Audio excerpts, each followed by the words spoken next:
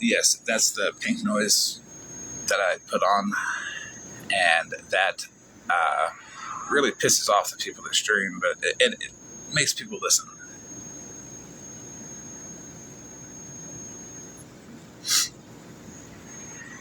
Who was that animal?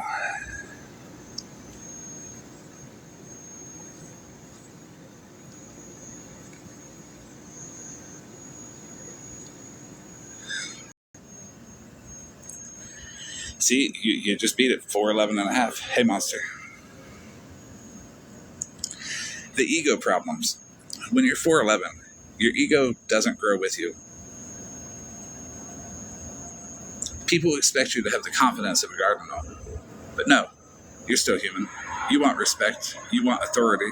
Instead, every room you walk into, somebody looks. People don't listen to your stories. They're too busy laughing at how your feet don't touch the floor.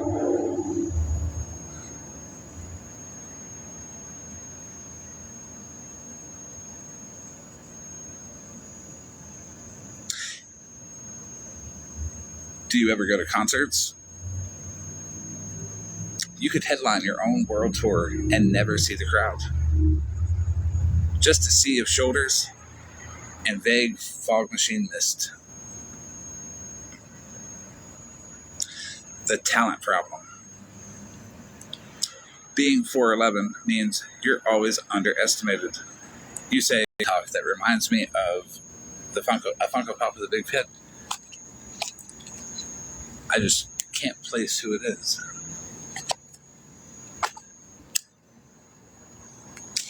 Is it?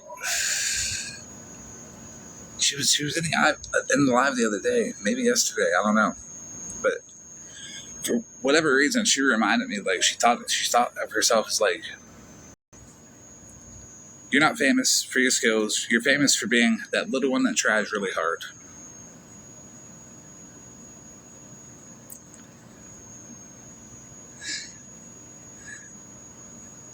It's exhausting, honestly. You could cure cancer, and the headline would read, "Pocket-sized person achieves big things."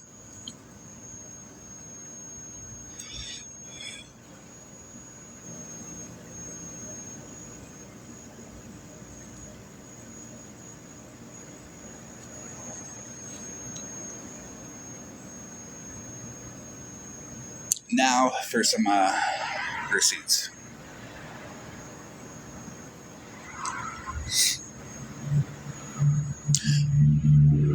When you mix kratom and alcohol together, you get increased sedation and drowsiness.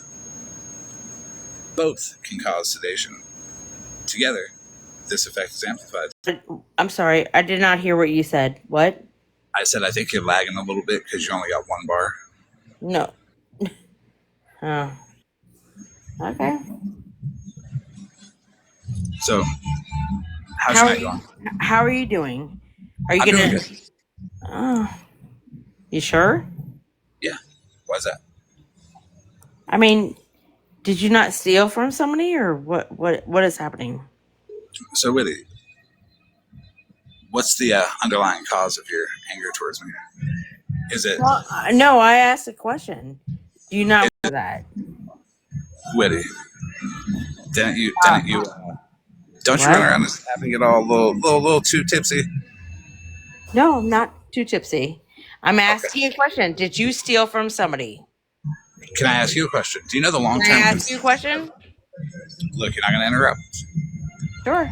Do you know the long term substances, which I'm a fan of, but mixing it with alcohol has some serious concerns?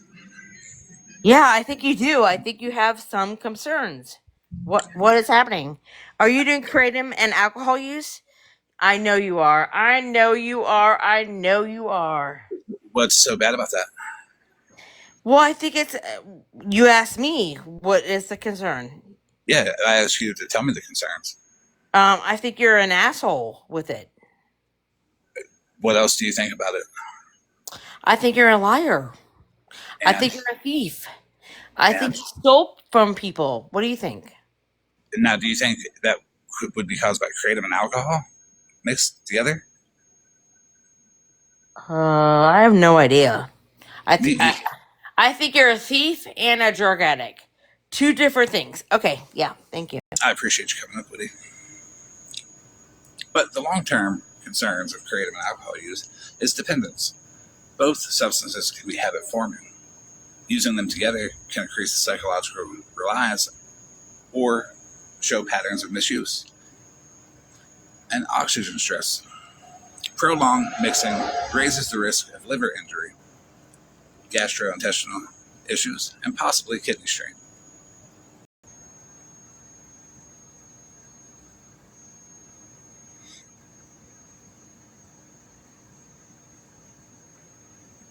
I'm also waiting to get sent several Funko Pop pictures of Smashley because she reminds me of a Funko Pop.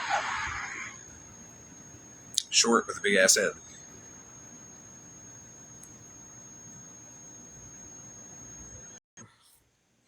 No, I don't know your real name. I don't want to know your real name either. Okay, so why are you so crazy about like attacking people that don't want you to know that? Who did I attack? I think there are people that don't want you to know. People are afraid of you. Why is that? Did you hear that from Justice for All last night? No, I know that from listening to your tirades and your off-putting. Why?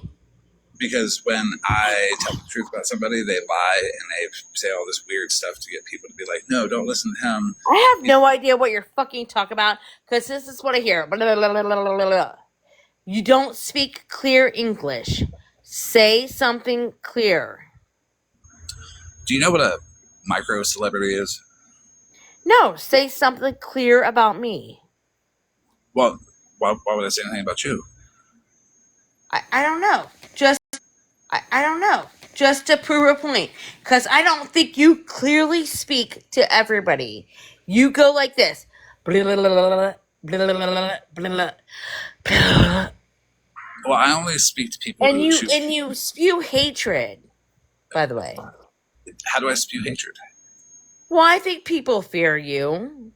Fair enough. What? How was that the answer? I'm sorry. How do I People spew? fear you and you don't speak clear English. I'm not going to be mean to you. No, you don't have to be mean to me.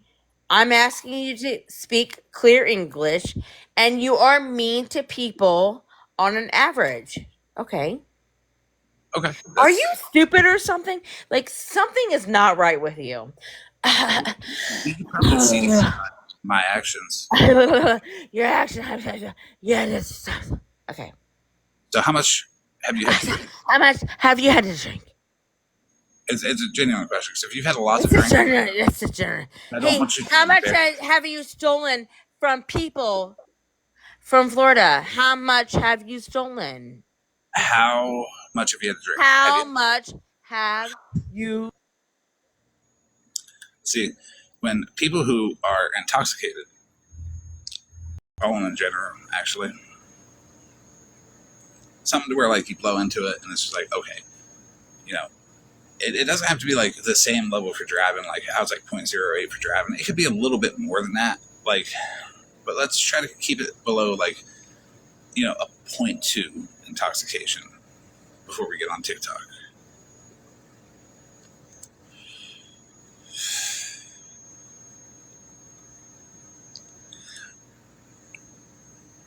You know, let's 0.2 and below for intoxication. Bashing you. I'm just not going to be mean to you.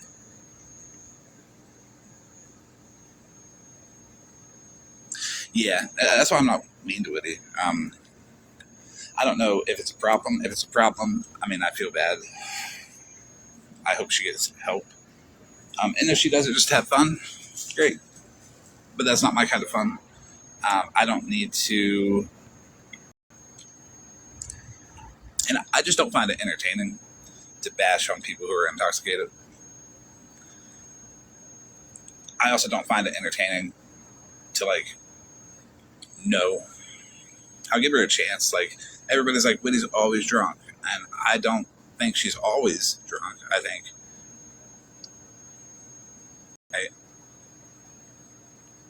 But if I know that you're intoxicated with it, I'm not going to let you back up in the box. Give it an hour or so. Let it come down. So we're going to talk about. Yeah, she's very different in the day. She's nice in the day. We're going to talk about what 200 feels like and why authority is real.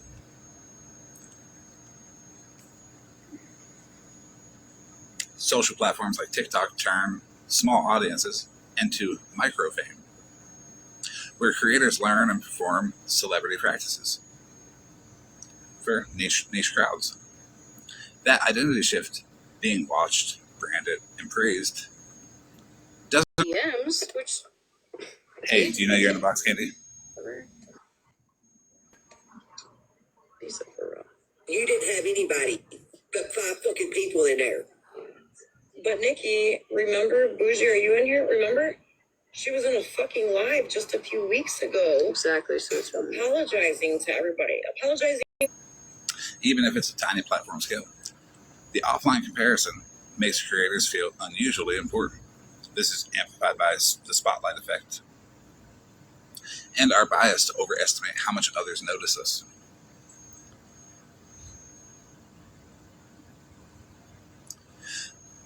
Platform mechanics that pump egos. Heavy-tailed attention. Online attention follows long-tail power law patterns. A few streams get huge. Most get very little. Crossing from 5 to 20 viewers into the hundreds puts you into a visible minority, even if you're nowhere near the top. That percentage jump feels like status. Live gifts turn into diamonds, turn into payouts. System makes praise convertible to cash. The loop, gifts, top gift boards, and rankings gamifies status and can make modest earnings feel like stardom.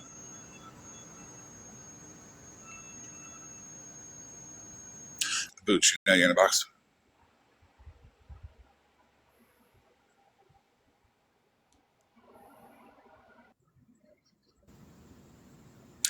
Like one of the biggest echo chambers ever is like the Republican Party.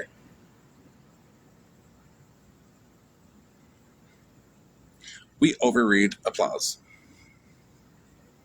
The number of the people there are asleep, doing something else while listening to you, or are bots that TikTok has floating around the algorithm. That's why you see 200 people and you don't see 200 people talking. Hey, Donna, you know you're in the box?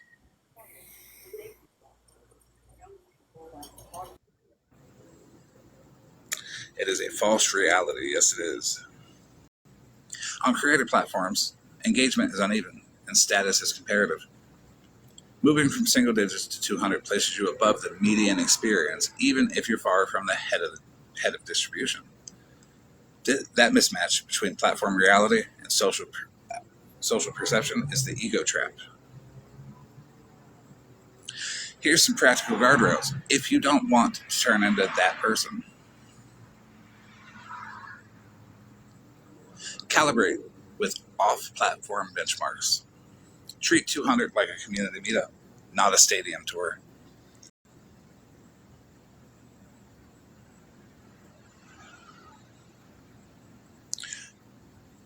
Right, House of Lies. Most people do not agree on everything, even if they say they do. That's a good point. So you track quality metrics, returning viewers, watch time, and topic retention. Where's your peak occurrence? And everybody's name, because it's got a lot to do with the micro celebrity topic here. Yesterday, Smashley took a box, and little did she know or even understand that she portrayed every step of what I was laying out for the past few days of how people, try to trigger people with emotional words like P34 people that you have in here are all pathetic, and that's why I dropped all of you. And I thought that was awful because it's good people. I think she should be ashamed of herself and her little micro celebrity status. Micro height, micro celebrity, micro in more way than one.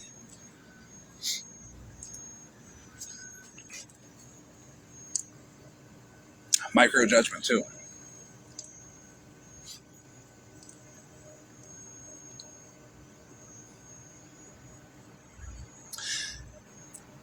So to avoid being a micro celebrity, ups that dominant tactics attract.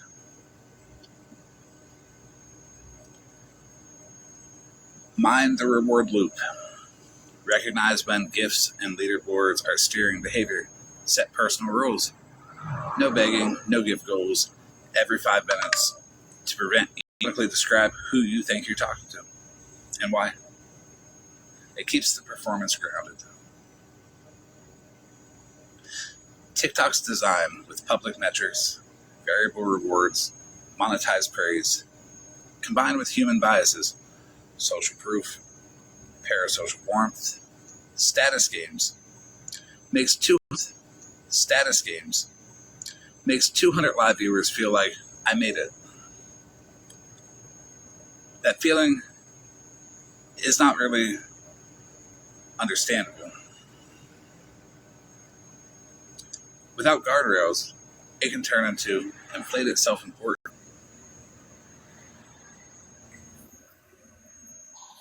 Okay, so I'm gonna kind of go a little different route than how you're saying. So Sure. quality over quantity is definitely what I agree with. What you want your account and what you want you as a person on this application to be perceived as can be something different.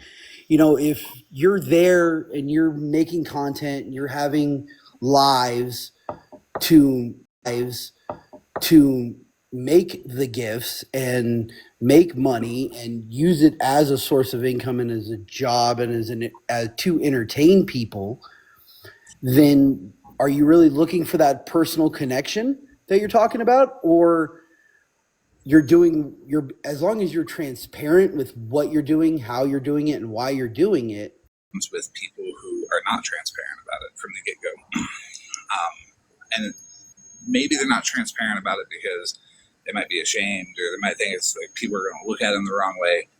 But when they're not transparent about it from the get-go, they develop relationships with like 34 people, I think. And I think it's messaging everybody being like, hey, I'm going to change and I don't really want to have like this personal connection, but we're still good. I'm just taking my platform in a different route, in a different way. Yep. And we'll use Smashley as an example. Did she say that publicly? Yes. She said she was taking that publicly. Yes. She said she was taking it from awareness to drama. Cool. But drama isn't for everybody. What kind of drama? The fight and argue, anger, beefing all the time. What if it's with people that don't want to beef with you? And then what if it's with the people that you built those connections with? And then, now you shit on everybody when you get to 200 people and think you made it. But transparency is good. Yeah, and I agree. I think a connection with the people you're trying to be, the people that follow you, a true connection with them, your platform would grow and you would be able to monetize more. And right, nothing wrong with that. Everybody's got to hustle. I can't hate on anybody's hustle. Right. I actually encourage Smashley to monetize, to not be ashamed, to not feel the need to tell everybody where she spends the money that she gets. That it's none of nobody's business, as did many other people.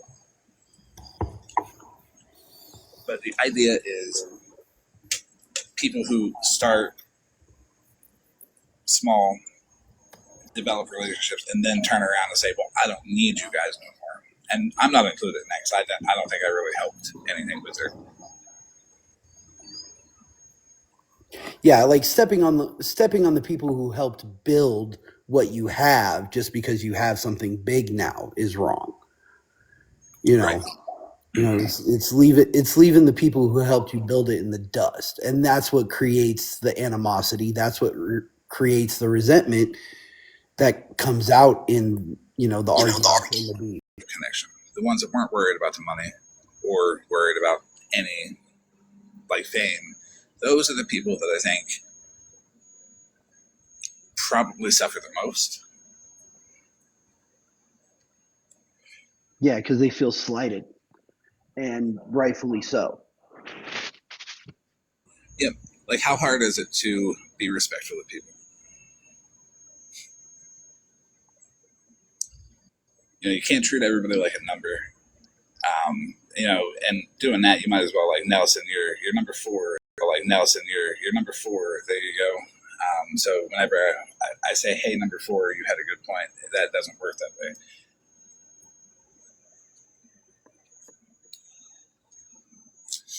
And it shows ego, I think, and Yeah. the ego becomes a problem. See. Yeah, and you feed into it with people that are like, you see your behavior, and you're like, okay, I get mad and I yell at somebody, my numbers go up. If you pay attention to that, should you still expect those people to have your back? That's actually a great question. So much, Pastor Petty House of Lies, in a situation like that, where the creator shits on people, the 34 pathetic. Not at all. But that's also taking into account that that person has that self-awareness, like, I just shit on these people, and are able to take themselves out of the situation and look at it from both sides, which is huge. And on the situation, they can't take emotion out of a situation and look at it from all sides. Right. An example would be like literally like what was it, 24, maybe 48 hours before Smash Lady like got up on her stepping stool and spit on everybody and called them pathetic. Everybody set it aside, and then after that, I think that's what bothered people the most. Actually, now that I think about it, Right, because it was okay. Whatever we're beefing about, whatever we're arguing about, that's all aside, because what that should be able to see that. correct. I think she didn't expect people to be able to set their differences aside so quickly and be able to remove the person and the feelings from the situation and look at the problem and address the problem. I feel like no matter what. It's just my opinion, but this application is taken way too seriously. And people put everything in their whole lives and everything on here, which to each their own, but for me, when it becomes a truly life-threatening or serious thing, all the bullshit needs to be put aside. I agree. I do. I think that's now for other people, maybe not. But for me personally, I agree with that. When it becomes situations that are like that, it doesn't matter your beef with somebody. I even said, even petty, if someone threatened his kids like that, yeah, I can remove that feeling that way. I think that's a double-edged sword, because one, I agree that nobody should be able to sit in judgment or demand that you show something. Side of that coin, it's, hey, you are making an accusation against me based on what you're saying. People are listening. Is there a way you can prove that? You know what I'm saying? Like, for me, like, if somebody makes an accusation, and if it's something I did and I'm saying I didn't do it and they can prove that I did, then guess what? Prove it. Cool. I fucked up. You know, I'm I not agree. the smartest person. I've got a horrible memory, puts the ball back in my court. Somebody asks me, that puts the ball in my court of how much effort do I really want to put into this? And how much do I really want to justify myself to this person? How Right. much does their opinion truly matter to me? Do you believe that we're in a, But that's in any argument, I think. You know, you're always trying to get the upper hand in an argument. You're always trying to feel like you won and you're winning and you're winning. that's good. So if someone concedes to you on one little thing, okay, they conceded here. Let me push how far I can get the other person to concede. The other person to concede. That's a good way to look at it. That is like little micro wins make you feel better along the process, and then when you don't get that win, like demanding receipts, and I'm just like, well, you're gonna have to be patient, stomp your foot and cross your arms all you want.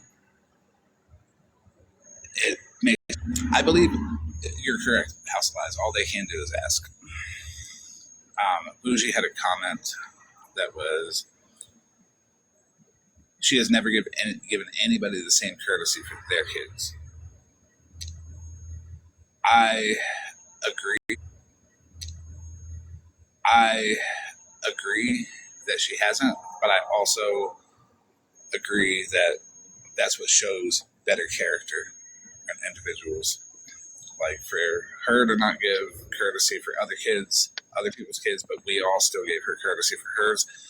But it makes it more visible as to who we are and how we operate.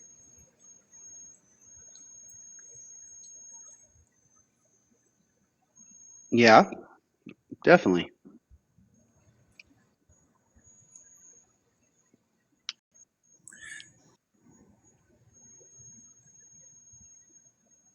And so, yes, she did. She did. But it's more topics than just that. There's been a lot of stuff that's been allowed by other people that has been cried about by the same people that have allowed that behavior to happen. And that's all like this one-sided, like, I'm the only one that matters mentality. Like, it doesn't matter if we do it.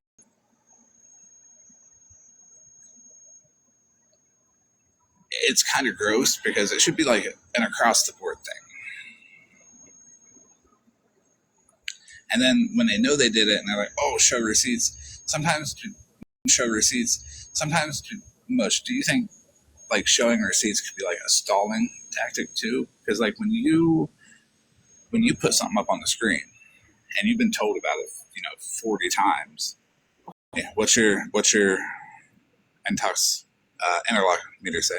I'm sorry, it's Jamie Vibbard. Don't Listen, dox, don't oh, no, dox yourself. Don't dox yourself with it. Jeez.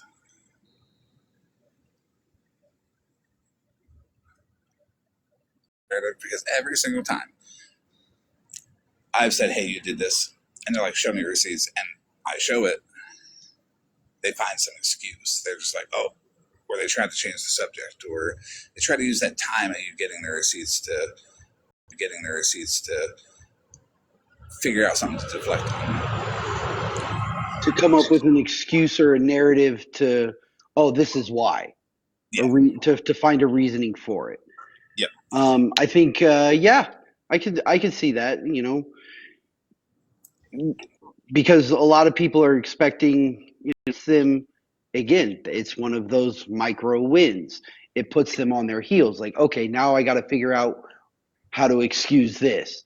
So I'm going to deflect and talk about something else, or deflect, call you out because you showed a receipt on me. So now I'm going to call you out for something I think you did wrong. And you know what? I agreed with your micro win on like the demanding the receipts, but I did not apply that to that situation. So if you apply the micro win, show me the receipts, even though they know they did it, they still get that feeling of a little micro win.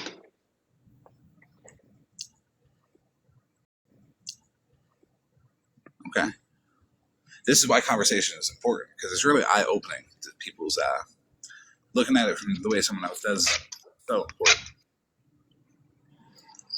Yeah. And a lot of, I think a lot of people get caught up, especially when you're in the nasty, vile, whatever side of TikTok you want to call it, in the drama shit, say some dumb shit, or don't don't try to correct others and say, hey, I don't appreciate that, whatever. They just sit silent and then get called on it, and then they get.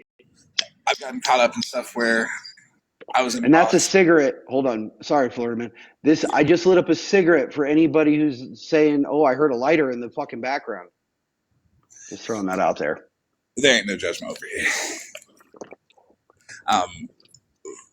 I don't even catch it, or sometimes I'm not at my phone, or sometimes I don't understand the context of it, or I wasn't aware that it was a terrible thing, because we don't know what's terrible without education. What happened? Rim said, I'm not speaking on a fuck thing anymore. Every time I do, I get burned.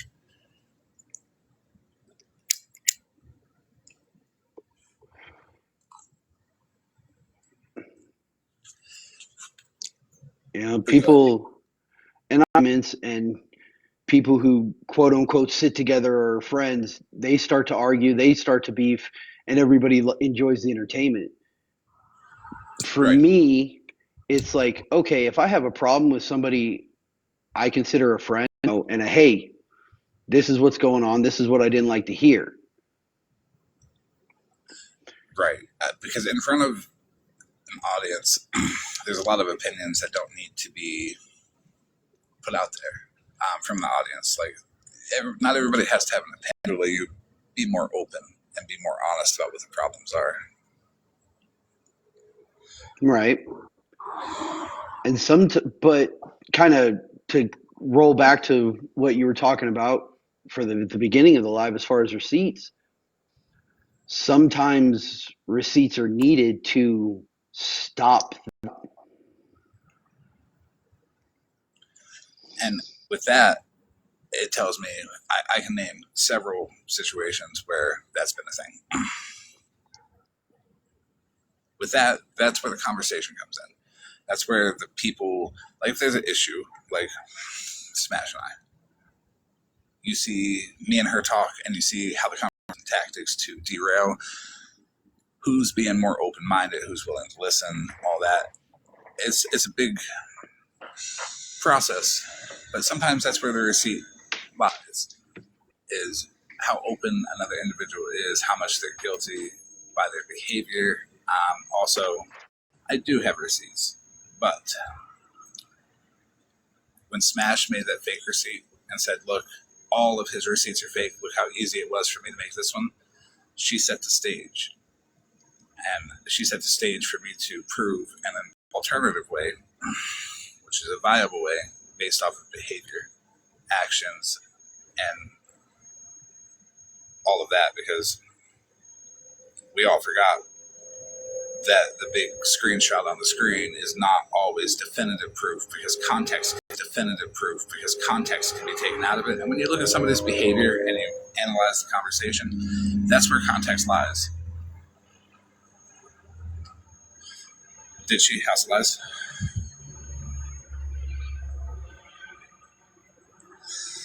Yeah, House of Lies got a good question. Mush, what is your opinion on why was it so suddenly turned into a topic about fake receipts, when all I said was, you guys did this, and then she responded with, I made this fake receipt, guys, with context that, said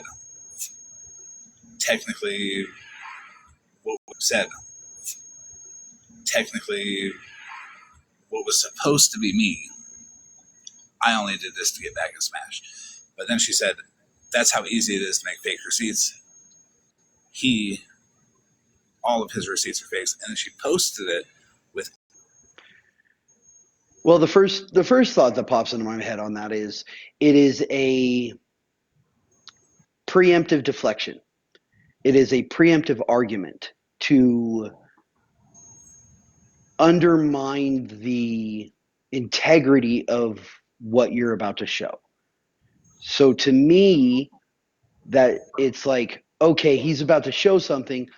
Let me start talking about fake receipts. Let me start talking about, hey, this is look how easy this can be manipulated if it comes out. Do you really want to believe it? All of his receipts are fake.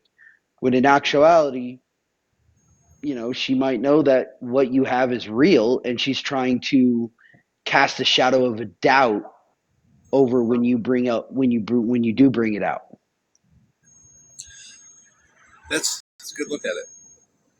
What was if you want to take a box monster, what was your realization? Or you can just say it in the chat.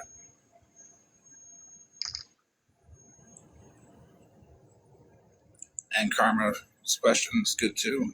How can the same receipts from... So I'll tell you what I'm doing.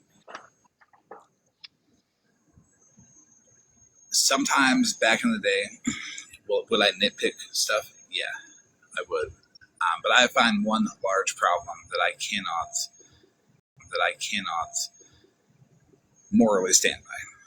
Let's use Dennis for an example. The situation that happened years ago with him. If there was some kind of solution, like, hey, I'm going to try, I'm going to do better, yeah, I fucked up, because admitting is always your first step towards correcting. What I would do, I would take that as, okay, I'm going to pick you apart. You say something that I can put out there, that I can point at and be like, look, this guy's an asshole. Cool. Anything that I can point at and say that you're an asshole.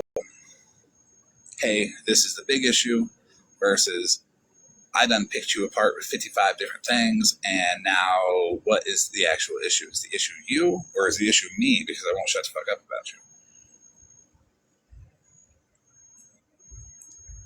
you? If they don't like, then the person holding the mirror is the problem. That is something that people should Google and research, because that is a real thing. And the feelings behind it, and the ideology behind that, the mirror effect, is a real thing. And people display behaviors like textbook. Wrong, and you know it's wrong, but you did it anyways, and yeah, that's something to definitely look up and research. I might talk about that tomorrow or something. That's a good point. They don't like seeing me. What I'm doing now is being me. All this fighting, all this arguing, everybody running around like a bunch of angry little crackheads attacking each other. It's weird. It's like everybody's fighting over attention, and they're unable to calm down, bring themselves back down to earth, and see that it's useless. Now, there are some topics in person that can make people feel pretty shitty, right? Like, I remember Mittens being an alive Queen of all trades, and it's a great example. It was 600 people. And even if anybody was on Mittens' side, like me, they felt like, man, if I say anything, it's just going to rile these people up. Let me handle this on the back end after. But 600 people going after you at once.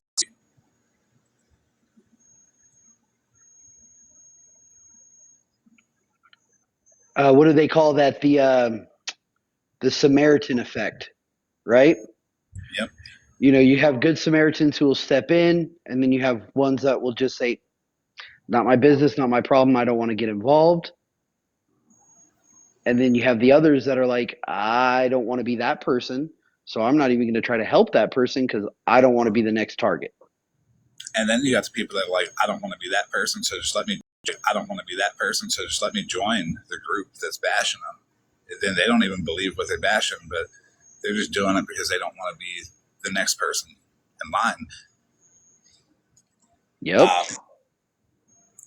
And I don't think it's fair to put people in that position, because it's almost like you're not allowed to make mistakes. You're not allowed to do anything without that criticism and without the threat of hundreds of people attacking you. Or bringing up shit from the past. I tell everyone I'm a recovering scumbag. I've done some fuck shit in my day, but I try to be a better person than I was the day before. If you can't give someone the grace and see that they're doing that, and you Right. And I'll give a good example of that. Kobe. I like Kobe. Kobe's a good person. But I got messages when I first started going over there being like, all these videos and shit being like, you know what he's done? You know what he's done? Oh my, I'm going to go correct anybody on, 6 months ago behavior. Just meeting them. Like, I'm good. And partially why I understand where Monster's coming from. Where she says, why meet people today and move forward? I get that. I've got friends on this app that I talk to all the time that people think are horrible. And right. I've witnessed them say fuck shit, but I've also witnessed them be genuine, good human people. So I can't judge anyone because I don't want to be judged by anyone. Go away. And but I accept people for who they are, and that entails everything. And then using you as an example, if you tomorrow did some fuck shit, how would it be reasonable to take that? It's like people don't see, like, they throw away all progress when you make one mistake. And I think that's discouraging to a lot of people when they see that. And it's ingrained in their head that if you try to do better, there's this like expectation of having to be perfect, and you can't. That my whole life, you can do 99 good things. You do one bad thing, it negates all the good you've done. Like, I've been preached to that my whole life. I'm really working on that golden rule that that a lot of people, and myself included, were told when we were kids. Treat people like how you want to be treated. And when you get into the mom mentality and you get caught up in it, it's hard to remember that. I've fallen into it as well, but my recorded behavior online has definitely shown me in that behavior too. Mob mentality, some hypocritical actions where, like, it's okay for my friend to do it, but this person, I instantly forgive somebody I like versus fuck this person. We've all done it. And that does get to a pretty valid point. And it combines the receipts with it too. What do you think of the idea? Combines the receipts with it too.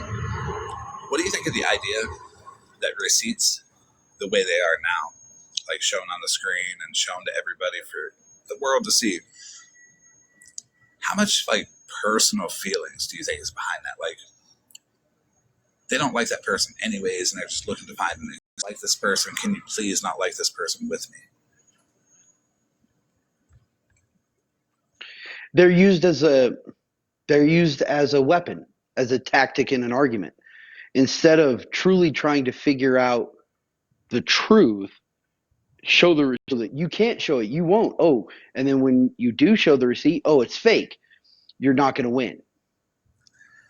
So Mush gave you guys a spoiler of a topic of actually one of the points that I'm getting at. When Mush said was going to speak about that, I'm still going to speak about that, but that is one of the biggest points that I'm trying to make is conversation, speech, vocalization, being able to intelligently have conversation, argue points back and forth. We don't need all these external tactics like receipts and all that to prove our point, because that, just like Mush said, exactly what Mush said is exactly what happens.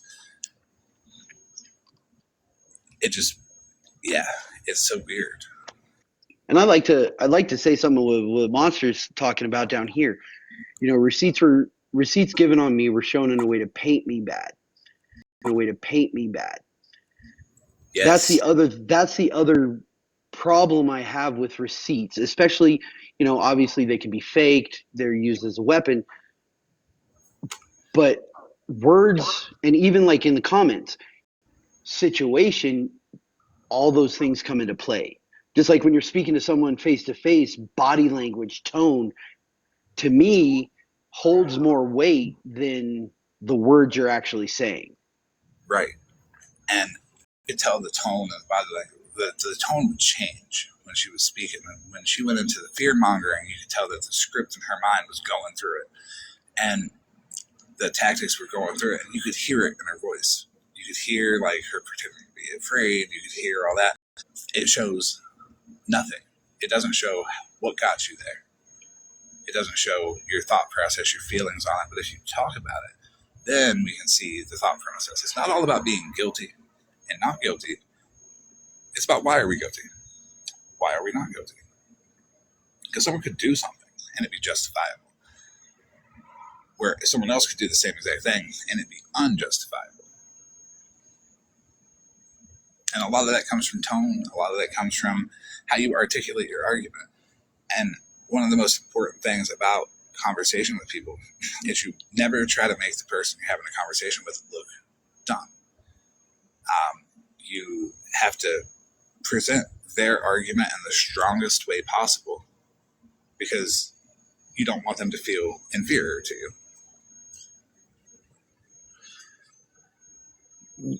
In an ideal world, yes, but when you're in an argument,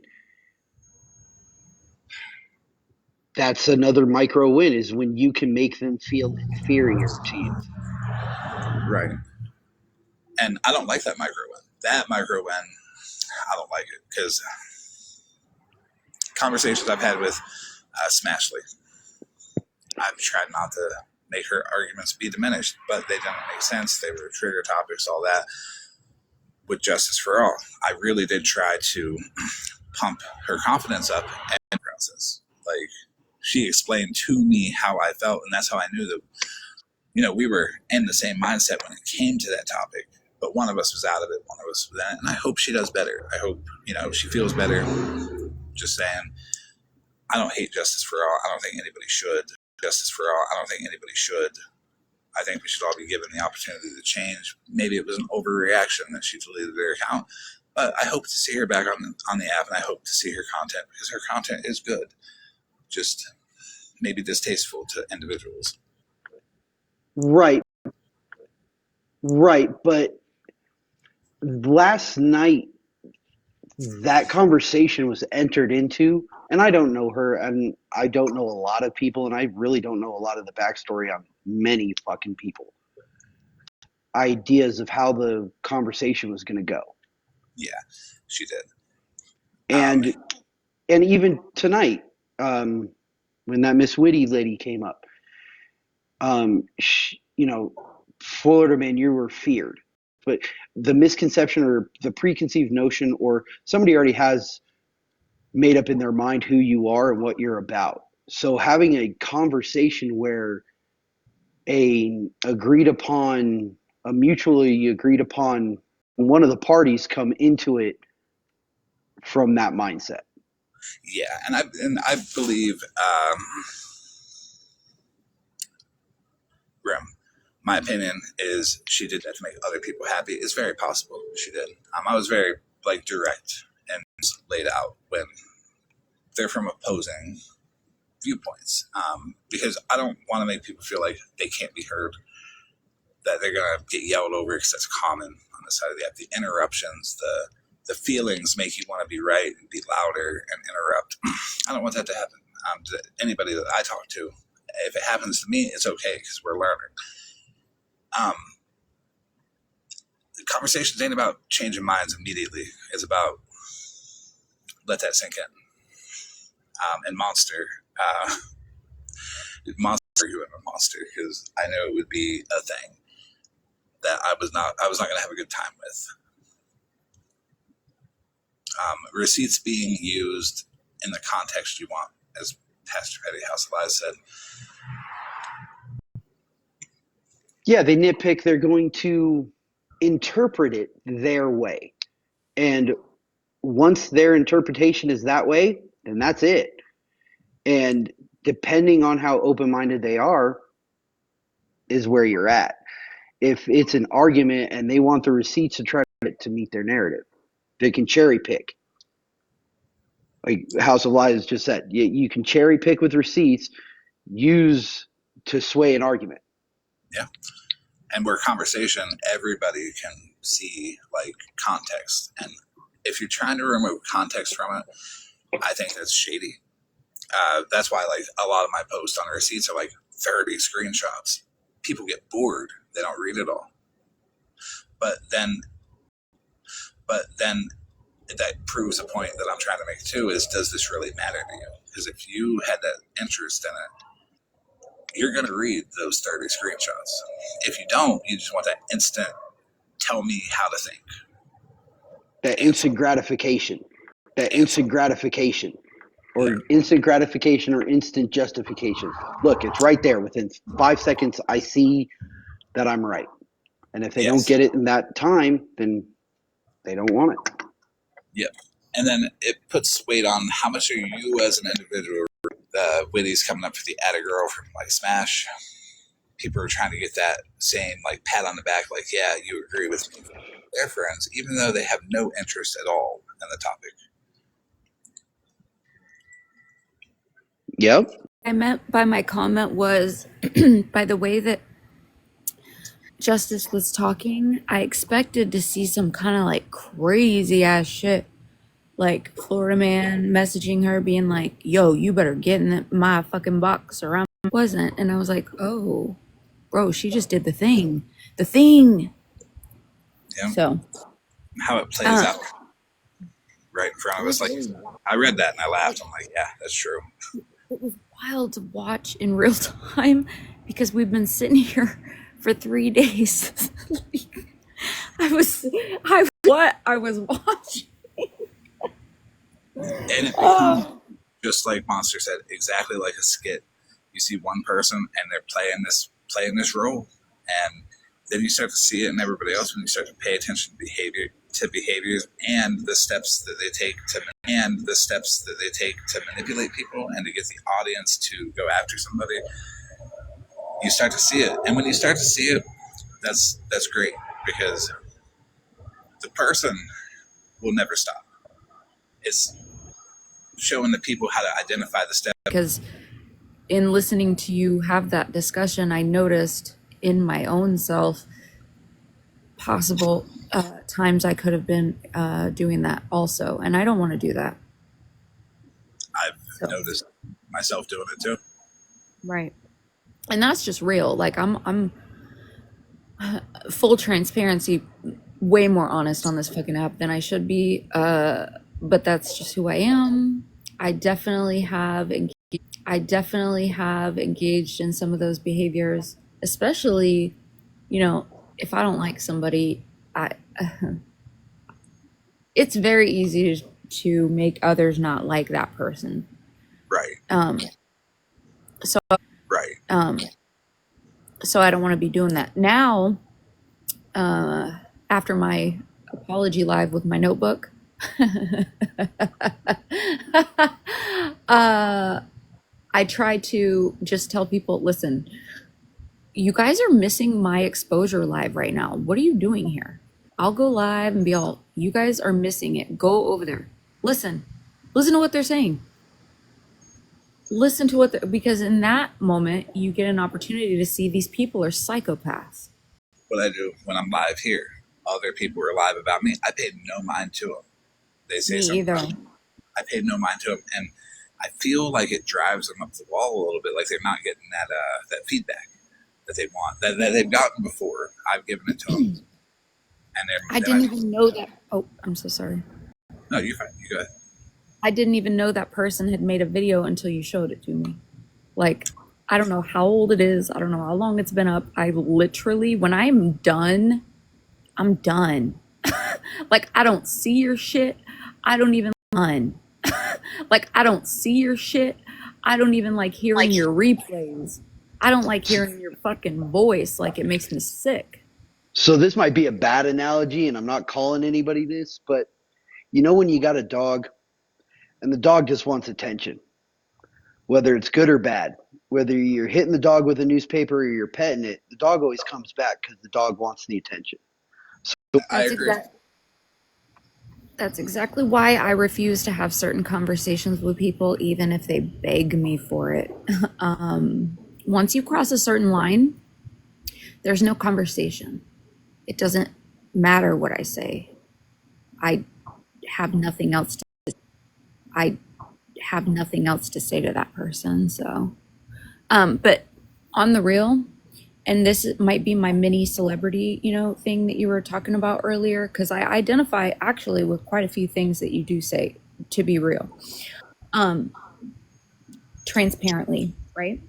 Yeah. The mini celebrity thing, like, I legit in my mind though think that my name, when people mention me, it creates some kind of either reaction, whether it be good or bad, a disturbance, if you will.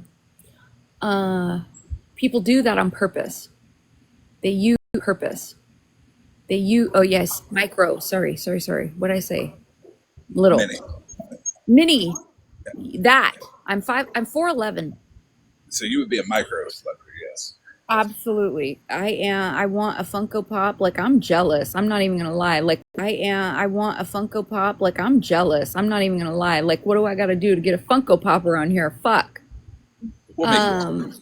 I don't think your head's big enough, though.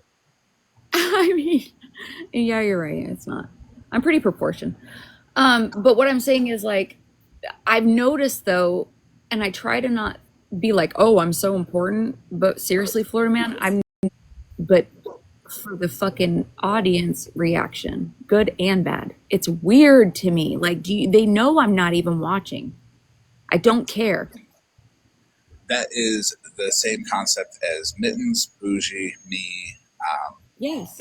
even Petty, even Holly May, even Holly May, even Rutina, Smash. Everybody has that, like, social tag. Like, you're either tagged as a positive person or a negative person or an insightful person. Me and you and Mittens and Bougie, and we're all tagged as negative, but some people are tagged as positive. Like, to Bougie, I'm tagged as positive. Bougie's like tagged as positive to me. Right. If we don't know somebody, we can't, like, or all of you are saying it. Let me say it too. That is where the problem comes. They get that reward for mentioning your name, and they get this ego. Recruitment. It can be looked at as recruitment. Like those weirdos that record me, that they just do that for other people.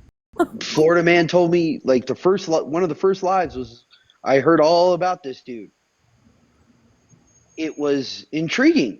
Like, it disgusted me and made me laugh, but there was two ways to take it. Just take what I was being told at face value. Yep, I agree with it. So I see the jokes. I get them. They're funnier now because I've done my research. A lot of people aren't going to do that. And a lot of things I don't do it. I don't care enough to research it. But, when you start talking about a chicken and stuff, I had to fucking, what the fuck? I refuse to believe that, and you guys know why. I don't even eat chicken. Like, I will fucking burn this app down. Oh no, I can't go with that. And I start saying the chicken jokes and all that I don't follow it up with. Go see for yourself. Like, go experience the person for yourself. And I feel like I have at a lot of times not said that, and that has given the idea of don't go experience. By all means, go experience the person. Fuck. Right. So go experience the person. Just because I'm making a joke about him doesn't mean that you won't like him. You might like him. You might see him from a different view. Do know that, the red flags are is once you start to like him, you bought a ticket to the show and you're up next eventually.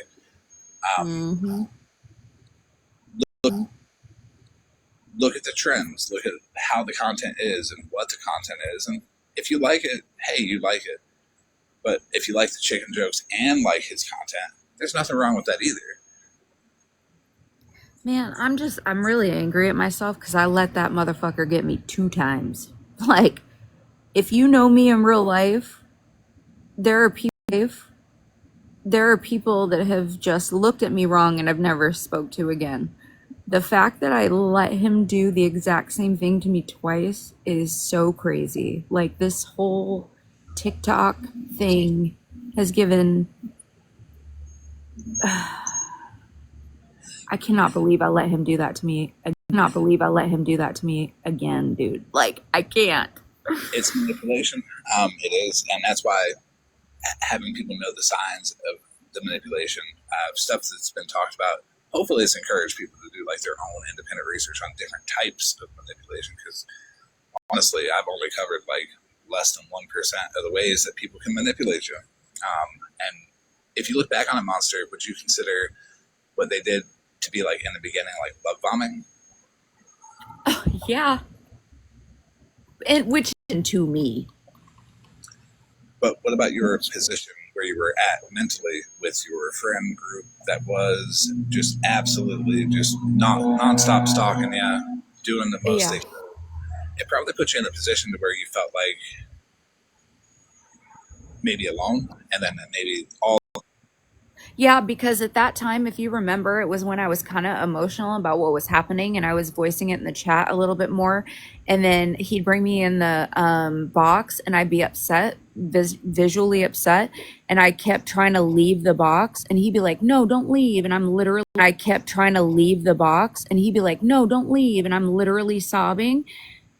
And then people start coming up in the box to tell me, oh, you're such a great human and all the things. And like, yeah, it's exactly what he fucking did. The emotional ups and downs get people hooked.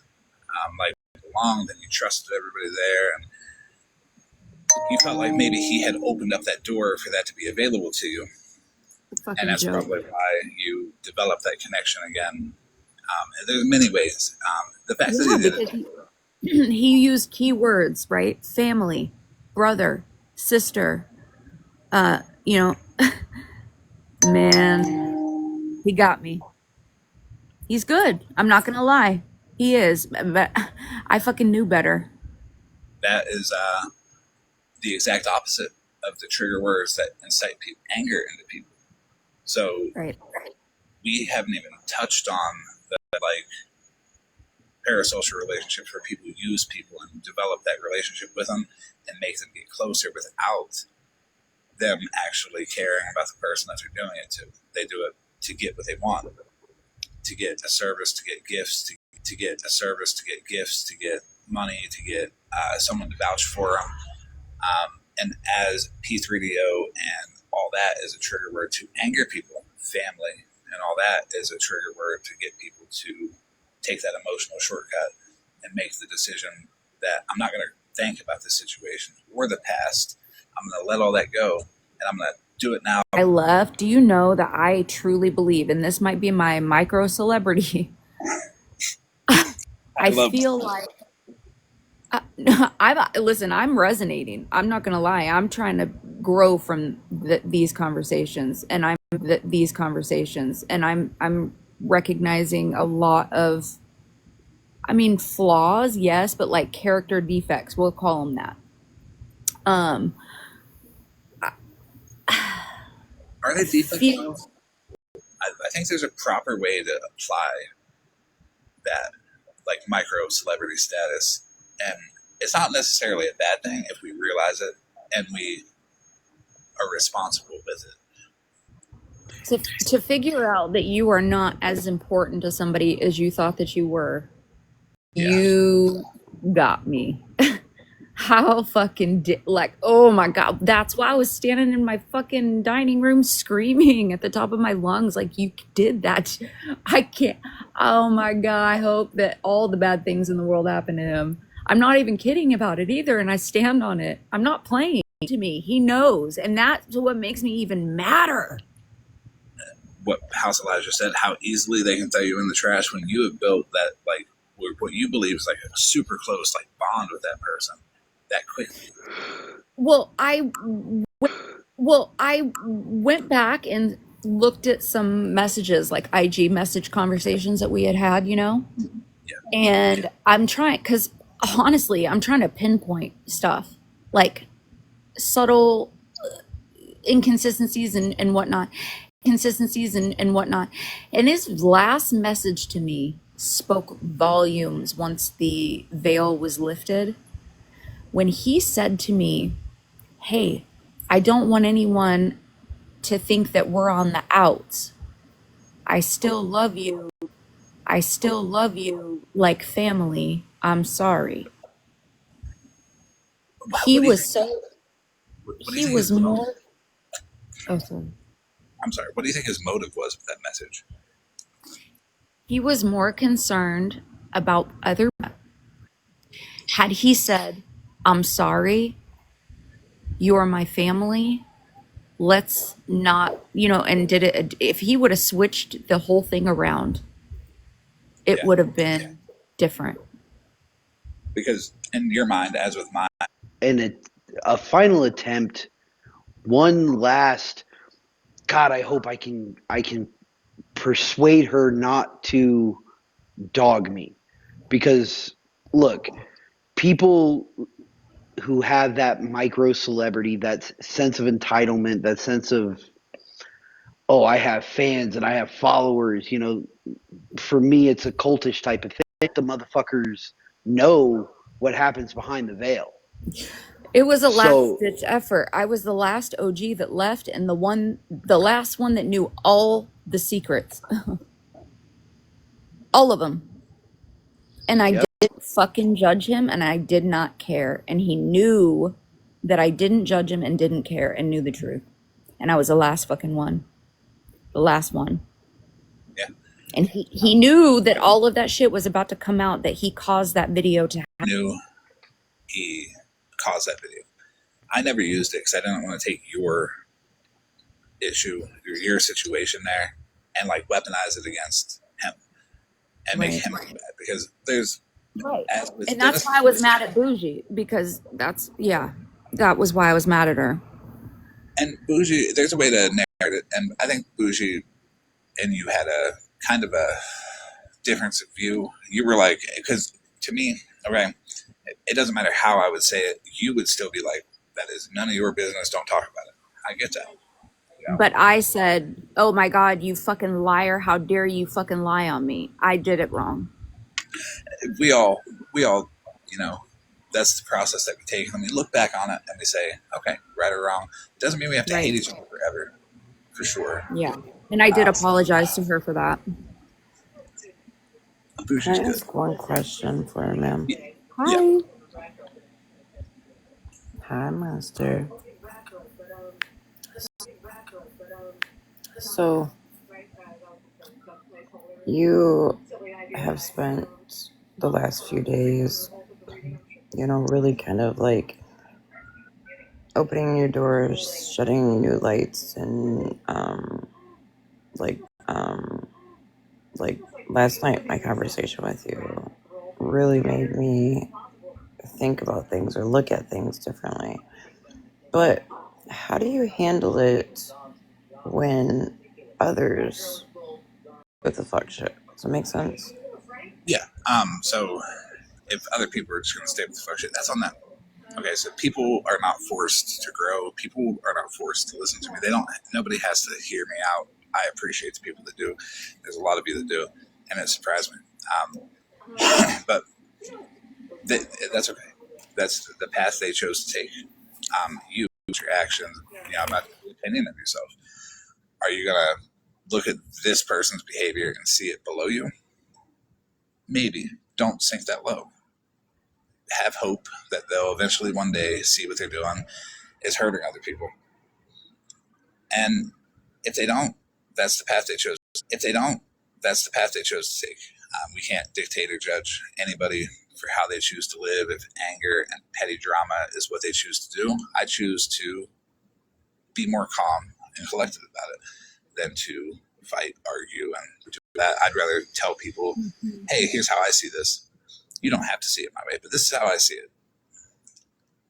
If they take it and they apply it to their view, wonderful. If they don't, I was still able to say it. Just as they're still able to say and act however they want. It is what it is. Yeah. For you, you're not doing this for other people. This is part of your path of growth. And if people agree with you and take the journey with you, great. If not, okay. Right. If you remember what I say now in 2 months and apply it to a situation, that's also wonderful. It's not about forcing change now. It's about just putting the word out there and let it resonate with people. See where they sit with it. Sometimes, like, people forget that I don't want to be involved in this. Does not mean that you can continue to involve me in it. We have boundaries and the right to say I don't want to participate. Yeah. That makes sense. Yeah. That makes sense. Thank you for that. That's all I needed to know. And also remember, what I said is true. Yeah. Receipts are just formal ways of saying I don't like you. You can just say fuck somebody and not like them. You don't need receipts on personal opinion. You don't need. Yeah. Sure. Also, OG, can I say something? Yes, ma'am. Just expect, right? Because we know the people that we've been dealing with, because we've been dealing with them for months, some of us years. Just know them for months, some of us years. Just know that anyone that you're talking to right now on the back end, just expect those to be receipts one day, right? And act accordingly. That's all. My advice. Do since I've come back, and I would like to think that the ones that I am talking to on a personal level off the app, like, I don't ever have to worry about. Can I ask you that people have said about you? Like, it's not the topic, it's not what you said that kind of invokes that feeling of like, what the fuck? Is it more the trust that you feel was broken? With the people? Yeah, that they would leak your messages. Yeah, because so, or when I'm just gonna say myself, not people. When I seen Monster originally, Monster was a very scary person because you always seen her in a box screaming at somebody. And now I look at Monster, and Monster reminds me of me. I try to be a peacemaker. Like, I try to, if something's broken between two people, I try to see how we can, fix it. But I'm realizing with some shit's just not fixable. I think I hurt myself by expecting me out of other people. So Me too. yeah, Me too. it's not so much that somebody showed my messages, because whatever I say off the app, I'll say to you on this app. Whatever I say to people in real life, I'll say to that person to their face. So it's not like the message, it's the fact that I wouldn't share your shit between me and you, so why would you share mine? The same anymore. Like, people are cut from McDonald's napkins, not even good cloth, and it's just shitty. Yeah, betrayal, exactly. Done the things. Yeah, betrayal. I have a comment example. So what people don't understand about their first interactions with me, or what they had seen when they first came across me, anytime I was acting like that, it was out of response to something, ignite that kind of response out of me. So generally the negative is always broadcasted brighter than the kindness that I had, which is unfortunate because the person that was screaming and yelling was literally just trying to fucking get somebody to listen to me. See the blow up, and I'm never meant to even come across like that, but then it became like a defense mechanism where that was the fear that people had of me was getting was doing more for me than being nice. Does that make sense? Being nice. Does that make sense, Florida man, what I'm saying? It It, almost became a character. that was actually my follow up question. And it's a great lead in to the follow up question. OG, if you want to take a box, because I would love for you to answer this too. For Monster, for Mush, for OG, for anybody in the chat. The follow up question is the fact that the receipts, that the messages that are leaked may not put you in any guilty position, but your reaction to the betrayal is misconstrued as guilt, as Monster's reactions would be ignited by something else, but the public doesn't see what it is or understand what it is. They just go to the first thing that they can think of, which is guilt or suspicion or something like that. So your reaction is based out of something else, but perceived as something. Right. And because I'm not generally a private message shower, I was reacting to something that was happening on the back end between Petty and I. And people were only seeing that reaction, and they're looking at him like, dang, like what the fuck is she doing? And it got to the point where I finally ended up having to show that last message because I was just like, you fucking motherfucker. Like, you got me out here fucking crying on the internet. Right. Like, And what the fuck? it can happen. I've made grown men cry on the internet several times, multiple people too. And It was we a all, guttural, it was a guttural pain. He fucking, I'm not gonna lie to you, Florida man. I'm pretty transparent. He hurt me. I will give you that. You are pretty transparent. Like, you don't hide much, and you're able to be self-aware, and I think that's important. Like the traits and stuff that you're saying, well, I relate to that. That's not a bad thing because you see it. You're self-aware. If you're self-aware, that turns that negative trait into a positive trait because you're not abusing it. You know what I mean? And being transparent about it and letting people know also is so important because you're not trying to lure people in who would not mesh well with you. You're now being transparent, open, and it attracts people to you that actually like you, that can actually build a friendship with you. Yeah. That's And why that's I'm just like, listen, I'm just a weirdo that puts stuff in jars and I fucking metal detect and I collect bones. Like, I am fucking weird. And whoever wants to be weird with me, let's go be weird together. I don't know what else to say. Well, right. there you go. So for me to answer your question, I think it's just another way that receipts are used as are weaponized because you show the receipt, and it's part of that reaction. It's the receipt is the catalyst to get the reaction out of the person. Oh well, see, look at them going crazy. Look at this person. Look at how they're reacting. They obviously are guilty because of how they're reacting.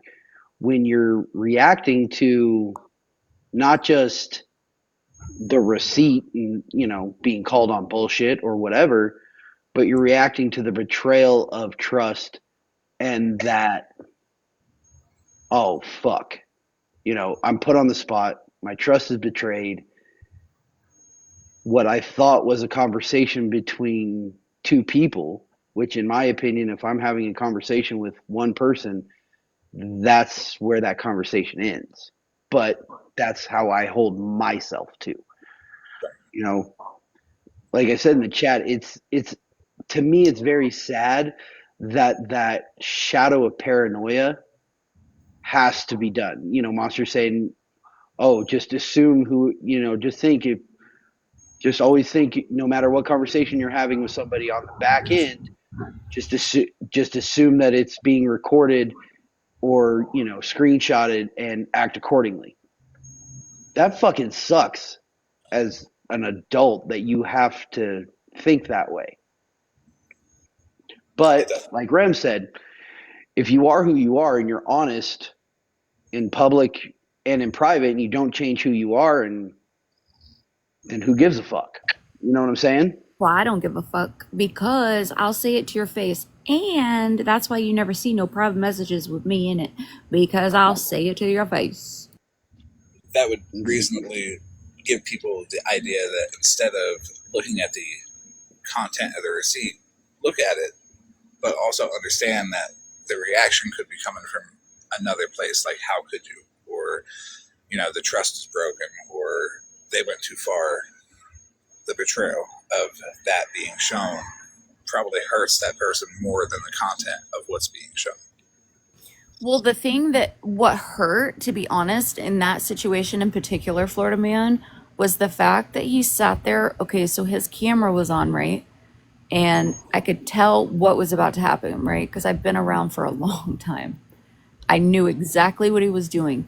And when he let her continue talking, what she was saying, and he knew that he could have said something because he knew what really happened. He knew it was real. He knew all of that shit. And he let her do that and just sat there with a fucking smug look on his face. Like I didn't mean anything. Right. He It's and manner. all of those fucking people in that chat are brand fucking new and have no idea what happened in the past. And that pisses me off. So Right. it's less of the subject, more of the actions of the person that you see as a friend, being so casual about doing exactly what you said. The new people in the chat making them think away about you, even though, Threw me away without even fucking saying a word. and that's wrong. I don't think anybody should do that. I have made people feel that way recently with not answering messages for 2 months plus. That's my fault. I own that. I just don't message people. I do. I'm picking it back up now, but I can see that I have made people feel away with not messaging them back for months at a time, and how it could develop negative feelings. But I also can't hold that against them and be mad at them either, because that is a failure on my part, where Petty will take it as a success where he has hurt somebody like Monster, or Right. made Monster feel more down, and his intent was to make people feel more down. Intent has a lot to do with it, and the results of your actions, intent or not, is still something that you have to be responsible for and take ownership of. And that's just not something that I believe Petty has been able to do with Monster. And it sucks. He knew that I was already on my way out, right? So he had to create a narrative to where when I speak, people don't believe what I say. And that was important because I know everything. So for him to have the public opinion, right, in quotes, his church to view me as somebody that doesn't tell the truth and all of those things, which makes anything that I say about him after false toward him, that then he succeeded in his goal. But the thing is my argument is, okay, but listen, you guys have been around for 2 months. You don't know anything. So what, I mean, really? His cult, not his church. Sorry.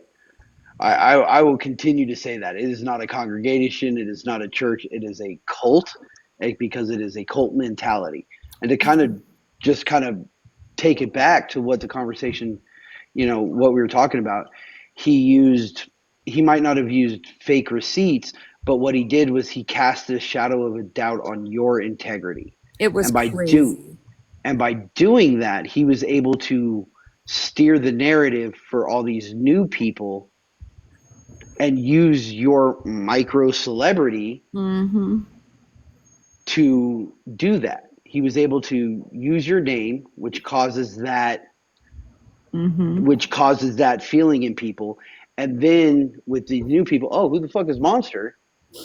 oh, let me tell you about her. This is this and this and this. Oh, and let me show you this because, and even if it's fake, let me show you this.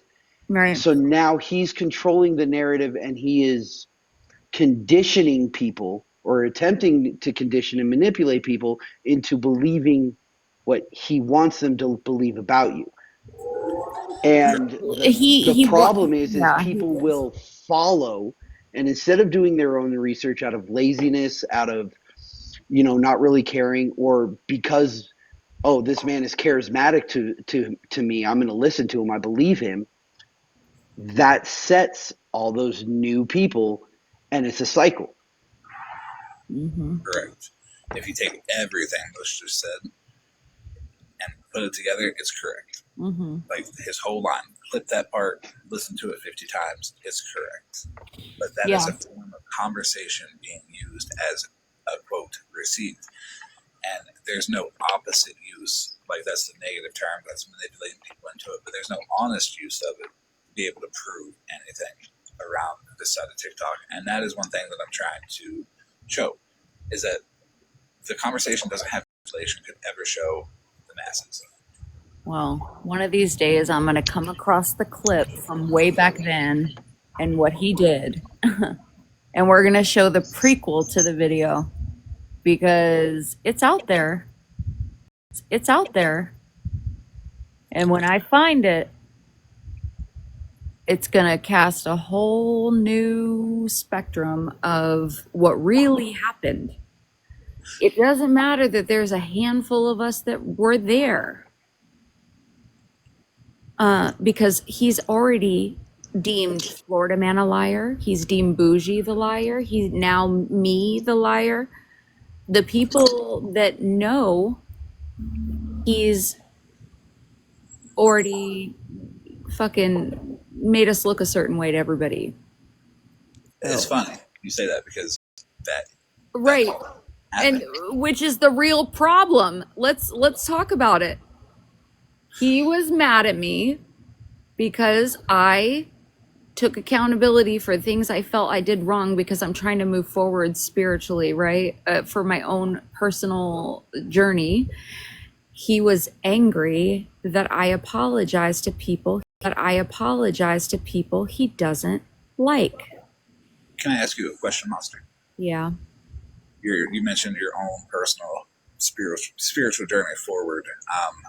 Would finding that video from the past add anything to that past, add anything to that journey forward, or would it just be a way of reliving the past? I know. I teeter back and forth on what I want to do. Because honestly, Florida Man, there's been so many opportunities that I've had to like dismantle things. And I'll give this as an example because you were there and I was going through that at the time, right? And you were like, oh, let me take a look. Send me over what you got. And I was like, okay. And then I thought about it and I was like, I'm not going to send anything. Remember? Yeah. It doesn't matter.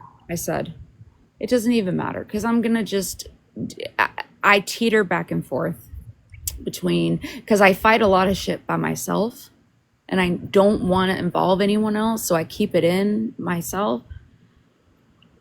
Would it matter? No, because it didn't matter what Bougie was saying to me about him. It doesn't matter that the most atrocious things in the world possible were done by him convictedly on paper. That didn't matter to me. It ain't gonna matter to them. Right. So fuck them and worry about what matters to yourself. If viewing that video and finding it and looking at all that, will that give you closure and help you move on? Or is it just you want to prove them wrong? Or you want to prove them to be liars or to call them out? Or you want to reignite something and make it, a big situation. yeah, if I was maybe like before I had my spiritual awakening and was still attention seeking in that aspect, I would. But to be honest, I would like to just be a silent watcher again. But there's and That's the There's problem with your micro celebrity. Mm-hmm. You wanting to be a silent watcher means closing down all the accounts you have, It's not opening up one fun. that doesn't have your picture, and not following the people that you've had made connections with. Yeah, and what Bougie said right there, people won't see the light when they have a connection to them, and that's true. And I wouldn't even call it brainwash, Bougie, because the thing is that, well, I mean, maybe in a way you're right, because like I said, the trigger words that he uses, right? Family, brother, sister, those types of things. So it puts it in your mind to where, okay, would I just, if I found out that like my blood brother was guilty of things that he has been convicted of, would I just throw him away? No. When you build a parasocial relationship with somebody and they convince you that you're more important than you are, you tend to overlook things that are unoverlookable. right, right. So on that note, have you ever tried to negotiate with yourself? We all have. But have we ever like actively known that we're negotiating with ourselves Oh, I do it all the time. with your video? You want to find it and you want to show everybody. The Like live, yes, the live of what he did to me. yep. So you want to find that and you want to use it to show everybody what he did to you, but then that would, the results of that would be what people would say fuck it anyways. So then you're like, I don't know, but are you sure you just don't want to find it to have it for your own reference to remember for yourself, to not use it in a malicious way, but use it as a way to be like, okay, these are the signs of what this malicious way, but use it as a way to be like, okay, these are the signs of what this person could do. I see the video, I see what he did, and it's going to be a reminder to me to be more vigilant for these behaviors. Instead of using it to attack, use it as a positive. Well, I didn't think about it like that because, to be honest with you, Florida Man, I haven't even watched the 5150, and I won't. I don't have it. I have it saved. I haven't watched it.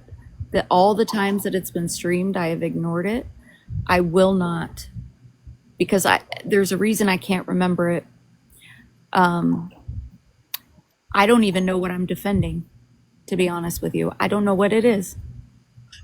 Well, I can tell you that you shouldn't be defending that at all on the internet. It shouldn't be something that you should be put to the position to defend for sure.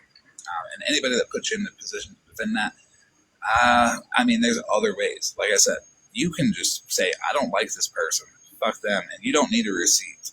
You don't need to do the formal process of, hey, everybody, please don't like this person with me. If you don't like somebody, you'll find other people naturally that don't like that person, but you'll find them in a healthier way where you don't create hate bombs and you build a more genuine relationship around other things other than the hate for one individual. You guys might like to go, like Monster said, metal detect together. You guys can metal detect and be like, fuck that person. Yeah, fuck that person. I don't like him either. But you're doing a hobby that isn't solely focusing on hate of that person. Yeah. Usually, to rally the troops, you're bonding with people on one issue, and it's the downfall of one person.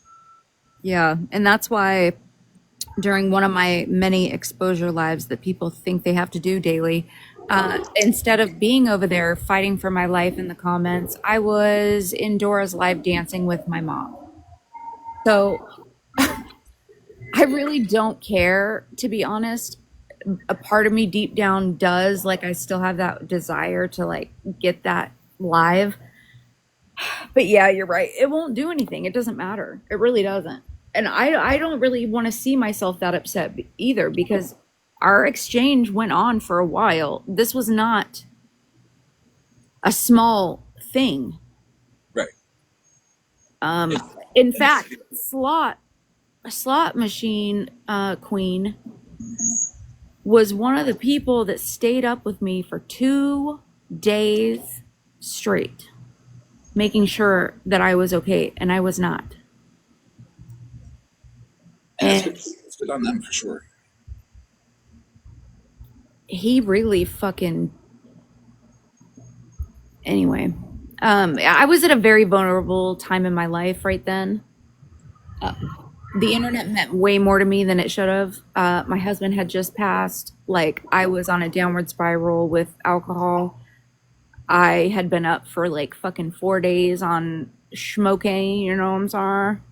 I was out of my fucking mind. Right. So And that's a good way to, how you're saying it now is a great way to look at the negotiation with yourself. So if you negotiate with yourself on a topic, like, I want to do this to attack somebody or to, make somebody look bad, negotiate with yourself. Be like, is there a positive way I could do it? And in your situation where you don't even want to see the video, if there's no positive way for you to use it, then it's just strictly malicious why you would ever go to get it. And then you would have to think to yourself, do I want to be malicious? right. And it's a long process to go through. And personally, I don't think that should be brought up. I don't think it should have ever been brought up. And it might not be healthy for you to see it. I don't think so. I've done a lot of growth since then, I'll be honest. I don't, a lot of that time on the internet, I don't remember, and I don't feel like I wholly was participating 100% of the time. I feel that. My body was participating, but My mouth, my my mouth, mind was gone. The lights were on, but nobody was home. my body and my mouth were participating, but the thought process was maybe a little lost. You know how they say that, when you're drinking and doing other substances that you leave your body open for bad spirits to come in and take over? I was absolutely possessed. I feel I had allowed my spirit to be overtaken by things that I can't explain because of my state of mind. And the fact that I can't remember it, I feel like there's a reason, because it wasn't me. So I can see how you can see it that way for sure. Because I can't explain it. How you can see it that way for sure. Because I can't explain it myself, but I've been there. The anger, the drugs and alcohol, and all that. And there's points and times where you do stupid shit and you just have no recollection of the event whatsoever. so scary. It's so scary to, like, sometimes I'd be so inebriated, right? And I'd wake up and be all, fuck, what did I do? Like, do I even have any friends? And having to figure out what you did the night before, do you think that your body wasn't taken over? Because it is. That's a fair way to look at it. Especially with what I believe. I'm a beacon to things, right? That people don't understand. It's hard for me to put into words. It's almost like, hey, here's our chance. Anyway. Oh no, I'm listening to you. Yeah. It sounds crazy coming out, but it makes sense inside. Don't think it sounds crazy coming out, because if it's what you believe, and you express it how you believe it, the people that understand it, you'll find way more people that agree with you and that are willing to hear that. We should all be willing to hear it and not dismiss your beliefs, not dismiss how you express those. Yeah. There's a reason why they call alcohol spirits. I believe that when you use substances, that you open yourself up to forces that wouldn't be able to have control over you normally. Kind of like astral projection when you're sleeping. Does that make sense? You leave your body open, and I feel like that's why you can't remember half of the shit when you black out, because it ain't you. So maybe like your willpower and your conscious, all that is like the barrier that keeps things out, and then the alcohol will lower that barrier and allow things out. Who you are is absolutely asleep. I feel like whatever the fuck was happening to me in that 5150 video was something trying to unalive me, and I will never think different. And that's so I see where you're coming from, and I definitely respect that you're feeling, but the one question I have is, you say you let spirits in. Do you feel that those spirits are in you already and No. just No, what I'm saying is I was able to easily be taken over because I do paranormal investigations and have Ouija boards and have like a portal in my house where I have open communication with things. And my conscience was closed. Does that make sense? And me, I was gone. So whatever the fuck lingers in here could come in if they wanted to. I understand that. okay? Anyways, this sounds crazy and I went off the No, rails. not at all. Not at No, all. no, you're good. The free expression. Not at No, all. no, you're good. The free expression and voicing things how you feel is not crazy. I see. I see the same thing, but in a slightly different way, and I'll explain that whenever you're through. Long story short, I can't remember it. It's probably a good thing. I'm happy to be alive. I love my life now. I wake up every day so grateful and yeah, excited, and I love my life. That's See, it. I like that you're able to talk and express yourself without worrying about people bashing you or anything like that, because that's how it should be. Yeah, even though I'm recorded and streamed, I hope you guys are listening. You might learn something because I'm actually not stupid. I'm actually really smart. So They just want to hear you say it again. That's how I'm I. smart. Record this, assholes. Yeah. Sorry. The way I see it is like, and they can get taken over by emotions like anger and malicious intent and all that. And when you're And trauma. trauma, it can change the way you think. It can change like how everything responds. And when you're able to kind of let all that go, it makes it a lot easier going forward with the out of your mind. And sometimes you just don't know who you are or what you're doing when you're on them. Like sometimes, I feel I talk about this sometimes on my lives, Florida Man. I don't know if you ever watch me when I'm live. I talk about things like some schmirial reelers. You know what I mean? Yeah. How reelers. You know what I mean? Yeah.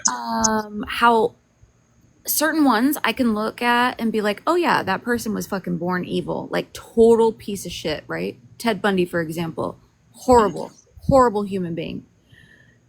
On the other hand, I believe that how when some inmates are in prison and they can't remember what they did. Yes. I believe in jumpers. Does that make sense? Have you ever seen the movie Fallen with Denzel Washington? So I don't watch TV or movies. I didn't used to either. Anyways, it's about this spirit that jumps from person to person, makes them do horrible things while it's inside of them.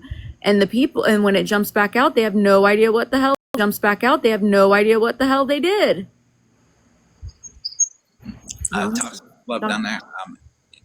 It's okay to like. I don't even believe in demons. What are you talking about? Are you even listening to me? Hold on a second. It's okay to like disagree. It's okay to like disagree. But if you want to take a box and give your opinion, that's awesome. But to dismiss somebody's thought process and to dismiss what they're saying is not appropriate, because nobody's trying to dismiss what you're saying. Oh my God. Try to word it in a different way so you don't, and to hear it. Even if you don't necessarily believe it, it's important to hear it so you can know who this person is a little bit better, and then understand where they're coming from with actions or thought process or something like that. Don't use conversation as a way to find anything to not like somebody. Don't any other things, and just because I might disagree slightly with her ideology here, I'm not going to take it away from her.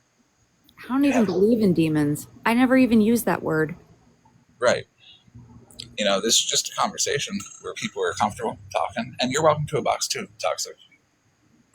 That is so crazy that that's what you took out of what I said. Like they want to take it how they want. Yeah, because that person's like belief is demons, so they hear me talking about demons, and no one ever said that. Yeah. Now, kind approach to people who aren't listening is great, because maybe they'll get involved in great, because maybe they'll get involved in the conversation and maybe we'll hear what they think, and that's important too. Okay. It's a better way to look at it for me. It keeps the anger down quite a bit too, so we don't get those spikes in viewership. When the spikes in viewership come, I'm just confused. Like, I never even said the word, that's all. I know. So yeah, I see where she's coming from. That because alcoholism is a disease. It is like factually a disease, proven that. I don't think she was saying that she was blaming alcoholism on spirits or demons. I think she No, was I'm saying just that trying that to was a explain. contribution to letting them in. I'm just trying to If that's how explain. if that's how I understood you. Oh, that's the okay. So you believe in Jesus? There we go. There we go. Can Yeah, I, that's can I nope. ask you a question, Toxic? Just because you believe in something, does that give you the right to dismiss what other people believes? Because I respect your belief, and it feels nice to have your beliefs respected. But you also have to show that courtesy to other people as well. And you may not agree with them. A disagreement is not a weapon. It's not a negative. It's good. I mean, if you believe in Jesus, don't you have to believe in demons? Isn't that how it works? I have no idea I because don't either. I don't myself. I'm not a very spiritual person. I mean, Jesus Christ. But that's why it's important to invite them to a box, allow them to speak freely and express their opinion with an open mind from her too. Because if we're willing to listen to what she has to say, she has to be willing to listen to Monster's perspective and beliefs as well.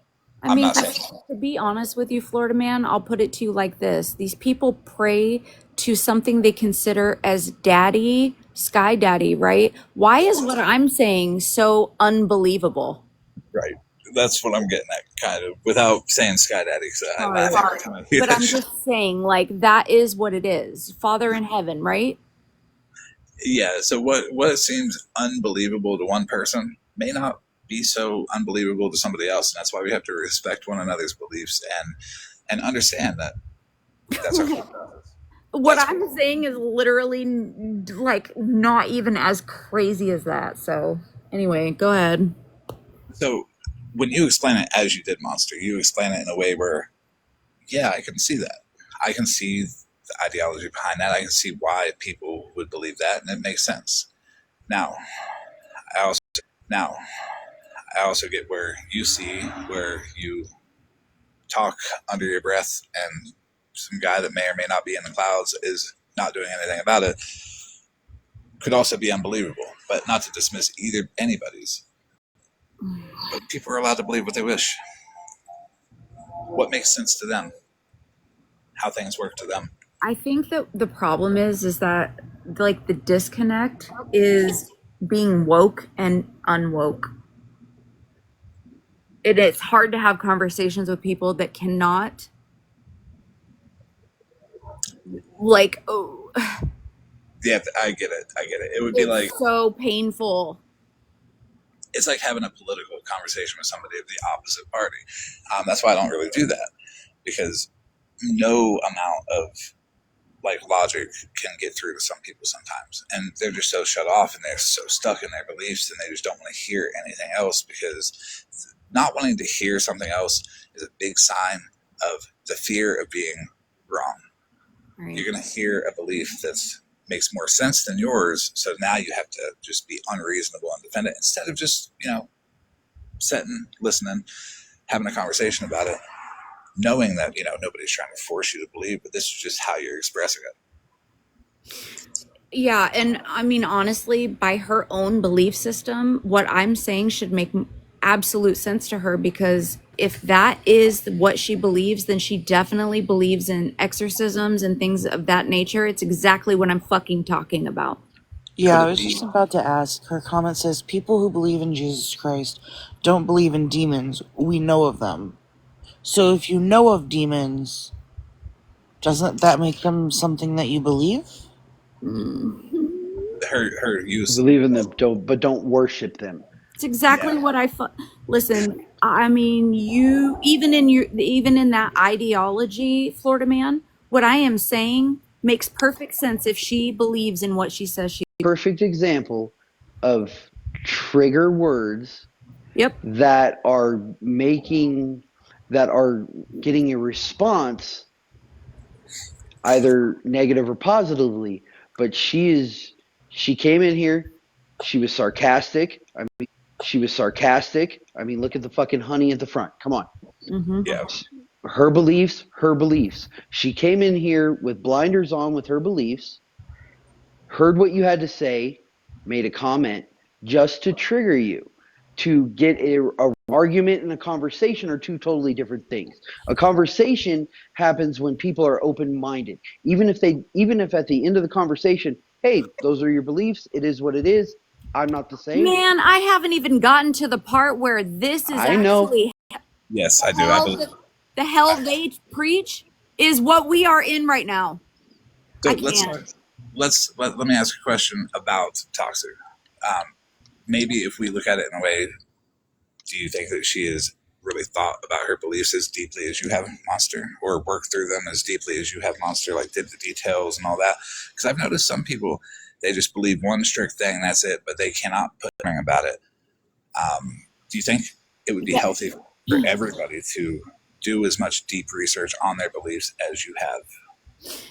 Listen, I'll tell you this. Before I got to this belief system, there were many before. I am a cult survivor. I studied all kinds of shit. I was in prison, okay? There is a time where I would gather ducats to anything that would get me out of the cell. I went to Muslim services. I went to Muslim services. I went to fucking anything that would get me out of here. I studied Buddhism. I studied all the shit, and it led me to paganism. Do you know why? Because you cannot go wrong with the seasons of the year. Because it The resonated moon. it resonated with you the most. And other people, other belief systems resonate with them. Right. And that's fine. That's totally fine. And I have no problem with that. But if what I'm telling you is what if she believes if she believes in what she claims to believe in, then what I'm saying made perfect sense, and she chose to use a trigger word to piss me off Correct. Yep.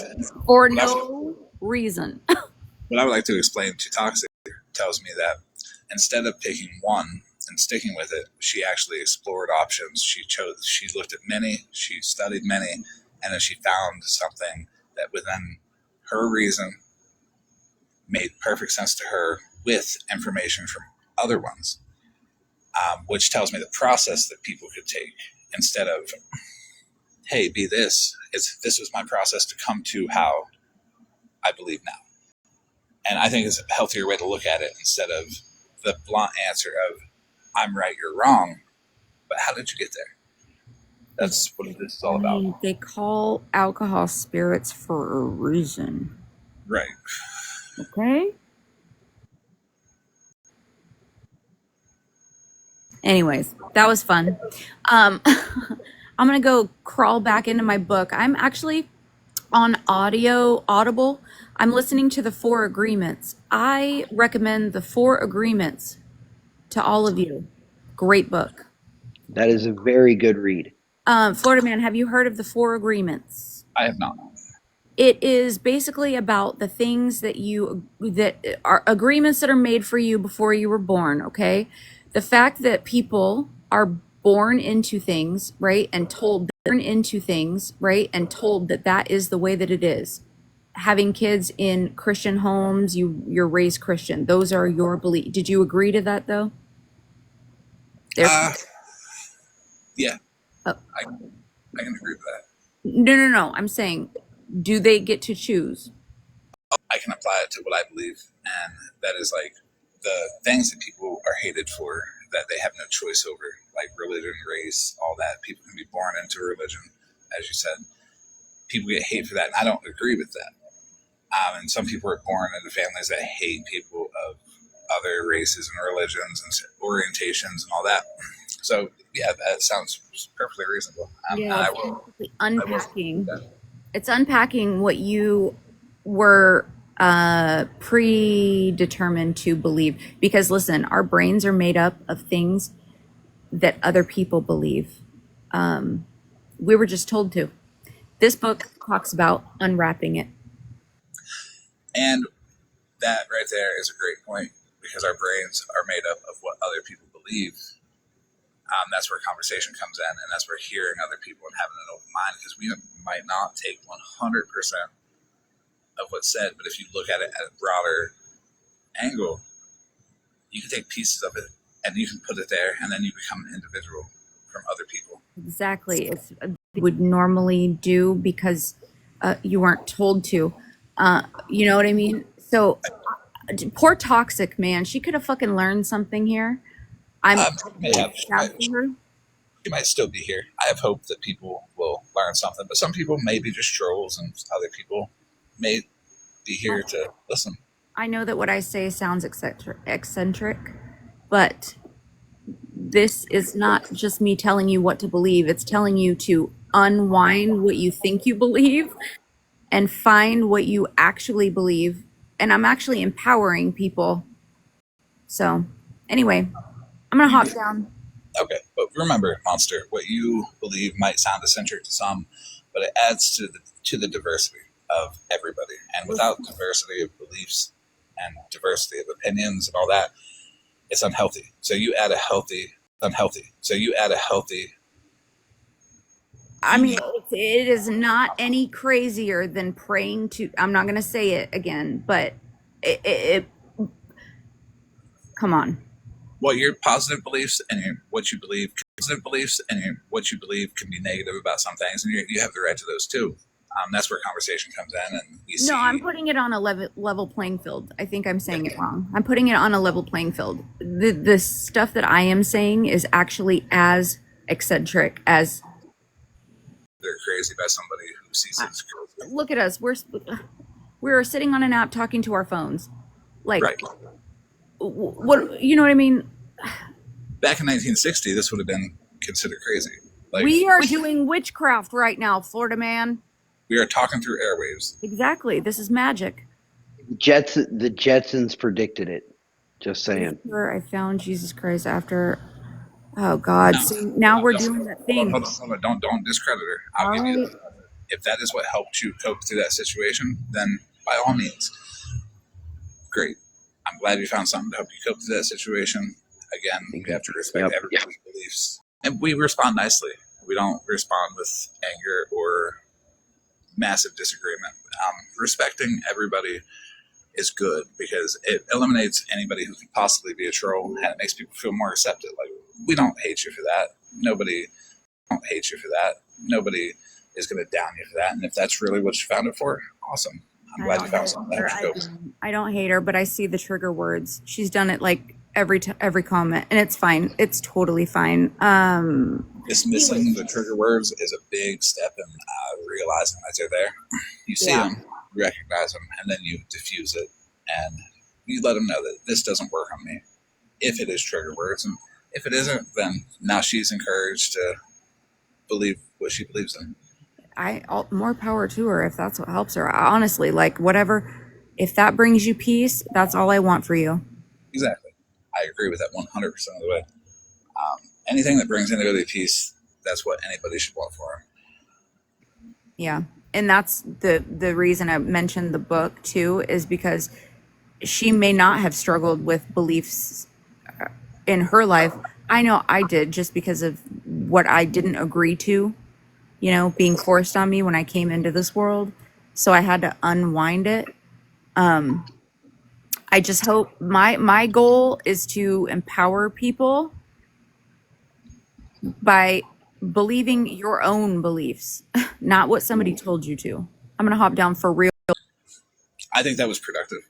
I think Monster has a good viewpoint to conversations, and I don't think anybody should dismiss anybody's beliefs, especially if they're willing to talk about it and go detailed like she did. whatever helps a person feel at peace, then who am I to, again, judge or discredit that? Right. And I do believe that beliefs are many things. They don't have to be religious. They can be social beliefs. They can be moral beliefs, ethical beliefs, beliefs and values. Many things. So when people say beliefs, it's a wider range of things that they could be talking about. Mm-hmm. So yeah, like there's And that ties into morals, that ties into ethics, and that's when you have those blinders and you have those preconceived ideas, then you judge and you look at everyone through those colored glasses, right? yes, So your morals, your ethics, your beliefs are how you look at other people, how you judge other people. And it's also how others are able to trigger you. yes. My belief is like with Monster. She sees things but differently than I do. Why would I not want Monster? Why would I not want Monster's opinion? Because I don't want people around me that see things exactly the same as I do, and that's in any aspect of anything. Having Monster's ability to see things from a different perspective as she does is a value added to anyone's existence, because if you're not willing to be associated with people and be willing to hear people who see things different than you, you're never able to fully grow, and you're never able to fully see things from another perspective and be more understanding and be more peaceful. Yep. I think opening your views, and I think that's something that this app can be very beneficial and very positive in, is exposing yourself to other views, other mindsets, other ideas, and other people's life and their experiences. And that is a positive thing. Yes, and that helps us with the reactions of other people as well, because if you're not willing to learn, like Hasselblad said, how are you going to understand where somebody's coming from? You're just going to immediately judge and say, well, this is what I would do, and that's not what I would do, so it's bad. Having an open mind takes that anger away out of the situation. It takes the need and the want to feel like this is wrong and puts it more into perspective of why did they do it? Justification, you know? So it takes a lot of anger away, and it makes people much more calm when you're able to appreciate someone else's beliefs and ideology and viewpoint. Uh-oh, Bougie wants up. We did something wrong. It's her fault. It is her fault. Hey, Bougie. Hey, how are y'all? Good. How are you? Hey, Bougie. Hey, how are y'all? Good. How are you? Well, I'm good. As good as I can be. I gotta say this though, that I kind of to tip off of what Monster was saying, and y'all, but you know, I was raised in a home that was very cultish, although it wasn't. It was labeled as religious, right? My dad was a pastor. All the things we were raised, you know, to believe these things. Okay, and so although it was forced down my throat growing up, you know, we all come to a point, I think, in life based on our experiences and based on things that we have, you know, gone through personally. And, you know, I've changed some of my thoughts and I still have questions and, you know, things like that. I have to say, though, that whenever people are judgy, you know, people are looking at our situations or what we're saying or our opinions or our beliefs or whatever we're trying to, you know, share with their own like lens, so to speak, you know, but they're listening to us based off of what they've gone through in life, whether good or bad, what they were taught, how they were raised, right? All the things. And so I think, yeah, I don't discuss religion or politics. I definitely never did whenever I was drinking. It's just never ever good. But although I could school the fuck out of y'all in some scriptures, so don't play with me. But now that I've, been military right for so long, I've come to appreciate the fact that, it's people like my husband, and others, not anybody else that I know on this app, so don't get it twisted. That have really spent their whole entire lives defending this country and giving us the ability to believe and think and say the shit that we do and have the freedom to do so.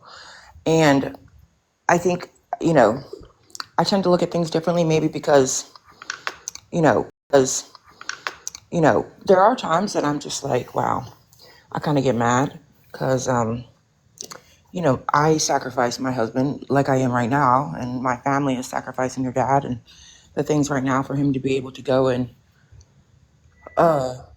do whatever he has to do for this country so that we, as Americans, have the freedom to say the dumb fucking shit we do on this app, to believe how we believe, and to behave however the fuck we want to behave because we have the, alleged freedom to do so.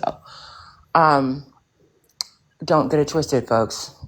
Just because you have a fucking First Amendment right of speech don't mean a goddamn thing if you're using it illegally, okay? So don't get it twisted. But it does tend to piss me off because I'm like, wow, these people are so, judgy that imagine if we lived in a whole different culture, in a whole different country where you don't get that opportunity or that freedom to say your opinion or believe how you want to believe or, wear whatever the fuck you want to wear. So I think that sometimes people need to sit back and just appreciate the fact that we all are never going to believe and agree with each other on everything. But that is the beauty of this country, in my opinion. That's why I take the approach I do with it, like with religion and politics. I don't have any real skin in it.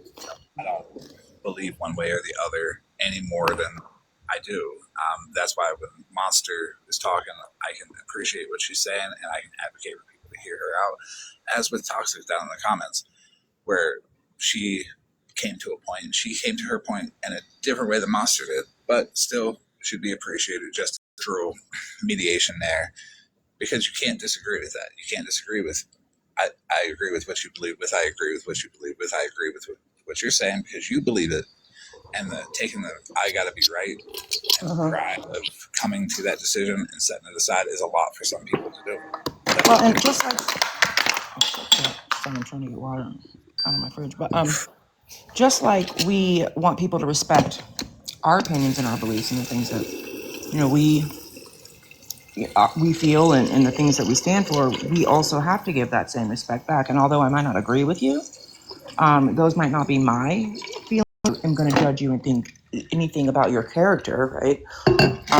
Because again, we all are believing what we believe, and we all see things and hear things and process things in our brains based off of our own experiences and our own trauma and our own, circumstances and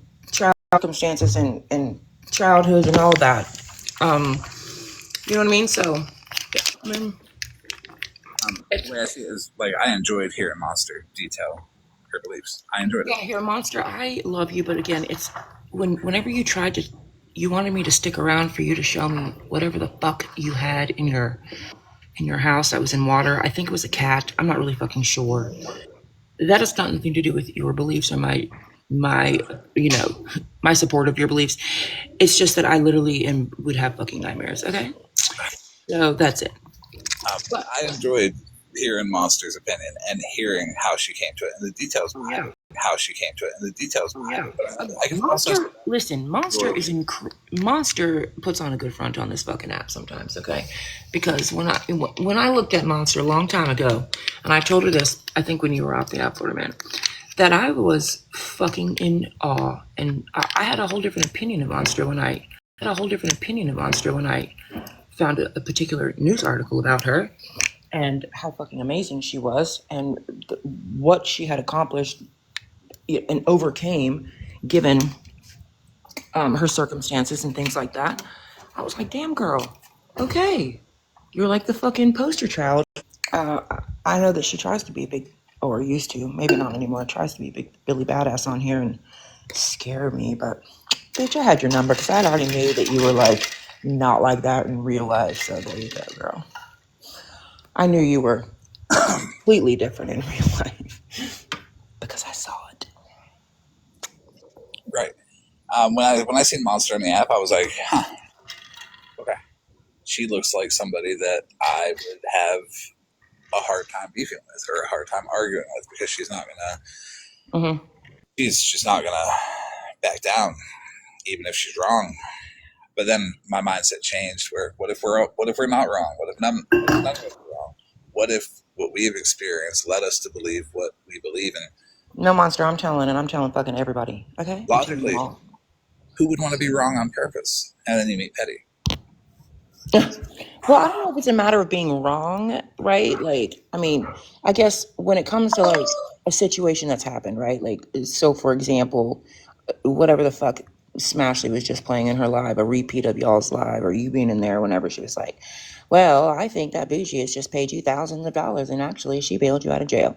Now, I can go in there and be like, you were can't I'll tell even you what you the do. $10.29 that I owe you, bitch.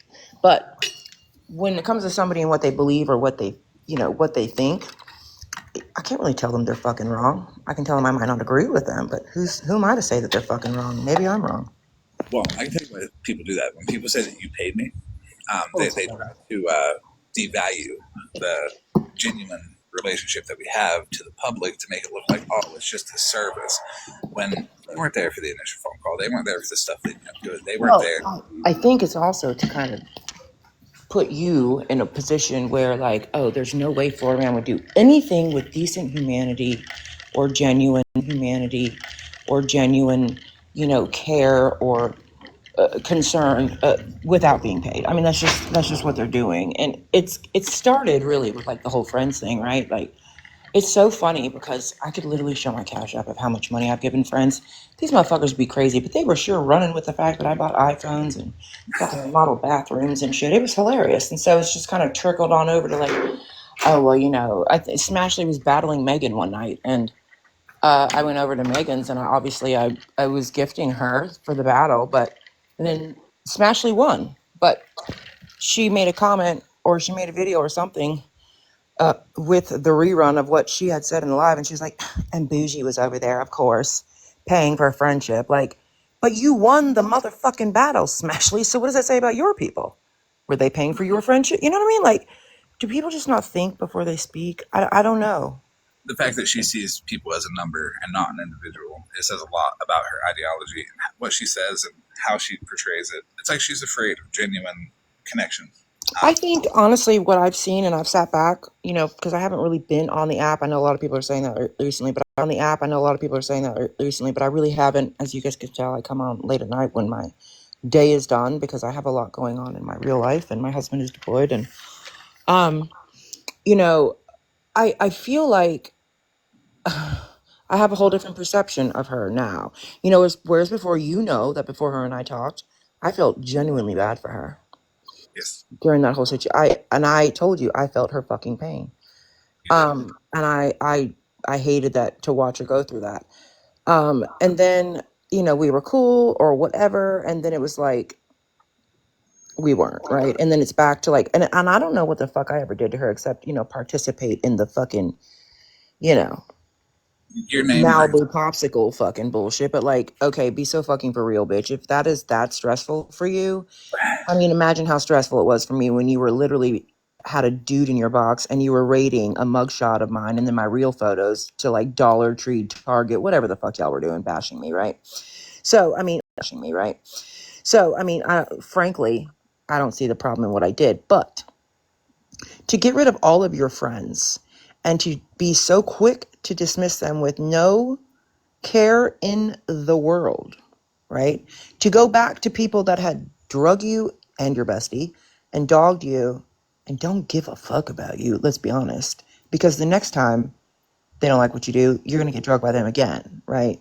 So my opinion changed. I just was like, okay, well, there's that. I mean, it caused me to not trust her now. I don't trust her. I would fucking never have a genuine conversation with her. She it's such a big deal that Jerry went and did what he did, right? But where the fuck were you when that was my shit? Oh, that's right. You didn't hear it when Skittles brought my kid up in your live, right? You didn't hear it? But I mean the whole chat was telling you to drop her. Right. But we didn't hear it, we didn't see it, none of those things.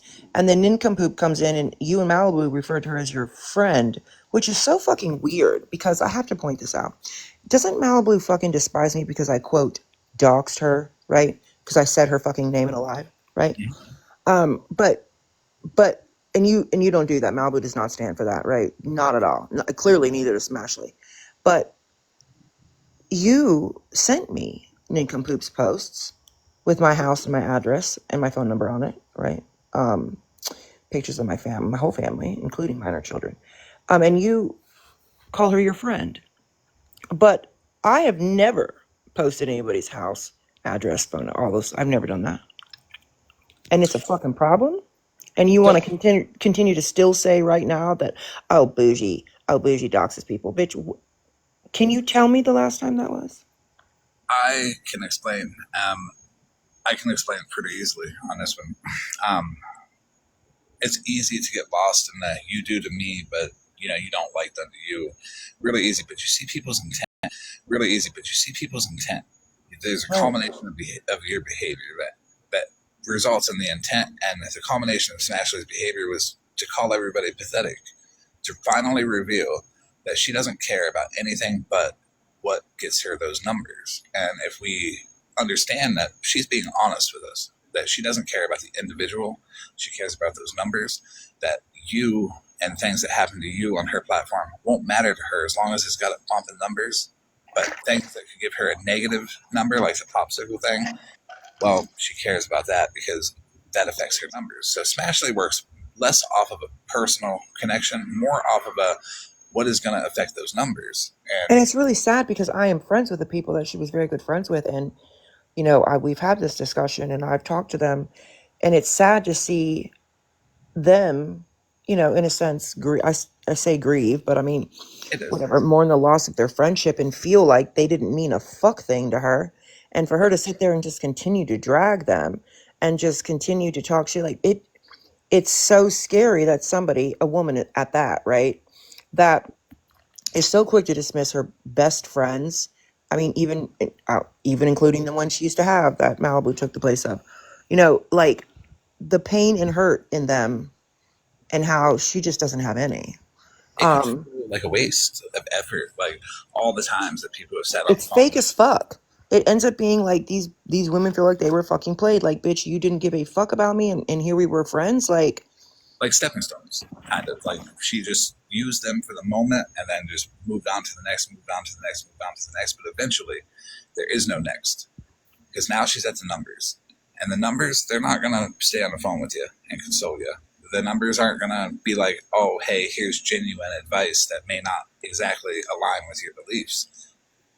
The I numbers, guess I just don't understand the need to have. I mean, she did the same thing with friends with attitudes. Honestly, you used her, got what you wanted, and then you fucking straight ditched her. Now you just drag and dog her. right? You It's step. wild. It's like, how can I claw ahead of everybody else? And it's like, how can I claw ahead of everybody else? And why are you so worried about getting ahead of everybody else? Like, can't you appreciate the people that are around you, where you're at? And if you go further, you go further. If you don't, at least you got the people that you connected with. I mean, I think the most genuine we saw Smash was when she got knocked on her fucking knees, and people fucking knees, and people left her, like Yeah, that was the genuine Smash. But again, you start getting that popularity back and the fucking in with the other groups that have been fucking dragging you. Believe you me, there's been times I've been tempted, okay, to be like, just fuck it and just flip to the other side. Why? Because then 90% of this fucking app won't drag me every day. But then I'm like, the fuck I will. I would never sell my soul to the fucking.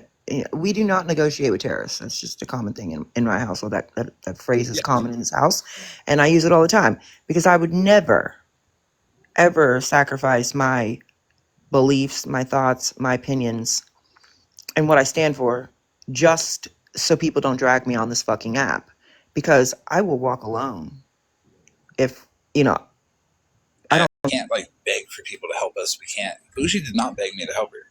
I didn't even fucking approach you. Yeah, I'm the one that went approached Bougie. I didn't even want to fucking talk to his ass. My username for Discord when I downloaded it was, "What the fuck am I doing?"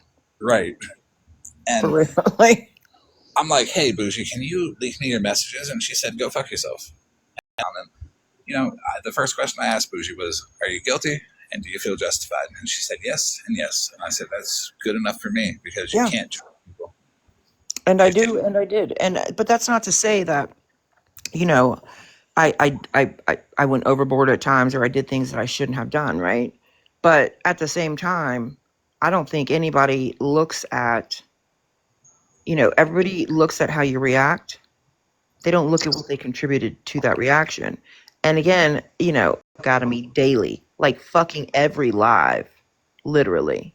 Yep. Just the most wildest of things with no receipts, the most craziest opinions and assumptions being, spewed out as fact and whatever. And people just, it's wild, right? And I don't come on here and complain when somebody fucking contacted my husband. You didn't hear me coming here crying because somebody contacted my husband's job. Are you fucking serious? That shows who is in it for show and who is in it to be genuine. Genuine people aren't going to be like, well, you did this to me just now. Now, if it happens, you'll be like, but hey, what happened to mine? And you notice that the general public, they kind of feel like, fuck that, I don't care. But then if it happens to somebody else, you see the roar from the audience, be like, oh my God, that's so wrong. Because what Smashley doesn't understand about the numbers is the numbers are just yes men. Mm-hmm. There's no like, we disagree on quite a bit of stuff, but we don't fight. We don't let that like change perspective. Like, we understand one another. Well, I mean, I would think if I was smashed that I would question the fact that now all of a sudden, all of the people that have been in the other lives that have been dragging her, they're now all just like kicking it up with you. Does that not put you, like, is that not a red flag a little bit? Like, bitch, if they're that quick to ditch you and go over there, and now they're that quick to come back over here because their people are back over here temporarily? Because I it think is it's temporary. I I mean, think I it's would be like, the fuck? Hell no. I would rather keep my real fucking friends, real friends, and not sacrifice them for people that I am not confident are even fucking cool with me. right. I think it's because I've put on a nice, emotionally stable, calm, reasonable space where people are free to talk and free to express their opinions, knowing that, like, as with Monster and Toxic down in the chat, I'm gonna Who advocate is for people. toxic? I don't even see it toxic. Who the fuck are y'all talking about? She's a random person that said something to Monster, and as it could have been taken as trigger from Monster for sure. But when it comes to beliefs, we have to be fair, and it toned down the argument that was going to be there. They're just so forceful with it, so you feel any objection could trigger an argument. And sometimes we have to stop and look at it and be like, you're allowed to believe, and I appreciate that. And then that takes the anger away out of the situation. That's what, like, Smashley and Holly Mae and all them, that's what they're not doing. They're not advocating their people to be fair and open. They're Well, they advocating. say they are. They say they are, right? Like, this is just my opinion. But then when you are literally regurgitating it, and the way that you're saying it is, well, she did this and she said that, and I remember this and that, it takes away from the quote opinion, right? And really, listening to these people recently, like, we are still talking about shit a fucking year ago. I mean, are we still talking about what Bougie did?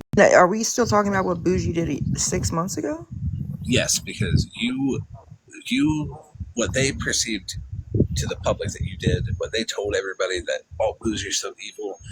What that at that moment, what they're going back to is the moment where it was the height of their popularity. You hear Unknown all the time talk about that live that she had, where she falsely remembers what was said. That was the height of her popularity. She needs you to be there. She needs you to be there. She needs you to be in the position that you were in when she was doing that live, so she can feel that reward again. That's the peak. But they keep going back a year ago because that's their peak. They don't want to move forward. They want to keep dragging you down because they love the way they felt when you were down. But if they Mm-hmm. don't get back up and go forward, they lose that power. Their peak is gone. There's no chance they're ever going to get it back when they don't realize that there are bigger peaks out there. And you don't have to bring people down to achieve them. And again, it goes back to views and relevancy. Mm-hmm. When their views drop, they don't have people in there. A lot of creators are going to bring up what did they call it? Dry bones. That was a new one I never heard. But they're going to bring up old shit because it makes them relevant. It gets the views. It gives them that attention that they're seeking, and it gives them that dopamine and that feeling of Power. superiority. And they're going to do it with people and use people and accounts and names like Monster, like Bougie, because of the quote unquote micro celebrity. That name Weird. elicits people. Ooh, what'd she do now? Oh, we're talking about this again. Okay, cool. Yeah, let's talk about this again. So now it's the sheep getting led. Yep. Oh And yeah, for sure. say Holly Mae is advocating for people to, she's saying she's advocating for people to be open-minded, but that open-mindedness to what suits her better, what suits her the most. She's not sitting here saying it's okay to disagree. She's not sitting here saying that you're free to go watch another creator. It's okay. Or we're not going to stream that because I just don't think it's, my style of content that I want to consume tonight. The negativity, the anger, all that. They're not being real with themselves. They're just trying to get that peak, as much as the viewers, and that power, as House of Lies said, like unknown. That live was the only time people listened to her. So, and she's been running around this app desperately trying to get people to listen to her ever since. She's been doing that way the fuck before that. I mean, I saw her just box hopping all the time, taking over Petty's live, taking over Pitbull's live all the time. Way back when I first joined the app. Yeah. Fuck, it's just like pick one, Oh, not Pit Pit. Oh yeah. Ah, come That's where I on. first ran into Skittles at, actually, was when she was Brown Skittles. She was with like going in Indian's box, and she's mostly in Pitbull's box, and then talking about she was going to law box, and then talking about she was going to law school and shit. And I'm like, dude, what the fuck is going on? Who is this girl? But So He was feeding the Diaz. Pastor Petty House of Lies just made a good point. I made up a new term, micro celebrity. That's a new term, micro celebrity. That's what we all are. We're micro celebrities that generate buzz for other people who want to be micro celebrities or bigger than micro celebrities. We beef with our own level of celebrity, and I'm choosing not to openly give anybody a response if they don't like what I'm saying, and what I'm saying personally attacks them. That's on them. If the demands for receipts aren't met with immediate action, well, be patient. You'll get them, but on my time, not yours, because as the well, right. And I heard that last night. Like Holly Mae was telling her people that, like, well, he needs to show the receipts of me, contacting somebody's abuser, and then I'll show my receipts. And I'm like, hold on a minute, though. You were the one that first came on this app and said that your abuser was contacted. It was after that coming into our live and demanding them from you, but yet didn't demand the same from Holly Mae, and the same was being said about both people.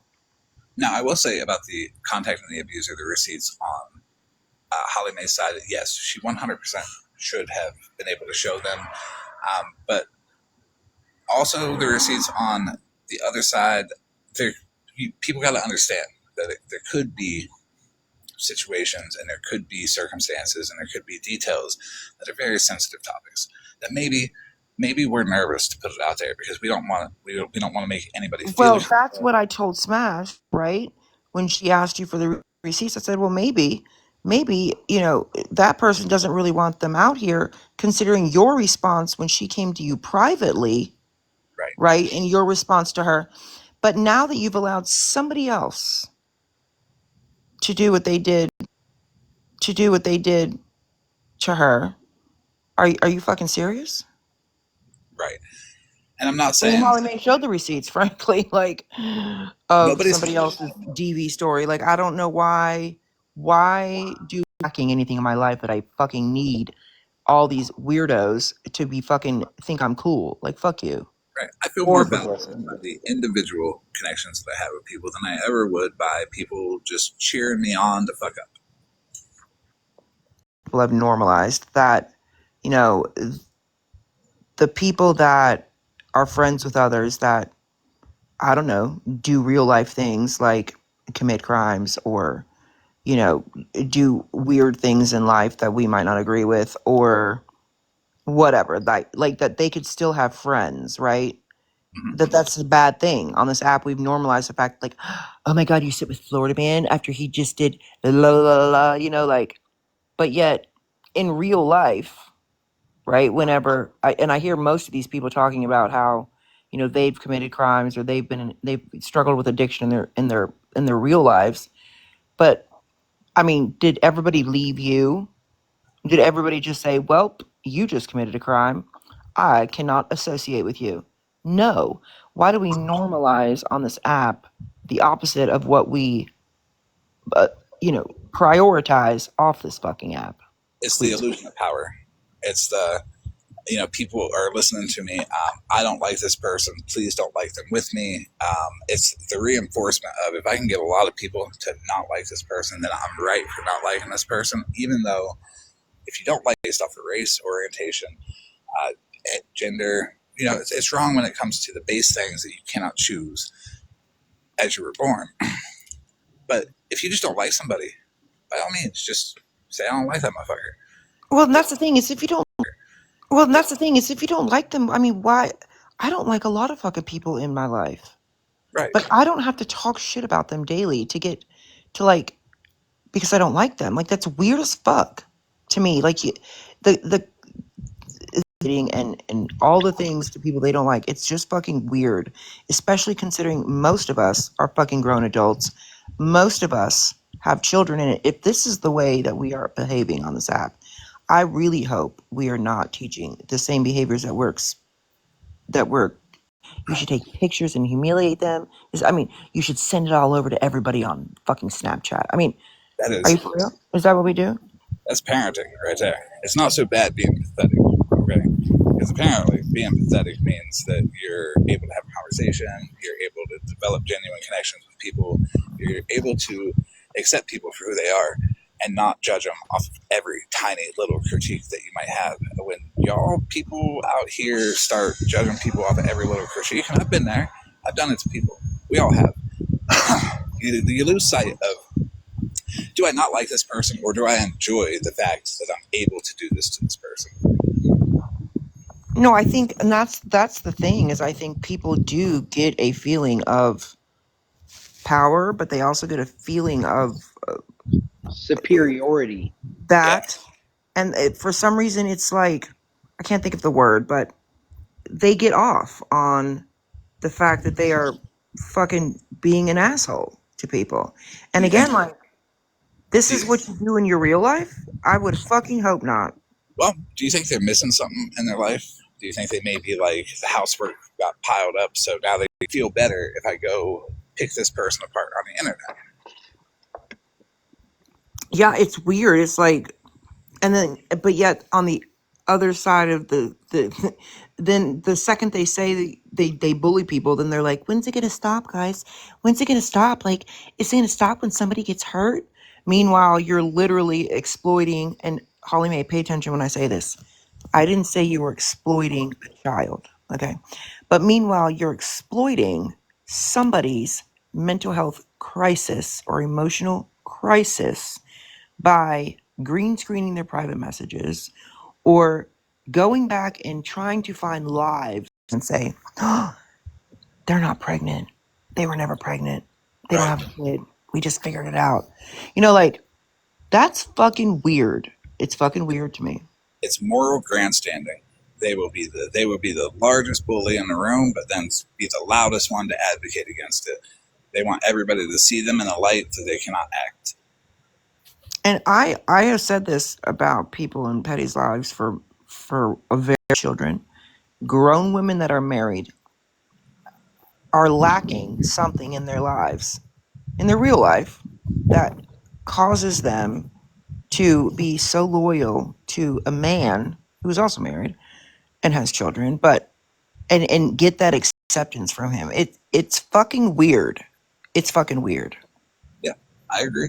Now, I do want to point out that this is going to be completely misconstrued by anybody. Like, Everybody.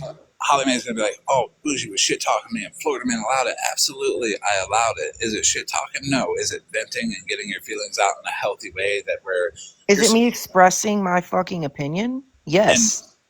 lived experience? Right. And my perception. That's just mine. We are allowed to do that in an environment where we can get constructive criticism, where we can get it out in a safe way, knowing that we're not going to be judged.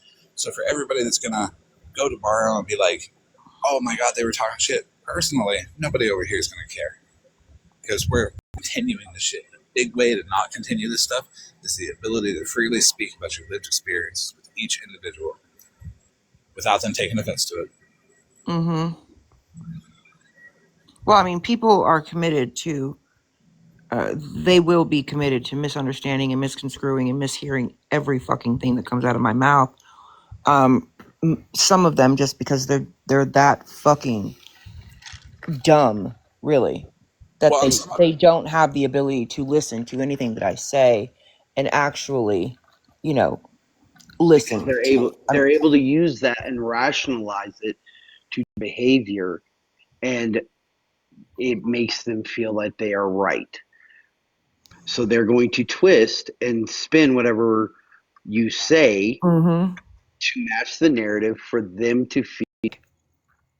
Also come across as like, oh, I'm not doing this maliciously, or, it's weird. Like, that's why I just said that about exploiting, because exactly what I just said now about exploiting somebody's mental health crisis is what I said the other day. And it somehow was turned into, Bougie said that we're over here exploiting her and exploiting her child.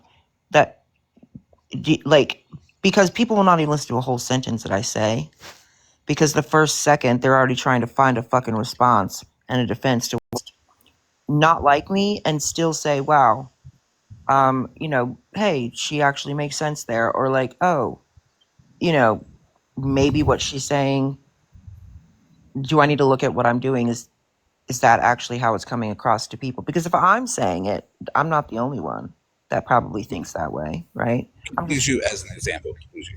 mm-hmm. When Bougie and I talked on the phone the first time for like 8 hours, at the end of that conversation, it was like Bougie said, "Wow, I don't talk to people on the phone for 8 hours at all." No. So the fact that she did, and the fact that it was a productive conversation, and that the topics didn't lack. The topics always had context. The topics were always changing. Do you think that what Bougie was going through wasn't affecting her mental health?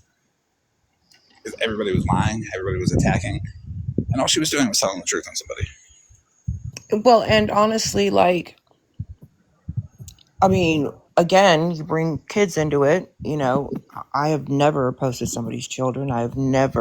There have been times where you just get to the point where, I mean, I acted out of pocket as fuck whenever I was hanging out with Stephanie. 100%. That was never who I had ever, like, I never acted like that ever. And a lot of my real friends, damn, I don't really like how the fuck you're behaving. But you kind of get to the point where you're like, no fucks are given, right? Like, I'm over it, whatever, who cares? But, you fuck with my children, right? Especially putting one of them in a very dangerous situation. You're gonna fucking, I mean, of course, I'm gonna have a problem with that. Somebody fucked with my kids, or, oh, somebody contacted my fucking abuser, and I'm just sitting here like, should my answer be, Holly Mae? Well, maybe you shouldn't have brought your abuser to this app. Would that have been the correct answer? Because that's the answer you gave me when you brought my daughter, who is a DV victim currently, to this fucking app. That's what you said. Right. Now, I want to highlight something. It's important, very important that we highlight stuff like this. Monster said, I was sitting there knowing Bougie was telling the truth and calling her a liar. Mm-hmm. That's very big of Monster. That is something that... That's not the first time she said it. You were actually off the app. I got summoned into Sunshine's Live because Monster wanted to talk to me, and I was like, Florida man. But I came in there and yeah, she immediately was just like, she was upset. And then I mean, that's when I found out what was going on. But I mean, yeah, she apologized immediately. And I didn't sit here and be like, well, fuck you, monster. You know, you did da da da da da. I said to her, girl, I know you did.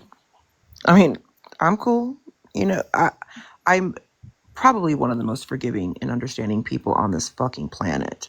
I'm very good friends with a lot of fucking people that have done some fucked up shit to me based off of whatever the fuck they were, you know, the environment they were in the what they were being told. But I mean, yeah, she openly admitted it, and you know, I respect her for that. And We have to I highlight. wish more people would start having that same grace for people that, you know, that I give. But again, we expect a lot from people that we're not willing to give, right? There's a But lot of people that have that. Like I believe I do. I've seen Bush Monster. A lot of people have that grace. It's just we pay attention to the negatives a lot more than the positives, and we see other people not doing it, and then that's what sticks in our mind. But there's tons of people that do it, and that sentence from Monster about it makes a lot of sense. You know, mm-hmm, sitting there calling her a liar, knowing that she wasn't. That is big to admit. That is mm-hmm, a huge thing for people to be yeah, able to overcome. And the fact that she's able to overcome it, that's she deserves all the credit in the world for that. And more people should look at statements like that and apply it to themselves. Where am I doing this, and why can't I admit it? Because once you can admit it, you're free. You're free. You're open. All them chains are gone of needing to lie for acceptance, needing to do things for other people. And then you can start really building on yourself. Start building on yourself instead of building this person and thinking you're building up. You build yourself. yeah. Monster, I don't want you to feel bad. Please don't feel bad for that. Don't feel bad. And that takes a level of self-awareness and a level of, Maturity, yeah, for sure. maturity and growth. Emotional maturity, yeah. Yeah. And to, if you can truly see and believe that someone is trying to grow, why would you try to hinder that? Mm-hmm. It's, why would you bring up shit in the past when someone's trying to grow past it? Because That includes yourself, Miss Monster. Yourself, Miss Monster. Why would you bring up shit from your past when it's in the past and you're growing and moving forward and Mm-hmm. up? Because if we keep going back, we don't do ourselves. I mean, we do a disservice to ourselves, and we, you know, we've overcome. You know, I tell people all the time, don't say get over it. Like, we don't, sometimes you don't get over it, right? You just learn to kind of accept that it happened and move forward and learn, you know, to be able to kind of cope with it and all that. But I think that, yeah, don't ever put yourself back there, and you don't have to justify shit. I tell people all the time, you don't have to fucking explain nothing to me. And frankly, you guys know this. I've always said I don't fucking owe anybody a motherfucking thing on this fucking app. Why? Because we are all internet strangers, okay? So this Mm-hmm. need and entitlement for accountability that people fucking have is wild to me. And the more people are like forcing accountability from me, bitch, you will never get it. so when Bougie and I had a conversation about like her taking a box, I said, yeah, take a box and have fun. Accountability is yours to take. Exactly what I was saying. It's yours to take. It's your choice who gets it. It's your choice who you want to give it to. If you don't want to give it to nobody, fuck them. That's it. You deserve the right to exist and live the way you are. It's the people that demand the accountability that are unwilling to even define the correct definition of accountability. They think it's an apology. It's the same people that chain people down to their worst moments. And my advice for that is if somebody's talking about something a year back there, if they want to, it's not our job to go back, explain the situation, and hold their hand. And they don't like us. But Why do it's not my place to demand accountability from you, Mush, Monster, Holly Mae, any fucking body. That right? is, like, sorry. Again, I am a grown adult. If I feel like I owe somebody an apology or I need to take if I feel like I owe somebody an apology or I need to take accountability for something, I will do it on my terms, however the fuck I want to, and whenever the fuck I want to. Now, I, as a fucking grown adult and somebody that's not a fucking idiot, I, an idiot, I, I had multiple people that I had private conversations with, right, off this app, because frankly, it's none of your fucking business. I don't know what when we start doing this like public fucking humiliation shamings, or like me, okay, like for what? What are you guys going to gain by watching me have a conversation with somebody and take accountability? Because what y'all are going to do actually is sit in the fucking chat and run your fucking mouth. That's what you're going to do. Nobody hardly supports people having a mature adult conversation and choosing to either move forward in a positive way or just move forward and not fucking talk about the other one, right? I That's can not approach a popular thing on this app. all the pathetic people are seems to be the people that are able to do that, because everybody that got called pathetic was actually some of the best people that I know. Some of the most understanding people. Some of the people that allow you to be yourself and don't critique every aspect of your life. So pathetic people are the ones that are able to pathetic. I said, like, they're going to say it's not good enough, or they're going to get, have a laundry list of things that they've been told you've done, and all the things, like, or they're going to find something wrong with my apology, or whatever the case may be. So again, I tell people all the time, motherfucker. No. Again, I tell people all the time, motherfucker. No. Who the fuck do you think you are?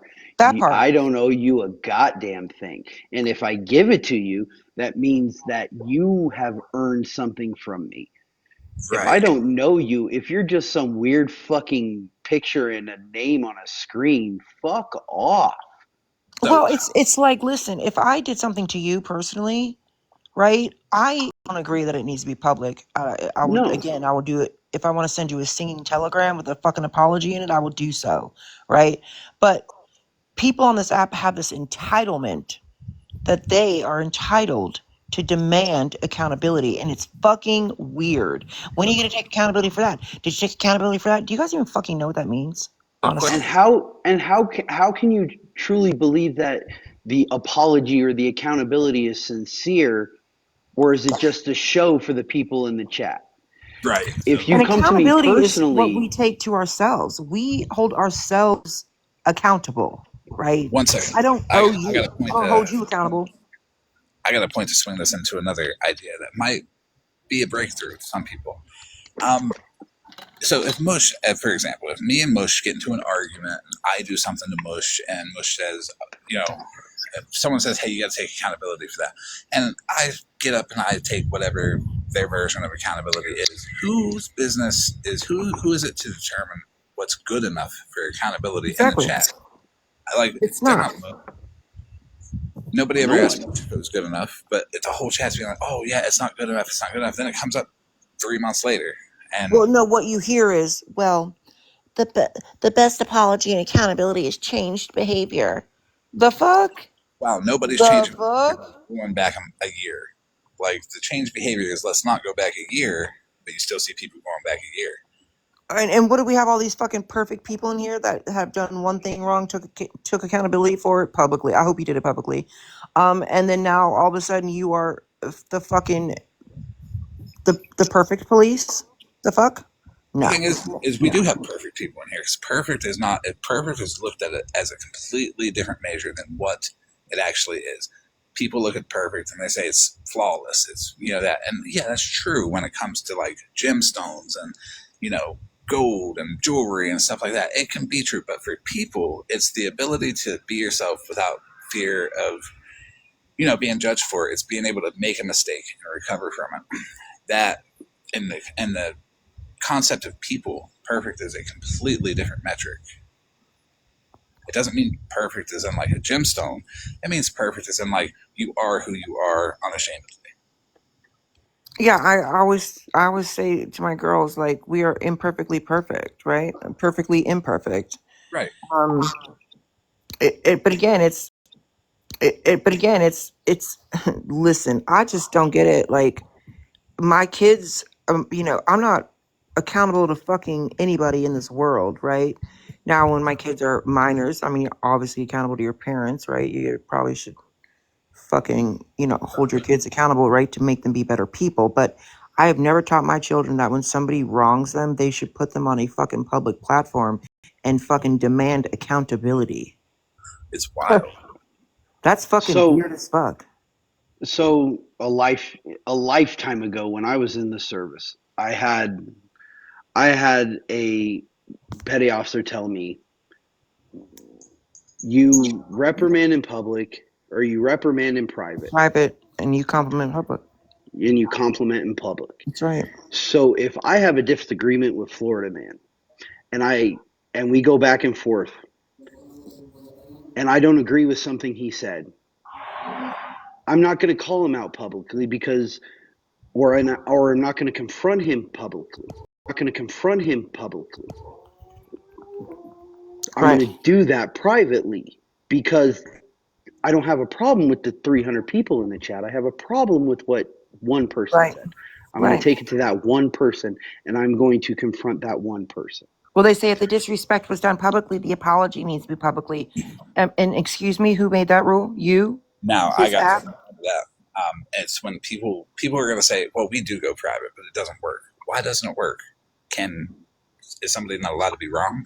So if that conversation between Mush and I would happen in private, and I'm just pretty steady on like I feel justified for doing this. This is why. And Mush doesn't accept that answer. And if he feels the need to absolutely need to be right, then he takes it to the app. And then he's like, fuck this motherfucker. Now everybody tell him he's wrong because I know I'm right and I know he's wrong. And I think that's got a lot to do with it. It's the I Because think freedom. so. When people, emotions overrule. Yeah. Somebody's yeah, emotions overrule and then that's when you get the ego and people aren't self-confident enough to have a discussion or an argument on their own. They need others to come in and assist. well, I think too, when you do this shit publicly, you're also not going to be as vulnerable and genuine as you would be privately, right? Because you still have this like persona type, right? And the chat's got you all amped up. And so, I mean, let's be honest, the chat does not want people to make amends most of the time. No, They it's fucking don't entertainment. support that shit. And the Because then there's no fucking drama. And then they look dumb as hell whenever these two people have made up, and they're cool. And then they have been doing nothing but dragging them. Like the chat has been dragging them all over God's creation and all the things, right? And then now they look stupid because their people have made up with somebody. Now it's almost like they do, which is what I was saying with Smash. Like, sorry, but if all of those people came to my live after been dragging me and saying the things they did, I would be a little bit on guard because right. frankly, that's sketchy as fuck. So you see the spikes of viewership when stuff gets angry. Those are the people that come in and try to perpetuate the drama. Those are the people that come in specifically for the drama. The spike in viewership does not mean nothing about your popularity. It just means the audience that you're attracting. If you start the live off and it's angry and negative, well, you're not going to have the people that are for the calm entertainment, the calm listening discussion. So that you won't see the spike, you'll just notice a steady number because they're all there because they know you're going to be angry and negative. But they're not there to support you. They're there to egg you on. And Correct. they're there to stop any kind of resolution. And that's their entertainment because they can push it. They got something to watch. They got people to, laugh at. It's entertainment to them.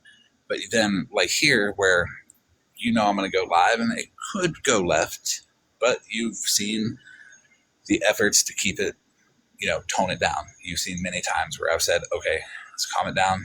It's okay to get the feelings out, but we can't turn it into anger and we can't let it spiral. Where's that effort from other people? Because they abuse the angry viewers, the people that are there for that content, and they Mm-hmm. mistake it for healthy, strong viewership. It's interactive soap opera. That's what soap opera.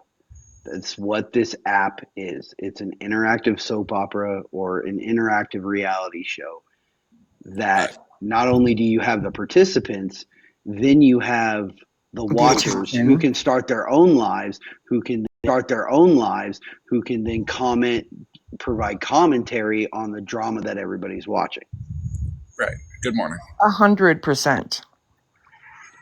And my thing too is like, I will never, ever take accountability, air quotes, because you're demanding it from me when you're not going to demand the same accountability from other people that I know damn well have done the same thing I have, if not 27 times worse. Right. Oh, Right? I'm a pig-headed fucking man. Somebody demands something of me, then I'm doing the exact opposite. Are like, hey, you got to be patient. I'm not like anti-control mechanisms that we have where, like, look, you can't control. I'm not trying to control you. You can't control me. Get ourselves out of that dynamic of thinking that we have to for other people because they say. Thinking that we have to for other people because they say, because nobody has to do anything anybody says because they demand it. Honestly, my personal recommendation is if somebody demands something of you, wait a week if you even want to do it. No, well, see, here's the thing is strangers. And You don't mean as much. Like, do you see what I'm saying? Like, that's like yeah, going on these fucking games you men play all the fucking time, right? And you're talking to these people on the headphones. Like, I'm sorry, would you, if somebody's like, you need to take accountability, would you be like, fuck you? Or like, oh, let me take accountability. You know, like, to who? These fucking internet strangers? You're out of your fucking mind. let me First of ask you. all, nobody in my real life fucking demands accountability out of me for a fuck thing because I'm a Right. grown ass woman. So let me ask you, the people that you built a genuine connection with, do you feel like they demand you to do anything? Do you feel obligated to do anything? Never. Like Never. pushing you in any, like, No. me Me too. So that's how you can tell you might have a genuine connection with somebody is if you don't feel like they're demanding you to do anything. There is like a perception dynamic, which is, controlling relationships where you don't feel like they're demanding, but you feel like you want to do this to make them like you more. A little bit different there, but in a connection where you're just friends, don't I let. mean, I don't need to be demanded of anything and I don't need to be obligated to do anything in my friendships because I, I know that if I've said something or whatever to somebody and that's, immediately rectify it any motherfucking way because something in my conscience has told me, right, that I've hurt my friend or upset my friend, and that's not something that I want. So, I Right. mean, again, like this is fucking weird ass shit. I don't like it. I can that shit. I don't like it. I cannot with the accountability on this app. I can't. It's just like when people go around using the fucking word 10 toes down. Like, can we stop this fucking dumb shit? Oh Like, God, Accountability is the done. fucking phrases, criminy. Or the word the narcissist buzzwords. that you were able to just diagnose fucking people all the time. Now It's that weird. that could just be them doing it to rile up the crowd because and sadly, here's the side effects of that. Like you say a word like narcissist and you call somebody a narcissist, then you trigger people who have dealt with real life narcissism in relationships Correct. and brother, sister, whatever. Done them fucking terrible, right? So, I mean, And it's just, I can't express how much hell people go through dealing with a narcissistic parent or a narcissistic sibling. oh my God, monster. Yes, I was just saying that to somebody the other day. I am so fucking tired of everybody on this fucking app all of a sudden having BPD. And I'm sorry, but Well, I don't have it, but my daughter does. And let me fucking tell you something. Um, uh, y'all motherfuckers are talking about it so much, so much, saying, blaming it for all of your actions. It's Hey, clear you don't fucking have it because most people that have BPD just don't go off and say I have BPD. Like, it's not something that most people want to even accept or label themselves with, right? But right. I fucking can't stand it. Like, I was just diagnosed with borderline. Shut the fuck up. No, Most because it's buzzwords and it allows people by saying that they have it, it allows them to allows them to enter a group and allows them to be accepted, and a lot of people, and I say everyone in some form, shape, or size want to be accepted. Yes, it's just how they take the route to get being accepted is significantly And who different. you want to be accepted by. Right. Yes. Now with the BPD stuff, most people are sure that they'll be like, "Hey, I'm going to warn you, I have this," but they won't say it in a public way. They'll say it in a private way, like, "Hey, it's not. To them, to people who really have it, it's a stigma, and people who sensationalize other people's stigmas really hurt the people that have it." And I'm not saying don't talk about your issues publicly. Just please have them. If you're talking about them, like if you are Well, saying and this, if you have BPD, I'm going to say this, so I hope I say it the right way. If you have BPD, right, like if you are, I mean, there's no cure for it, right? There's no magic pills or any of those things. You have to really, you know, incorporate several different therapeutic things. Medication can treat some symptoms of it, but there's not like a medication like you can treat a chemical imbalance like bipolar or depression, things like that. But if you have BPD and you are that open about it, then I'm going to assume that you are engaged in your DBT group and individual sessions, that you're know what the fuck I'm talking about. However, what you're not going to see from a true BPD patient is them, you know, talking about how they have BPD and then literally behaving in the way that they're behaving, because I can tell by 90% of these people that have said that they have BPD, they don't have it, only because, well, they don't know the treatment.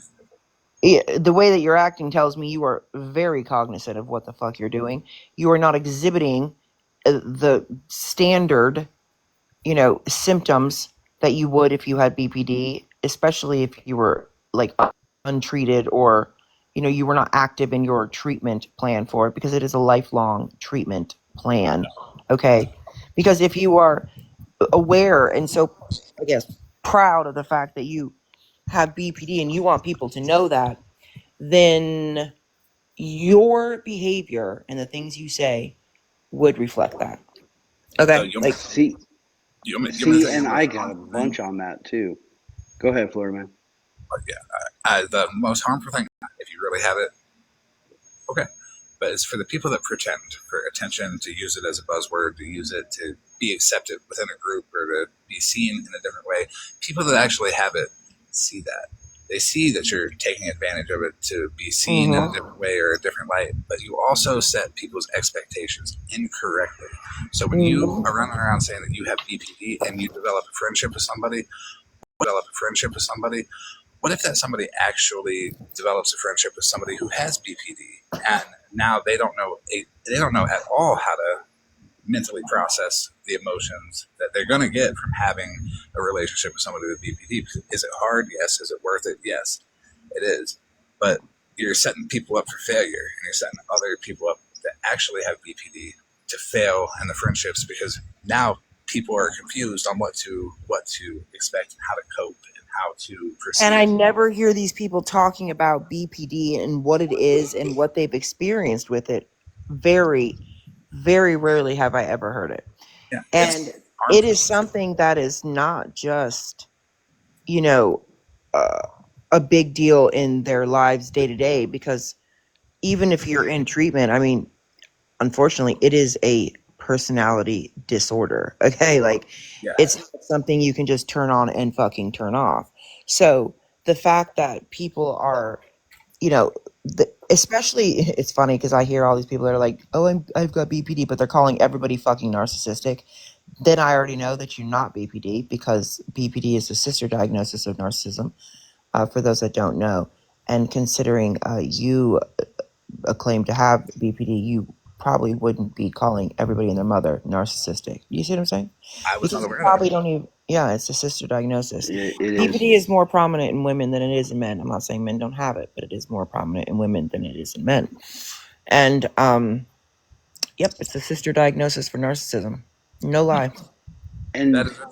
I was every not aware of that. To circle back to the narcissist thing, my opinion is every person has traits and characteristics of narcissism.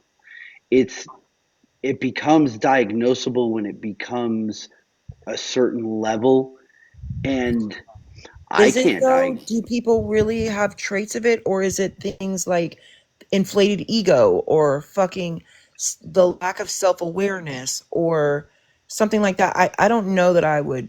or I don't they know that or I they would say use that. they use Or buzzwords as a crutch Yeah, or as a cop out to not take responsibility for their actions. or to or excuse their actions. could narcissism be the inability to rein those traits in? Like we can all exhibit traits of it, but we're all able to rein it in. Is But narcissism when you say ability? exhibit traits of it, though, essentially what you're saying is things like inflated ego Mhm. or the superiority complex type of thing. Those are just like fucking character defects that people have, right?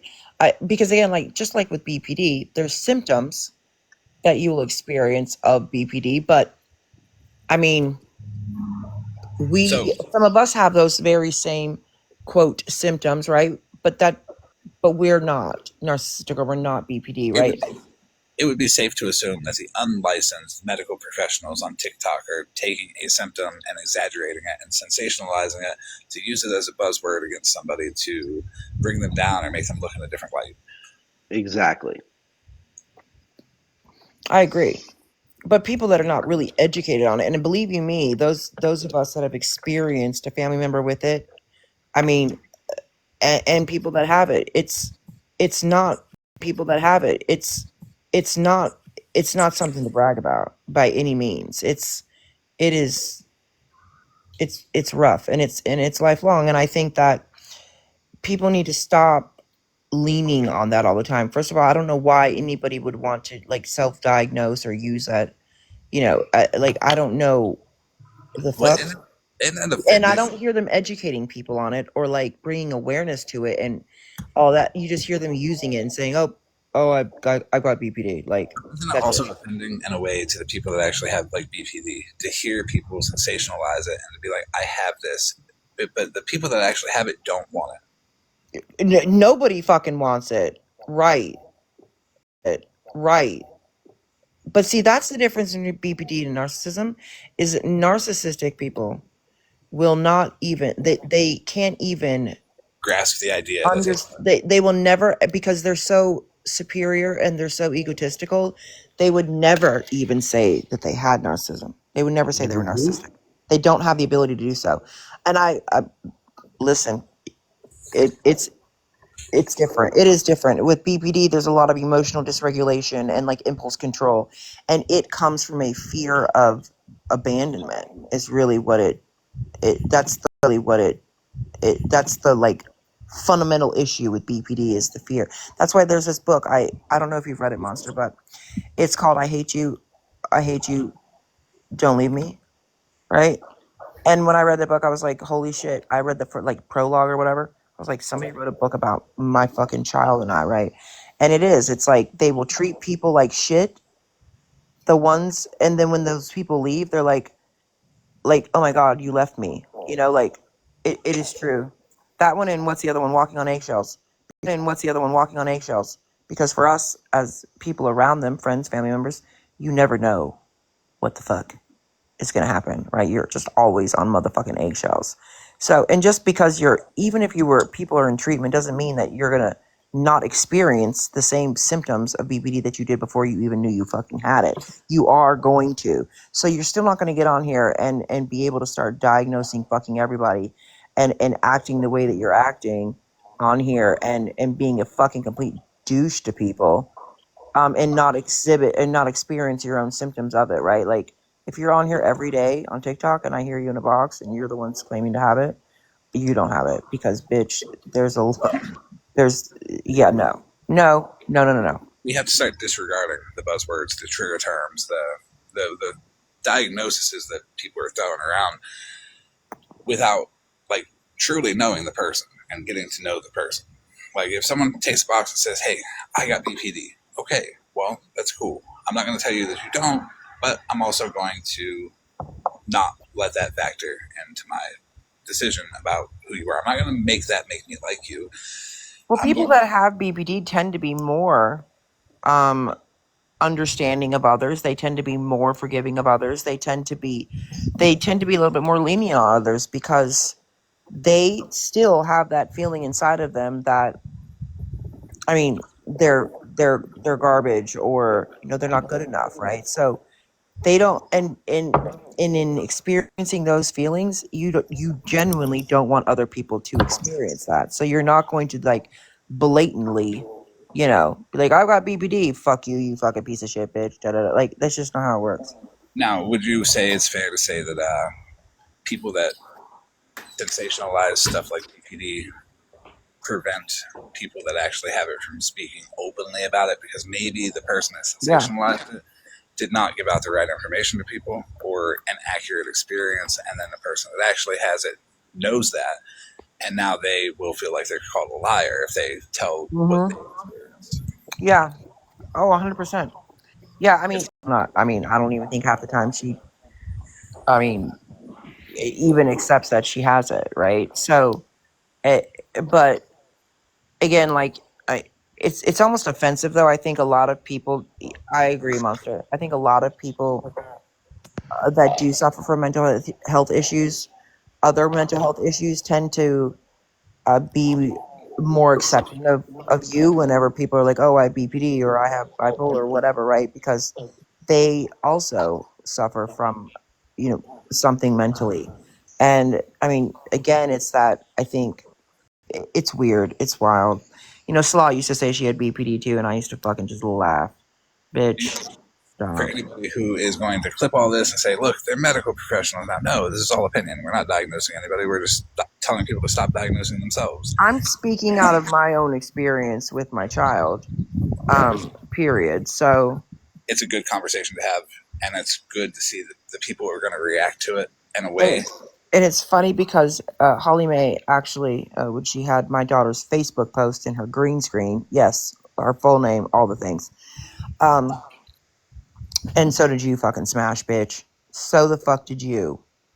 Um, the post that they posted was when she was like fresh 18, right? And she just thought she was hot shit. And she was running her fucking mouth at me, like, on Facebook, just like, don't do this, da da da da. And it's funny, people show that and they're like, oh, Bougie's kid doesn't even fucking talk to her. Well, first of all, it was 20, like 16, 20, 18, something like that. Number two, that's a prime example, okay, of how the fuck people with BPD behave to their mothers. Okay? Plus, freshly 18 too. Let's add that to the situation because when I was like freshly adult age, I thought I was hot shit, could do whatever the fuck I wanted. I thought it is what it is.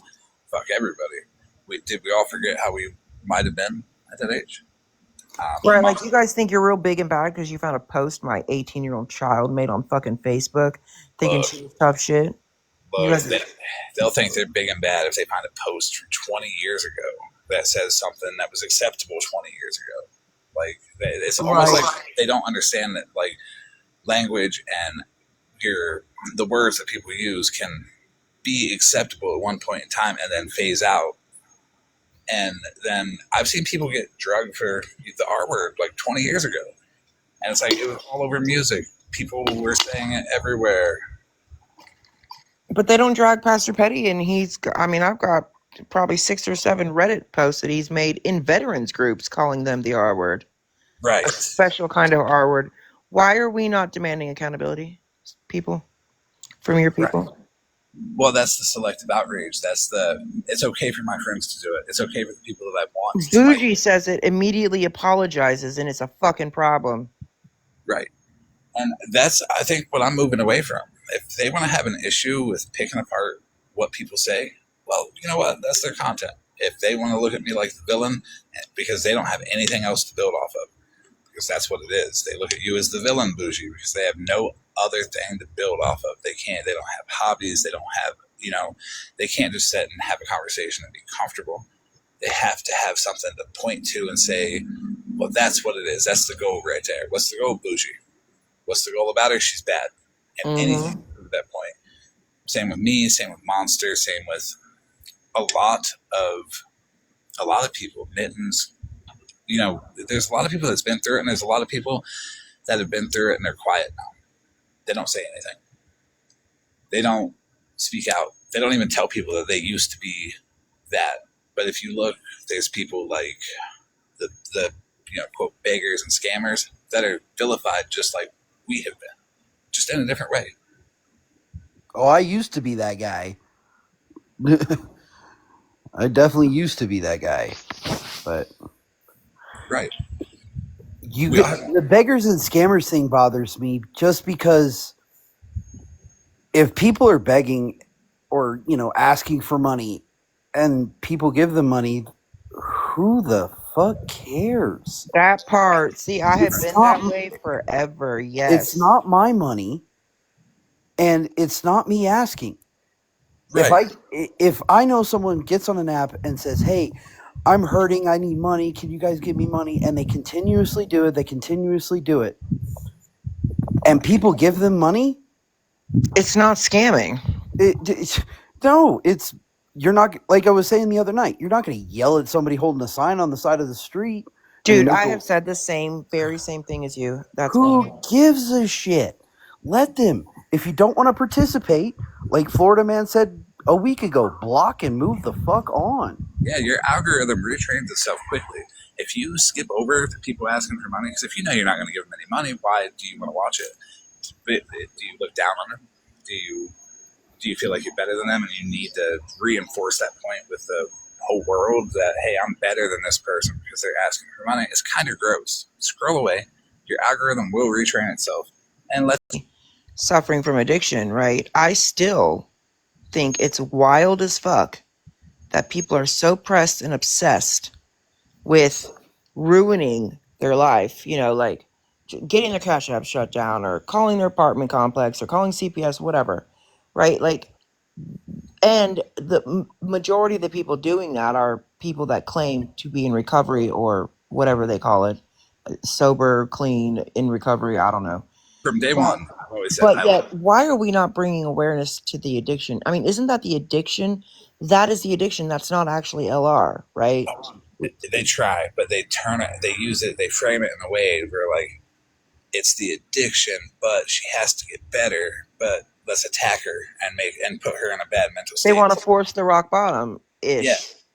Yeah, they want to force it, but not knowing that you can't force a rock bottom. The more Correct. pressure on somebody, the more that mentally they're going to be like, why do I not want to just keep doing this? Because I have nothing. Everybody hates me. I'm just going to keep doing this. And a little bit of positivity goes a long way, especially with people like Lisa, because from day one I said I like Lisa Richards. I do. I like Lisa. She's funny. She can be funny. Her humor is right along with mine. Do I agree with the stuff she's done? Well, that's none of anybody's business, honestly. I don't care if that gets used against me. My opinion about somebody is not based off of their actions. When the internet has ruined their motherfucking life, you would make the same actions. You would do worse. Well, that's my thing. I mean, what do you guys think that you're accomplishing? I mean, because what you're doing is not working. So, frankly, it looks to me like that's the definition of insanity because you just keep doing it, but you're expecting something different. Yeah, no. But also, like, would anybody want to get better or get clean with bajillions of folks just constantly badgering them? I mean, it's wild. I'm not even going to lie, I have no idea who you're talking about. She's really bullied on the internet, like harshly by Bad. Okay. And when I was like, hey, this is wrong, I got attacked by like 2,000 people. Like, Jesus. Yeah, everybody just swarmed me and was like, shut the fuck up. Like what? It's wrong. And I stayed firm on my position that it was wrong. And I publicly spoke out about it for a minute. And never gave Lisa money. I'll show you the message that I got from her main account. And it shows you a little bit of like showing humanity to somebody, giving somebody dignity, showing them that, they are not a piece of shit. Thousands of people are showing them that they're a piece of shit. It goes a long fucking way. A little bit of grace. Yeah. But especially if you have if you're in recovery or you've suffered from addiction, it is mind blowing to me how those very same people treat other addicts that are struggling. Really? Oh yeah, I didn't suffer an addiction. I kind of enjoyed it, but Well, yeah, you know what I'm saying? Like yeah, they're I know what you're battling saying. addiction, right? But these are the very same people that I think that if there was an old lady that needed help crossing the road, they would be too busy fucking filming it live on TikTok than they would to actually like, help the lady Help. across the fucking street or help her put her groceries in the car. Like I what is see what you're saying. fucking wrong with these people? They lack decent humanity. They lack humanity. That's exactly what it is. They can't see past themselves, and it's easy to see the loss of like waking up every morning and being like, "Hey, I want to bully this person." But here's a good example of something that I don't show publicly, like ever. I only send people privately to be like, "Hey, you can make a difference." This says, and you can match up the usernames and all that.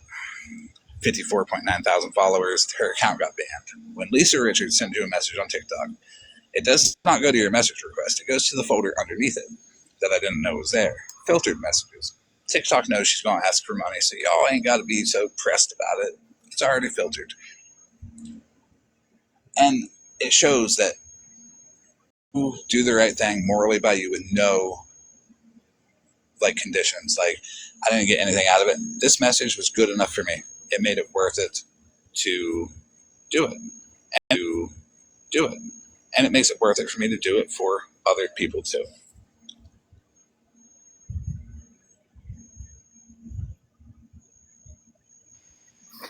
And validation like that, typing in a chat or, just something not as personal, not as severe. You know what I'm saying? I Yeah, mean, and then I also think about how, you know, people always say on this app like, "Oh, what, when's it going to take?" Like, are definitely contributing to that being a very possible outcome, right? But I don't understand why people feel like it's more appealing or fulfilling for them to be a dick to somebody that's you any like, warm fuzzies when you're displaying one act of fucking literal human kindness, compassion, right, any of that. right. I mean, and that's what I think a lot of people that are so angry all the time need to understand. Like, maybe people are angry because you see the injustice being done. And at the time, I was angry that I seen the injustice being done, and nobody was like looking at it like, she's a person too. Like, she's a human too. Like, set everything else aside, she's a human. Why the fuck are He y'all? is, and that's why I was saying earlier, like these are all people that most of these people say that they, are in recovery, right? That they've been in the Lisa Richards. All Right. right. What you're seeing is not Lisa Richards. This is the addiction, right? Like I'm not a fucking addict, but even I know that shit. And So like why are we not bringing awareness to the addiction instead of the fucking person? I've always said, like, Lisa, not addict Lisa, but Lisa herself would be cool to hang out with. We would all get along with her. All of us would. I would make videos and shit. She would comment on them, and people would be like, "Yeah, but all she ever does is ask for money." And she would comment on them, and people would be like, "Yeah, but all she ever does is ask for money." And she would reply, "Crack is expensive." I would lose my motherfucking shit laughing. Fucking I would grind. die laughing. I Oh would my too. god! That's hilarious. Um, it's And like, okay, honestly, like, people are like, well, why did she do this? Da, da, da. Well, my understand that there's clearly she has suffered from something, right? This is also a disease. So I don't know why instead of just degrading and humiliating and just trying to make her life even fucking harder to fucking get through, because I'm sure every day for her is just a fucking chore, right? well, You have to face all the same feelings and do the same things and experience the same fucking all of it, right? I can That's put it. not fun. That's not a fun life. You think she enjoys this? I No. can, I can put it into perspective that maybe people haven't looked at. And I've tried to do it before. I do it every now and then. But Lisa is a mother from TikTok, Instagram, all that started, asking for money. And for years, people just piled on and said, well, we notice you're on drugs, or we think this, we think that. And then they would try to get her kid taken away. And then There's years of that. There's years of people and efforts to get her kid taken away. For what? She's a good mom. Okay. So she messes up. Stop analyzing everything and trying to put a negative spin on it. Look at the positives. But then as time goes on, the pressure from the internet keeps going. From the internet keeps going. More people call ZPS, more people try to just demean her and degrade her. Then her husband passes away. Now she's a single mother in a low-income neighborhood, but she's still got a place to live. Now all the internet's like, well, this is why negativity is constantly reminding her, making accounts, awful, evil shit said on these accounts, and just do nothing but try to get a reaction out of her so the people streaming her could get gifts. Now, you look at that, that takes mental strain on people. Yeah, is she an addict? Sure, 100% of the way. But when you're framing it as a way that you're doing these evil things to somebody to try to help them to get off drugs, you're an evil bitch. All of you. Every single one of you. That's just my opinion. But then the internet, well, she was doing something for the child because she still had a home when she had the child. So now you guys are saying, well, yeah, look, now she's homeless. Everything's negative, spirals. Everybody participating in that who is saying that they want her to get better, don't. They're lying. They're all evil people that want to see a woman on the internet wither away to nothing. Because nothing can ever be positive. There's no positives. Nobody says anything nice about her. Everybody always talks negative about her appearance, always talks negative about her appearance, always her actions, how she could have done better, what she could have done better. But y'all motherfuckers don't be living that woman's life. Right. Bitch, you bitch. Bitch, you bitch. None of them, but even if they did, the idea that she's tagged as such a negative person, they wouldn't believe her. They would just be like, oh, well, that's dumb. And then they'd make fun of her for it. It's gross, the whole thing. And it's a prime example of all the time.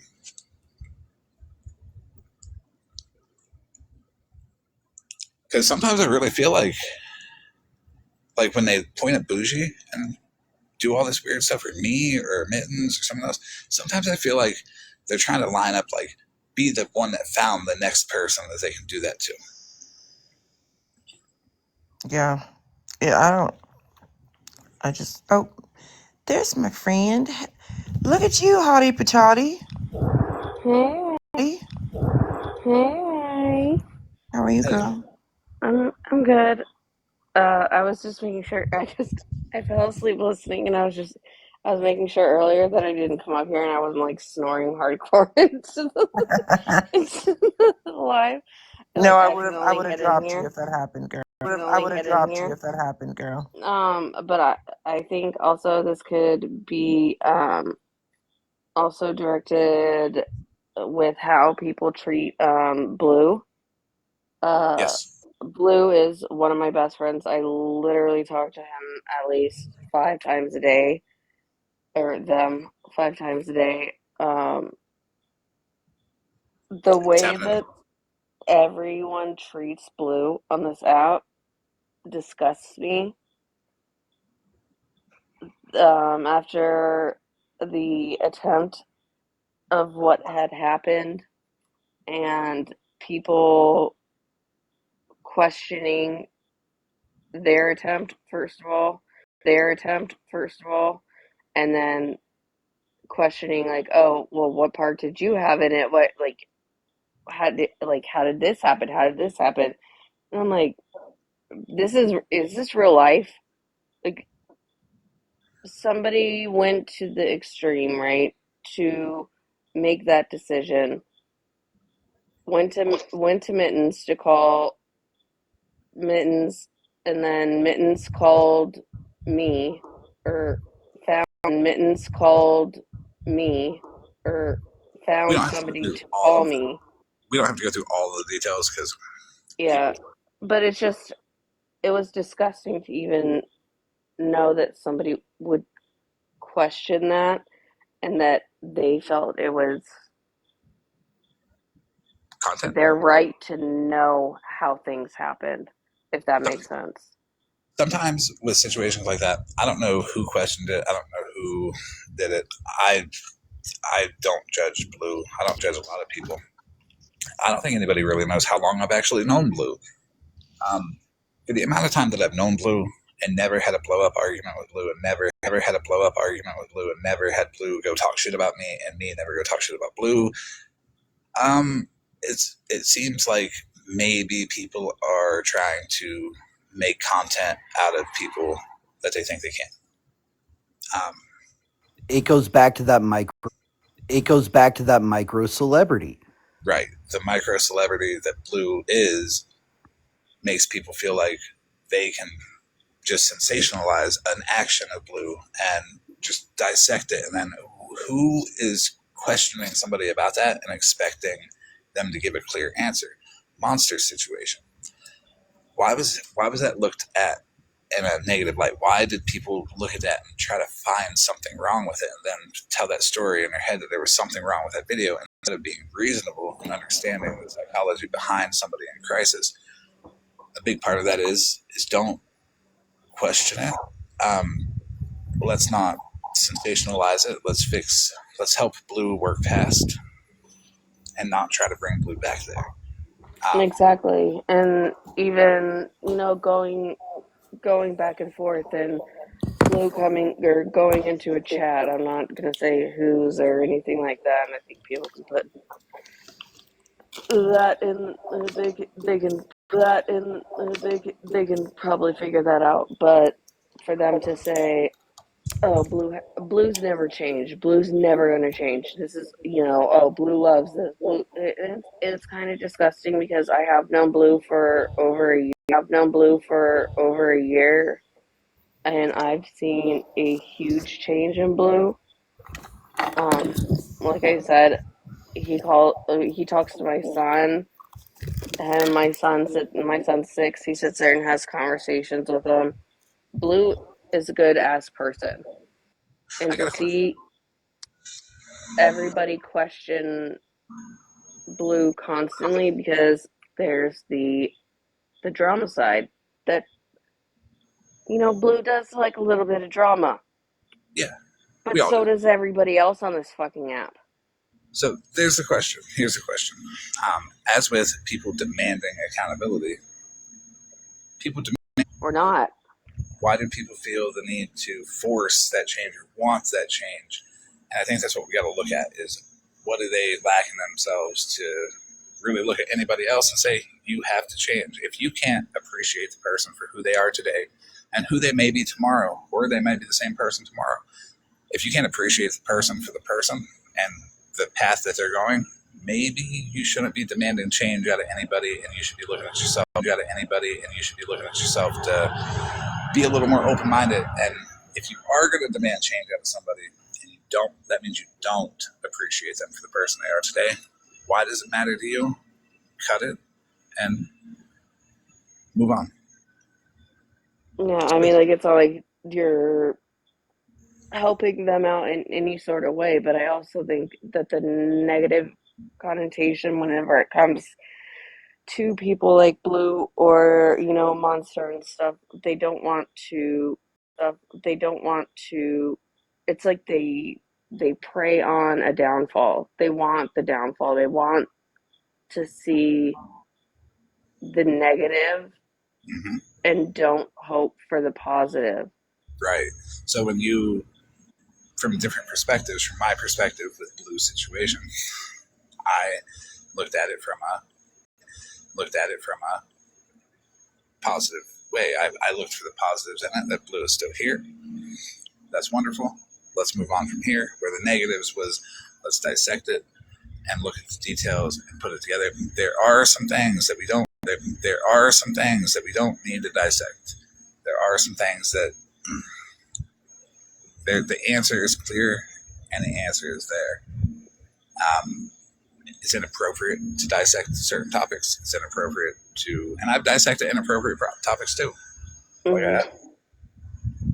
But if we go into it negative, we're going to try to find every single thing negative about it.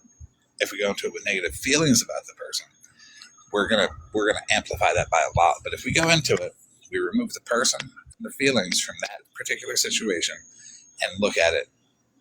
We don't let our feelings about that person dictate how we move in that situation.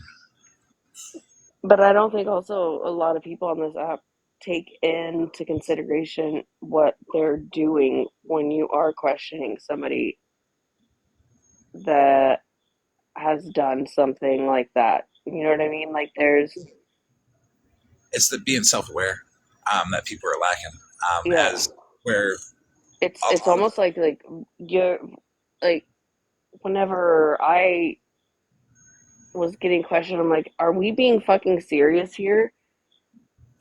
This is fucking wild. Like where's the human decency? Where's the It's the dehumanizing, it's the yeah. desensitizing, it's the removed from the situation, and the fact that all of this transpires on a phone screen makes it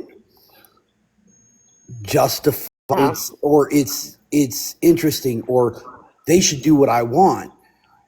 if we And look at explain the details comment, she says it perfectly for people in recovery, but it applies to this situation as well. Like people put themselves on a higher moral ground.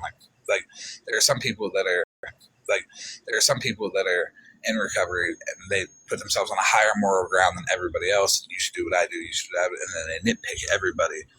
And then you might be a survivor of that situation as well. That does not give you any moral high ground over anybody else. Like, and not say anything about it. Honestly, like that's acceptable too. Like if you know you're going to be negative about it, stepping back is always appropriate. Yeah, and I think I come at it at a different point of view because I do have, addiction stuff and people question me like, how can you be there like so hardcore for blue? Like you always stick up for blue or this and that and it's like I know the signs and the symptoms and like I've gone through it enough. Like I'm 36 years old. I've dealt with my mom enough. I know that there are highs and lows in addiction, especially alcoholism, and I I would rather Blue take it out on me than take it out on themselves. If Blue One wants to get mad at me over something or whatever else, I know how that's been. that's being accommodating to people, realized accommodation for people as well. But when people are so judgy, as Smoking Carpet said, they judge people, but then they have skeletons in their own closet. Maybe they're trying to judge people and put their what they perceive as flaws to the public, so they hide theirs. Because judging a situation like Blues is rough. So they know this. So maybe they have to judge it louder to cover up the fact that they're being wrong. So now they have to push themselves to be right, and wrong. So now they have to push themselves to be right, and without even realizing that they're being wrong, just louder. they project their own insecurities on others. Yeah. Yeah, it's hard because Blue has opened up their their basically whole family, and I know things about Blue that make them them, if that makes sense, and why they react and why they act the way that they do. And it's just no one knows what people have been through in their life on this app, and everybody is so judgmental whenever they have no idea what people have been through. Right. And that's where conversation stalls because people are afraid to speak up. People are afraid to give their true opinion, thinking that, hey, I'm going to be attacked for this and I'm going to be the next one on the chopping block. Or, some people go with the flow and join in. And it's like, it's weird that certain behaviors get pushed because of feelings towards somebody or a group feeling towards somebody that may not be true, or the feeling of I don't want to be next. So there's many things and many feelings that go into it that push people to do this type of stuff. And I think if everybody was a little more self-aware, there's different levels, because people can say that they're self-aware and not be as self-aware as they should be. A good level of self-aware is what Monster said, is what I've been saying. What Monster said sums it up. I knew you were telling the truth, but I told everybody you were lying. That is a healthy level of being self-aware. I'm not saying people should do that, but I'm just saying that if you have done it and you can openly admit that and be honest about it, that is a healthy level of being self-aware. Yeah, I agree. Yeah, I agree. And I think I was talking about this on somebody else's panel where like when did the app turn so kind of like disgusting? Because mostly everybody kind of got it on here on like 2020 because of COVID, and everybody's just like something to do, and then it kind of sectioned off into craziness. But I can the the d like not looking at people as humans, and then putting it, then it went from like doxing and stuff like that, and everybody's like like, oh my gosh, this person was doxed, that's insane. And now it's just like a common occurrence, like, oh, your kids are put up. Well, that's not a big deal. I'm sorry, when my kids were put up, that was a big fucking deal. right, and but the thing is, when your kids are put up, it's a big deal to you, but then it looks like it's not a big deal to anybody else. But when that person who put your kids up, well, you see the big explosion against you, like, fuck you, you shouldn't do that. I get it. But I can tell you when the app turned nasty, it's just nasty. It's just always been. It never turned nasty. They just hit it. It's All like of them. yesterday for me when you were accused of that, when she called you that, I was I was so mad down. Like, I'm glad I wasn't in a box at that moment, because that's still, to me, that accusation that she threw at you yesterday was like, what the fuck? And you just kind of not rolled with it, but like duck in water. You're just like, okay, well, and everybody's been saying, oh, well, they called us pathetic. They called us this. To me, she called you something that is inexcusable. You have to judge where the argument is and what they're trying to do with their words. And she was trying to rally people. She was trying to get people to like be shocked and get them in that emotional state. So that word does two things. Not only does it trigger people and it triggers that affect heuristic shortcut, it also triggers the person that it's said to. So when it triggers the people to be ready to accept this response, I was supposed to respond in a highly negative way, which would then make her look right, because I'm a man yelling at a woman and it wouldn't be right, and people would rally against me. The fact that it didn't work and I didn't give her the emotional response made her argument invalid and the tactic that she used. That's, That would have got the emotional response out of me. Like, yeah, for me, it would have. I'm not desensitized enough to that accusation to look at it from that point of view. right. So when you're having a conversation with somebody and you're really trying to get to the root of a problem, you have to see what they're going to do.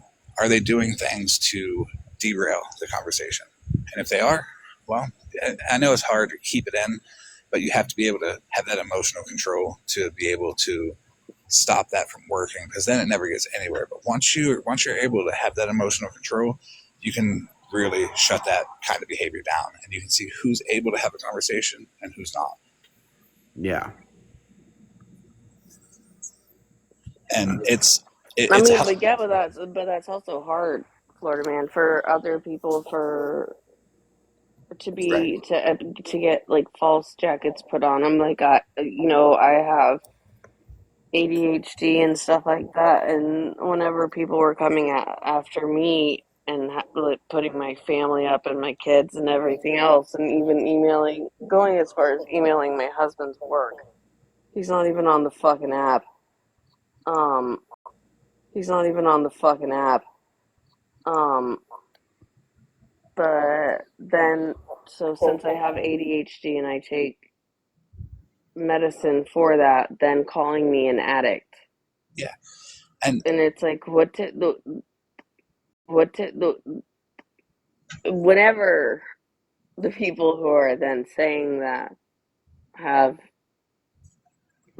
like gone yeah, to jail for like the same for worse and shit or like whatever, like you yeah, is it let me and I even did it. I go, I'm after every 30 days.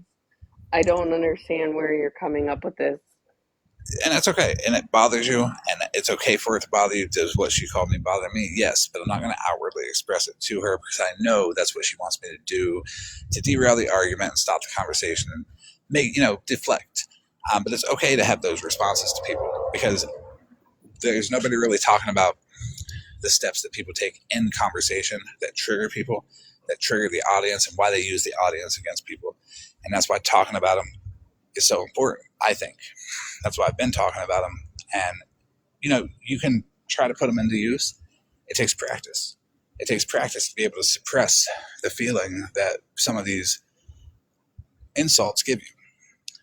And if you're able to suppress it in the moment, you can still be annoyed about it, mad about it, angry about it. But understand, in the moment in that argument, that is where they try to throw it at you out of nowhere. And notice with Smashley, that's the perfect argument. I was nice. I said, hey, I'll listen to you. You listen to me. She was angry. She was aggressive. I wasn't buying into it. And then to try to make it work, it didn't work. She threw the word out a couple more times to try to get the audience to pick up on it. Nobody was picking up on it. And then she called everybody pathetic. And that's why she ditched them and she left. Basically a temper tantrum and went away because it didn't work. We And argue. this happened last night? Yeah, we argue with logic, reason, and intelligence, not insults, anger, and aggression.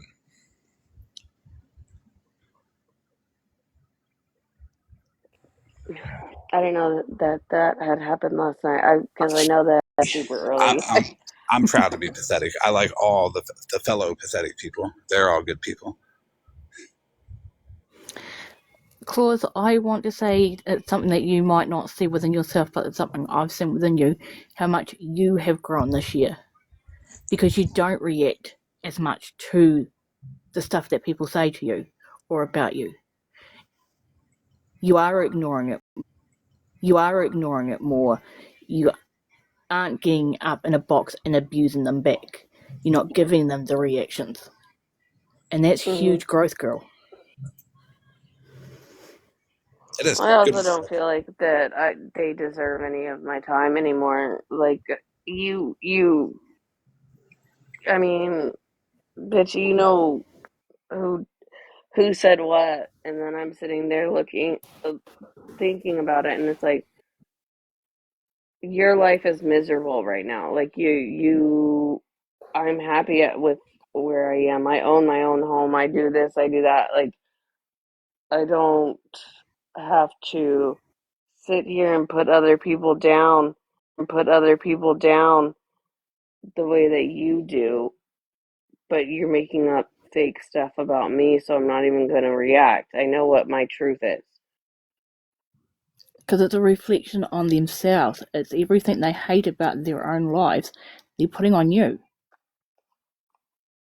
Yeah.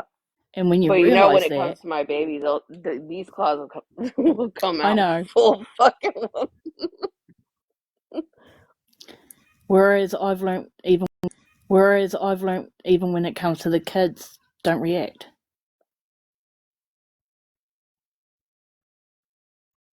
I know my kids are happy. I know my kids are healthy. I know those kids have every fucking thing they want and need. Others' opinions don't fucking matter. That is a level of maturity that I am not at. That's what I'm saying. Even like there's just that I know myself enough to know that there are certain accusations and triggers that will those two are examples of ones that they will 100% work.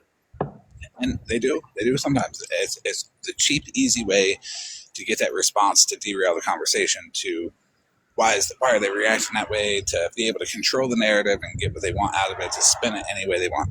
And it takes discipline, and it takes, the idea of what are they doing it. Scrutinize me up and down. I don't care. You can call me ugly. You can say, "Oh, look at this picture of her. You know, she looks fat." Blah blah blah. Okay, I weigh 150 pounds. I'm not fucking fat whatsoever. But if you're gonna sit there and call me fat, you better make sure that you're fucking running 3 miles a day and you're in fucking tip top shape, not sitting in your bed looking like fucking a whale and not able to get up out of it. Hey, I look like a toothpick. I look like a bowling ball with toothpicks. So, Oh my like, god. I am in no way gonna call somebody fat. That's just yeah. It's a trigger topic Whereas that I am fit, and I don't give a fuck that I am fit. and I can come to terms with. I've been a dick, and I've used trigger topics in the film as a conversation with Mallory. I openly admitted that she would have a good point, and I would go to wait to derail the conversation. I realized that in me. Why? Because I couldn't respond in a way where I felt I was going to come out looking better, and then I learned over time that I don't need to come out of the conversation looking better. If that's not what it is, that I don't need to come out of the conversation looking better. If that's not what it's about. It's about learning from everybody involved. Yeah, I agree with that. I think that it's more of you. Sometimes you throw shit out because you know that it is like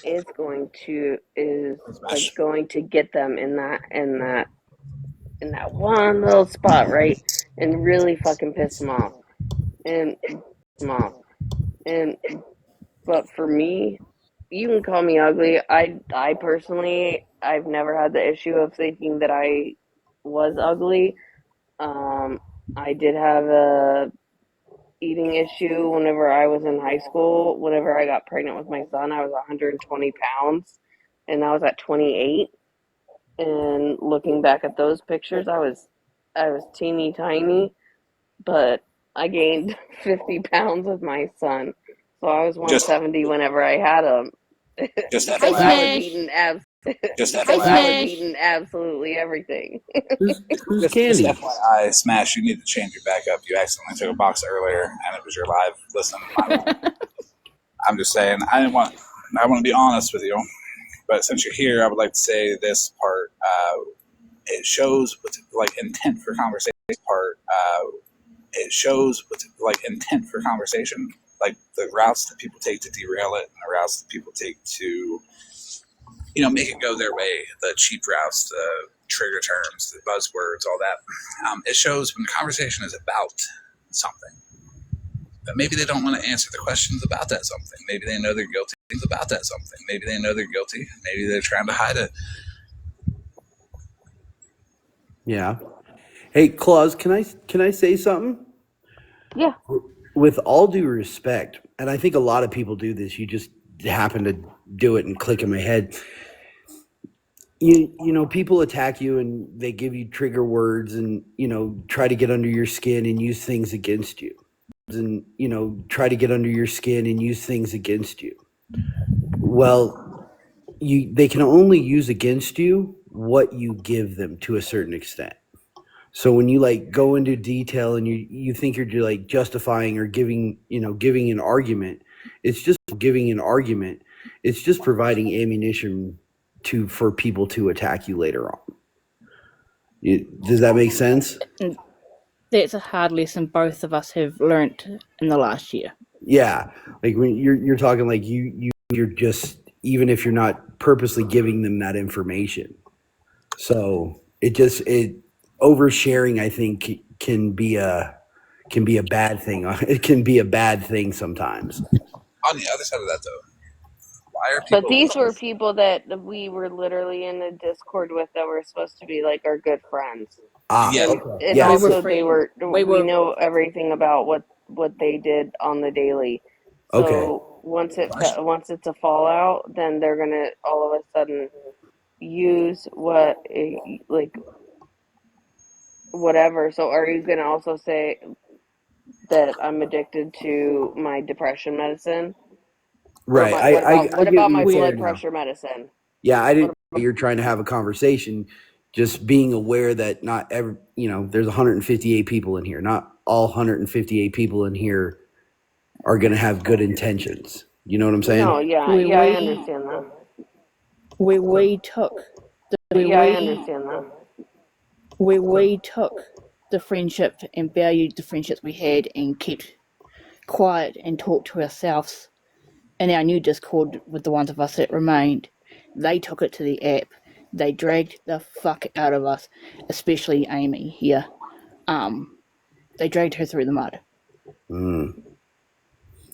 Because people suck. They do. So I don't think people should really have to run around and be concerned about oversharing, because people should be able to share what they want with whoever they want without like seeing it get weaponized again. I'm sure everybody knows every detail because, well, fuck you. That's why you ain't gonna do that. If you don't like somebody, just say you don't like them. Yeah, I mean, like, I'm not ashamed of my ADHD. I'm not ashamed of, like, who I am or anything like that. I never have been, and I never would have thought that somebody would be like, "Oh, you're an addict for you're addicted to Adderall." Oh, blah blah blah. I'm literally monitored. Like, do you not know how to fucking controlled substance is whenever it's prescribed? Are they Like, I'm not out on the street. are Like, they worth are they worth the energy to educate? No, no, this is No. old shit. I'm they just saying. we we educated them while we were friends with them the whole year. For me, a couple of them was nearly 3 years. Now, let me ask They you were this: educated. if someone's using something against you, and you don't like them, and you're not friends anymore, and they don't like you, and they don't want to be your friend, why why go back and hold their hand and walk them through it, knowing that they're just going to keep you there? That's a trap to come back, because y'all don't want people live talking shit about me, and throughout the day, people live being like, "Oh, he's so full of shit." Am I? You're Making just, videos, all that. yeah. And so if they're advocating against people, the general public, knowing the signs to watch out for manipulation, maybe they're advocating for people to be manipulated. You just have to look at it from a different perspective. If they're shutting down open conversation, well, they want an echo chamber. Mm-hmm. Look at Yeah, the it's more internet. of just on multiple people, but that's not who I am. That I'm not here to out people's situations or anything else. So it was going from live to live or going from uh anywhere I was at and then dog piling in just because you don't like me. And I mean, honestly, you don't like me, then you don't really know me. And a lot of the people that pile in, honestly, have no opinion of you. They just do it to be closer to the people that they're doing it with. Like a group consensus is this person's bad, so let's all get in. And they've never had a conversation with you. I know there's plenty of people that I know that beef with other people that are no flaws or beef with somebody that I know. I like both of you. We're friends with somebody. Yes, cool. If you want to talk about them, do that on yours. But if you're on mine, shut it down. The responsibility falls on letting people know where you stand with people and just being honest and just like, it's okay. Not everybody has to like somebody for somebody else to like you. Reevaluate that friendship. Yeah, like personally now, there's not a, if I dislike somebody, I don't even, you can ask, Bitchy Wish, I don't bring it out on here. Both of you. Y'all are both good people. Have a conversation. It's all good. But if not everybody's gonna like everybody. And that's what a lot of Exactly. these people have to realize, that like to, put their seats up and say, hey everybody, please don't like this person with me. Or, use like trigger terms and buzzwords to say, hey, everybody, let's go attack this person. What are they doing? What happened to one-on-one? What happened to conversation? And what happened to just generally just being like, if I don't like a motherfucker, I ain't got to deal with them. Are you by a train? Yes. Oh, like, what is that noise? It's the noise that the recordings on YouTube and the Dumpster Dolly, that's my homie. is nice. She's awesome. I love her. I don't know who it is. Yeah, she's got a couple names on here: D-Doll, Dumpster Dolly, a couple other things. She's welcome. And Everybody's welcome.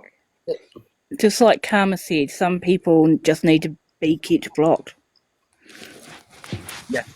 It's hard though when the people that you block make fake accounts to come at you again. Like that's the obsessive part. It's Yeah. Well, we know. We know. They like, keep going and going. yeah, it's like block is for a reason. Take the block as a win if you have to, but don't make another account and keep on. Like, end it. There's got to be an end in sight, and if people can't look at their drama and really tell themselves that there's an end in sight that's reasonable for both people, that's not like this person will be completely subservient to me and do exactly what I say at all times, then that's not a proper end that you need to cover. Yeah, woke up half the room with the train.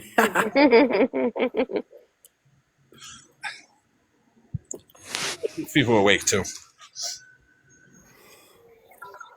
But no, it's weird. The behaviors are weird. And the thing is from experience, the problem people never stop. Never stop. The problematic people that abuse like the manipulation tactics to weaponize their platforms and, get this big angry feeling about platforms and, get this big angry feeling about people. They never stop no matter how much attention that you put on them.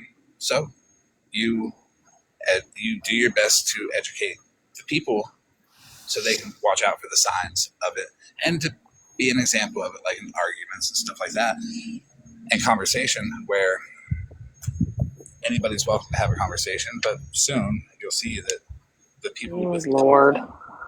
will fail and fail and fail at the conversation. Demure or whatever it is. They've been following me around for 2 years plus already, so if I would have started doing this 2 years ago, they may not be following me around now. Yeah. So nothing for 2 years has done anything to stop it. Might as well take this approach, put it in action, and be an example of it. And maybe it'll work because nobody's like right off rip. Like anybody's idea isn't right until it's put into action and the results are shown. Yep. Well, I'm going to go get ready for work. I appreciate you, Mush. No worries. Have a man. good I'll day talk at to you work. later. Oh, yeah. You guys have a good. It's constant coming towards you. Just be like, oh my God, shut up already. Yeah, it is constant, and you get used to it, and that's where the discipline comes in. I mean, does it still work? Are people still able to get a reaction out of me? Yeah. The most recent one, Queenie, she said she was going to post my kids and my 2 addresses and do all this and do all that, and in my mind, I'm like, well, I don't see Queenie as a weak person. Okay, I don't see her as any less than me. I see her as an equal, and I believe that she would do it. Like, so I turned around and called her family out live, and that conversation spiraled down. And That conversation went the way that none of us could have expected that conversation to go. but even with that excuse in my mind, where did I want it to go? Like, what was the expectation? Since I walked into it with no expectation, I guess that was where I wanted it to go because I allowed it to keep going, and she doesn't talk much shit at all about me, which is fine. I still say I'll have a conversation with her because I will. Reasonable one that where we both listen to each other and I hear her out. Good, I'll still do that. But, we made some fundamental fucking mistakes. Sometimes you throw out something and somebody gets triggered and does some stuff like that could spiral out of control. It's the perfect example of I had no intention to do it. But I had the intention to do it at the same time. Nobody knew how deep it would go, but also I'm responsible because we're people to the point of feeling the need to respond. And I've lost the need to respond. I only address what I feel is appropriate. And if the response I get from it is not appropriate, okay, they can sit there and do it and look dumb, but it shows character.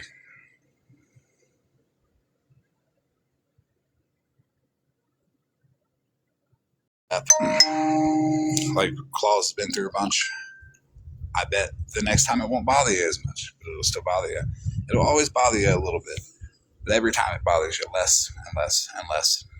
And then until you can start seeing the signs of why they do it, then you can start really picking them apart, picking apart conversations, social cues through speech, how they pause, how they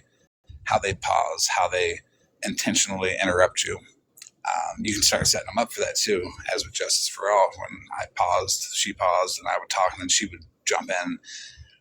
You can make very clear examples of conversation by going into it focused on what's the point of this conversation. Is it to solve an issue, or is it just to talk about it? Yeah, I think that's 100% true. Are you with are you trying to solve the issues with the people on the app now, or are you trying to just kind of get it chilled? I'm chilled. Everything in my area is chilled. I still have discrepancies with some things people have done, and I'll speak about them. But I'll speak about them in a different way, not in a malicious way, not in a everybody go attack this person way, but in a calm way where I encourage people to do independent research on the topic for themselves. Don't just believe me. Do independent research. Like, nobody should be putting up a receipt and saying, believe me, believe me. We should all be encouraging each other to ask ourselves, does this matter to us? And if it doesn't, then don't act. If it's not a topic that you're interested in, don't act. But if it does interest you, talk to everybody involved. Do your own independent research and then come to your own conclusion on it. Because context and points of views, it matters. We shouldn't all be trying to change one another's point of view or opinions or beliefs to fit the narrative of attack this one person. Some people just don't like people and don't fuck with them. Other people don't like people and don't fuck with them, but continue to get fucked with by that person. It can be annoying, but if you call out the behavior and what to look for, they start to feel a little nervous and scared. And they don't want people to see them for who they are, so you call out the behavior. Guilty people will subconsciously start to think that people in my chat are noticing that I'm acting this way. He called what I did. He explained exactly what I did. And even though, a million people didn't hear it, we're in the same bubble on TikTok. So the odds of someone in their chat hearing it, either on a recording or live, it's good. So somebody is going to be watching out for that behavior. And then, I may not be the one to be able to bring it to light all like that, but someone else may be able to.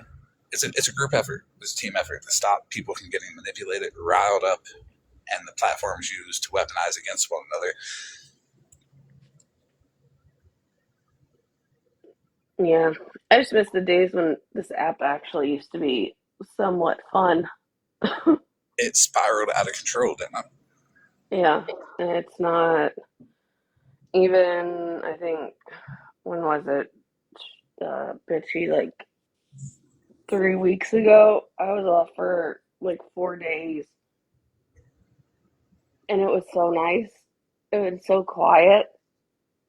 I also had migraines, so I didn't get. Got it here.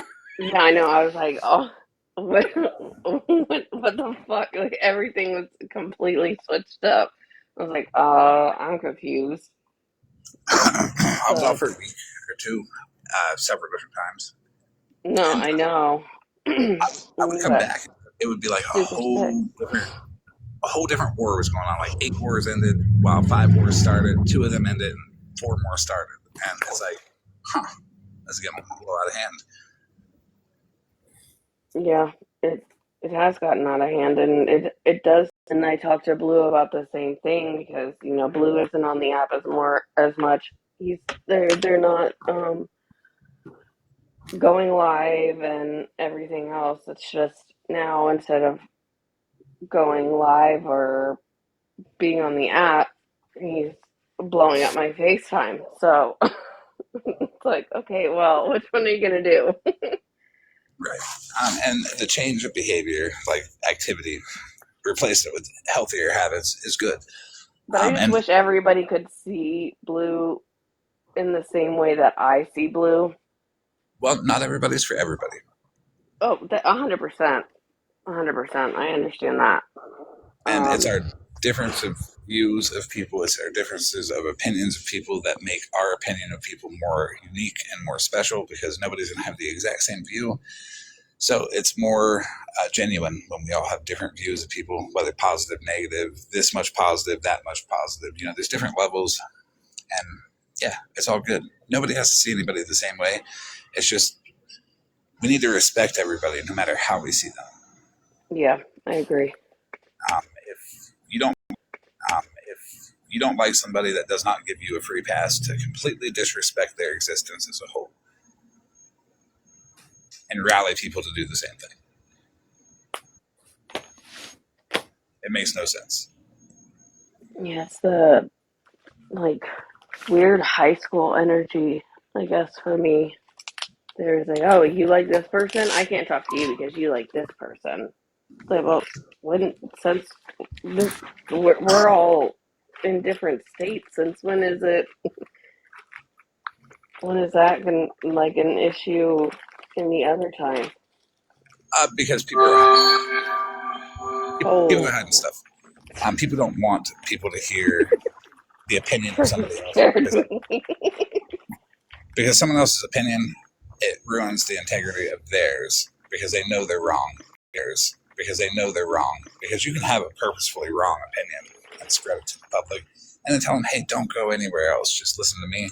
They need to keep that narrative, keep that echo chamber going, and where it scares people when I say anybody can go anywhere. Where it scares people when I say anybody can go anywhere. If you wanted to go over to Smash right now and watch her, by all means, feel free. I'm not going to be mad at you. If you want to come back over here and watch, cool. You want to go to watch Petty? Cool. I'm confident in my opinion, and I'm confident because, as you see, I'm not blocking anybody. People come in here and they try to troll, and welcome. Have a listen. I don't even honestly like with Smash. I don't even know why I'm blocked because I unmodded myself because of the fact that she had said earlier that like, oh, you can't be here and like be a mod and everything else, go ahead and unmod yourself so other people can actually be a mod. And that's what I was doing because I have to take my son and my goddaughters who go to the same school to school every day at I have to get up at 6, and some days I do stay up. I'll stay up late and then um, doing or working and other stuff, working on some my own business.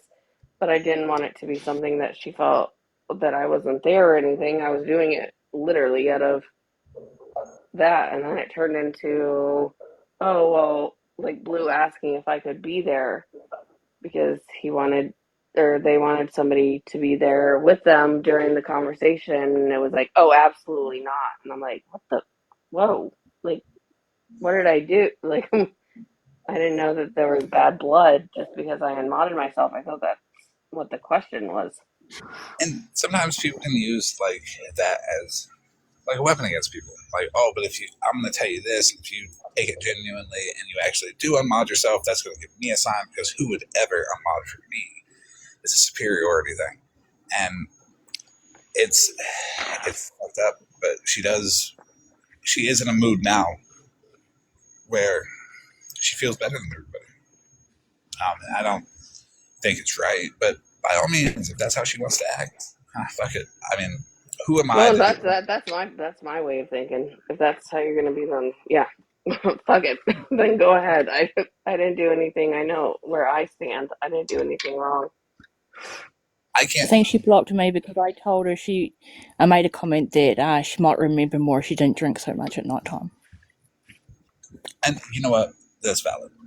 Honestly, um, you don't see me in here anymore on TikTok getting all fucked up. And when I did, I would be pretty honest about it. You would hear the pill bottle shaking across the fucking phone. Like, there's a couple lives on YouTube where genuinely you hear them bitches going across the phone, and I'm telling everybody what I'm taking and shit from years ago. It's, and I was wild. And now it's like, is it worth getting fucked up on the internet? No. Do you do it when you know that your crowd relies on you being a little more angry, a little more hostile? I think so. I think that's why she does it.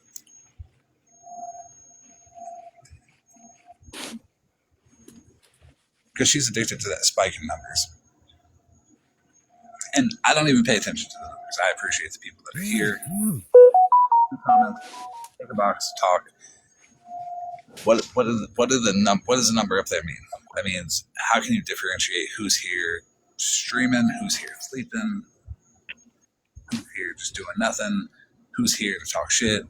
You can't differentiate who's here based off of the numbers, only by the quality.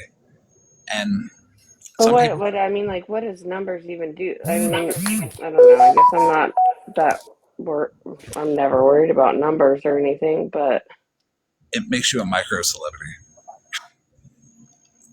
are you saying like in your head or Yeah, yeah, yeah, okay. Yeah. yeah. It feeds that ego. It feeds that craving for attention. Um, I that being noticed and wanted feeling. I truly hurt Smashley's feelings when I talked to her. Like, absolutely crushed her. And all I said was, you are bragging about 300 people, but in that metric right there, there's people out there that have 500. There's people out there that have 1,000, 10,000, a million. And she made this like, ugh, noise like that. And that's when she called everybody pathetic.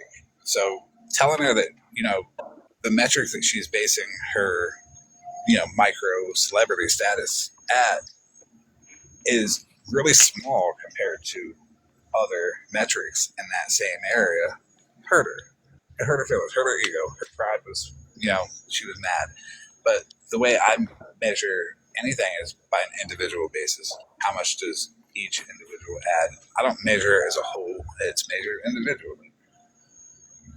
Because not everybody's giving the same energy in any life, right? Like Good morning, there's Taylor. 141 people and I only see like 6. Some people are asleep, and some people just have lives on as background noise. And the people that have lives on as background noise, you got to appreciate them too. You can't diminish what they had because they're listening. They could be listening to anything else, and if they choose to listen to you, you should be proud of that. You should appreciate that. It was like Smash modding Witchy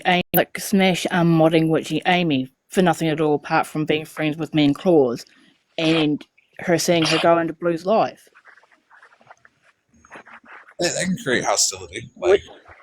Witchy Amy's her own individual person. She doesn't always agree with everything me and Claus say or do. It can be seen as like the way I would see it is if it's known that he's friends with people that Smash isn't a fan of, it could be seen as like, oh, I got to pick and choose. It could put her in that position. And, some people do like, oh yeah, I dropped them for you. And karma, I will use you as an example. I purposely don't mod you because you hold just as much weight as a mod without the little badge. And I've seen that it adds something to it. I don't want it to add anything to anybody. I want you to know that Yeah, I don't. just as important as the mods, but you don't It's need that less little. work for me when I'm not a mod. Well, And I switch around mods all the time. Right now you don't, but you know that you could text me and be like, "Hey, I need this person blocked." It will happen. It will. You're covered 100% here. And your opinion holds weight too. But you take away the idea that being a mod makes you closer to somebody. Little badge, they say, well, I see you're loyal, so now you have to be loyal just to me. Here's the little badge. And it's like, it's really weird. Like, spread it around. If a random person has to be made a mod, make them a mod. Fuck it. See what they do. What's the worst they can do? Unblock Unmod people. everybody. Right. Like, what's the Or worst? unblock everybody, I mean. And I don't block people anyways, really. So, and I see Payroll Mama down there. She used reverse psychology saying, I used to be a mod. And then she became one.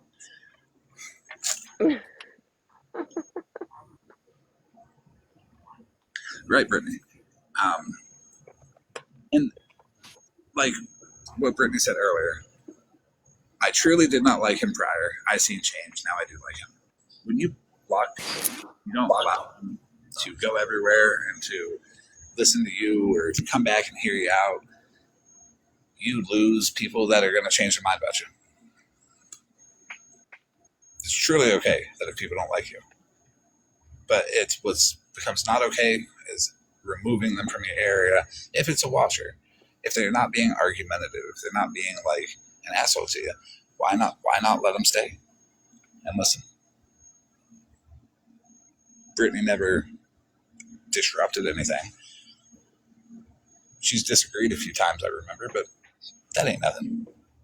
But Disagreement, disagreeing no. doesn't mean, like that's another issue. Like, if you disagree with a certain or like a certain person, then it's the end of the world.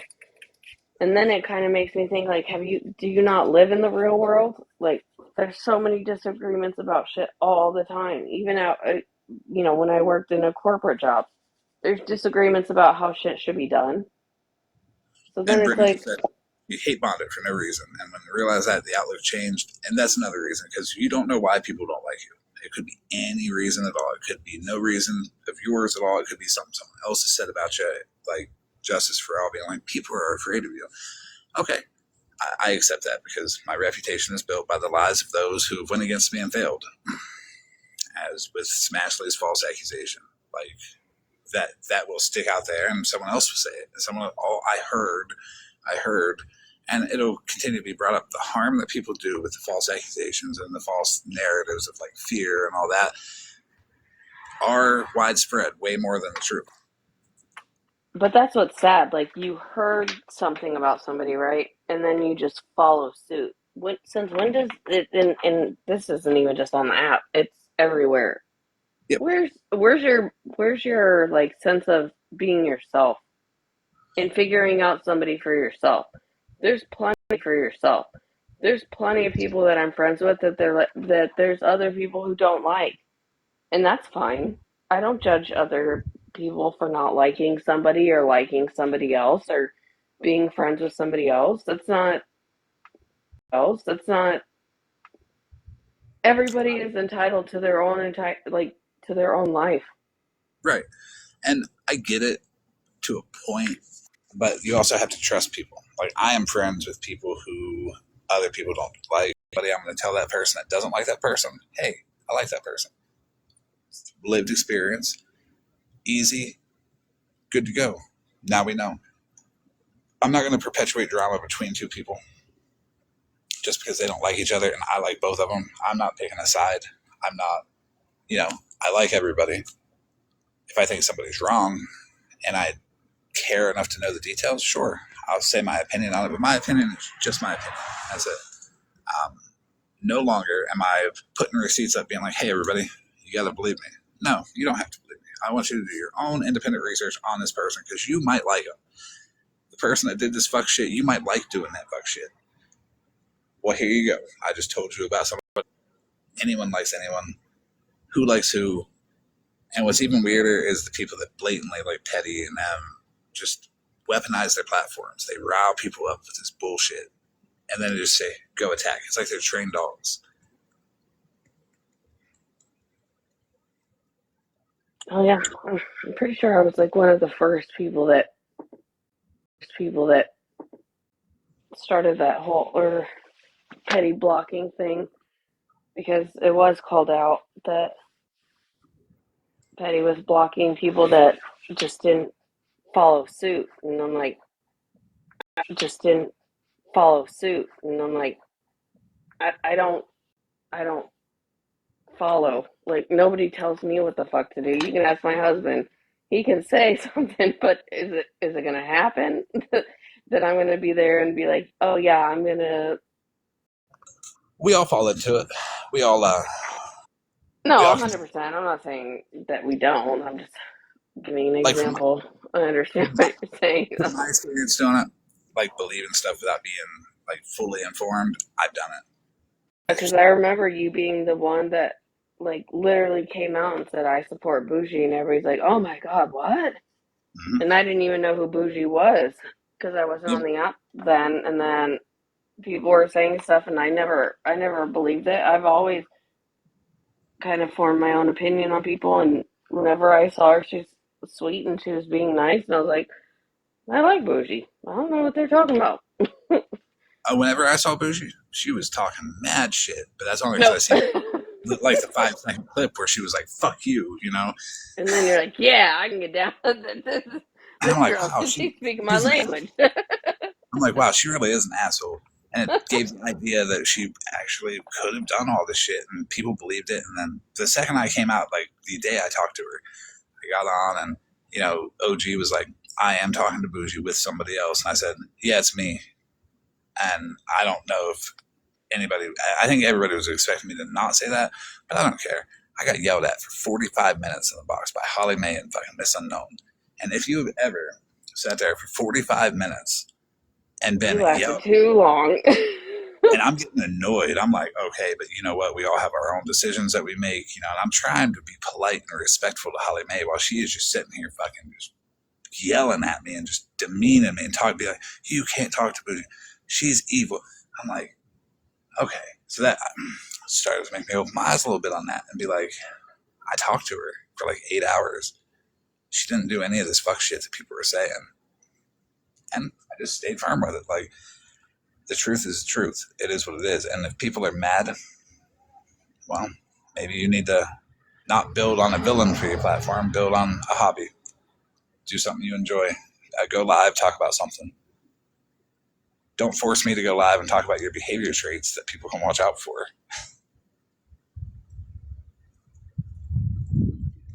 But one thing you did was, you know, bring, not, you didn't bring her back, but, you know, I probably gave her the confidence to come back a little bit more knowing that she had somebody on her back, which is also really nice because a lot of us wouldn't know Bougie the way that we do without you having her back because she probably, well, I can't speak for her, but you know, stay off of the app a little bit and not entertain all of these people who hate her. So, Well, her original stance was, I'm not going back to the app. And I wasn't doing that to have her come back to the app. I respected her decision of not coming back to the app. I didn't push her, and she would watch, and, it was a very tough time for everybody. But the thing is like, I wasn't forced to do it. I wasn't asked to do it. There were times where like, she would be like, wow, I see the amount of heat that you're taking. You don't have to do this. I'm like, oh, no, it's good. And it's not because I want any credit for that, but it's doing the right thing. Just trashed for all the shit they ain't do. What benefit do you get out of it? Oh, I feel good about it. Get nothing for it. I feel good. I did the right thing. Bougie's a good person. I'm glad other people see it too. And now, hopefully, she's more comfortable online. There are still the people that nitpick, like Holly Mae, which, Bougie's the villain, and that's what they build their platform off of. They get to the goal of Bougie's a bad person, reinforce it to get that reward loop, and then, well, what did she really do? Nothing. I've yep. asked Holly to articulate her reason for not liking Bougie, and she just can't. It's just like, fuck it. It's just like, fuck it. But if you just don't like somebody, you don't weaponize it and just like tell people that they can't like it either. It's got to be a reason for all that hostility, and it is because of the building the platform off of it. Yeah, I mean, she's the. For me, it's more of, with our friendship, it's more of, my husband was in the army, and her husband's in the Marine, so there's that part of the friendship that it makes it makes sense, and that it makes it makes sense, and um, I'm glad that she came back, because I wouldn't have ever met her any other way. So I am too. But she wasn't obligated to come back. Her first night back definitely was tense for her, definitely a little rough. But eventually it just got to be like, okay, people are going to talk shit.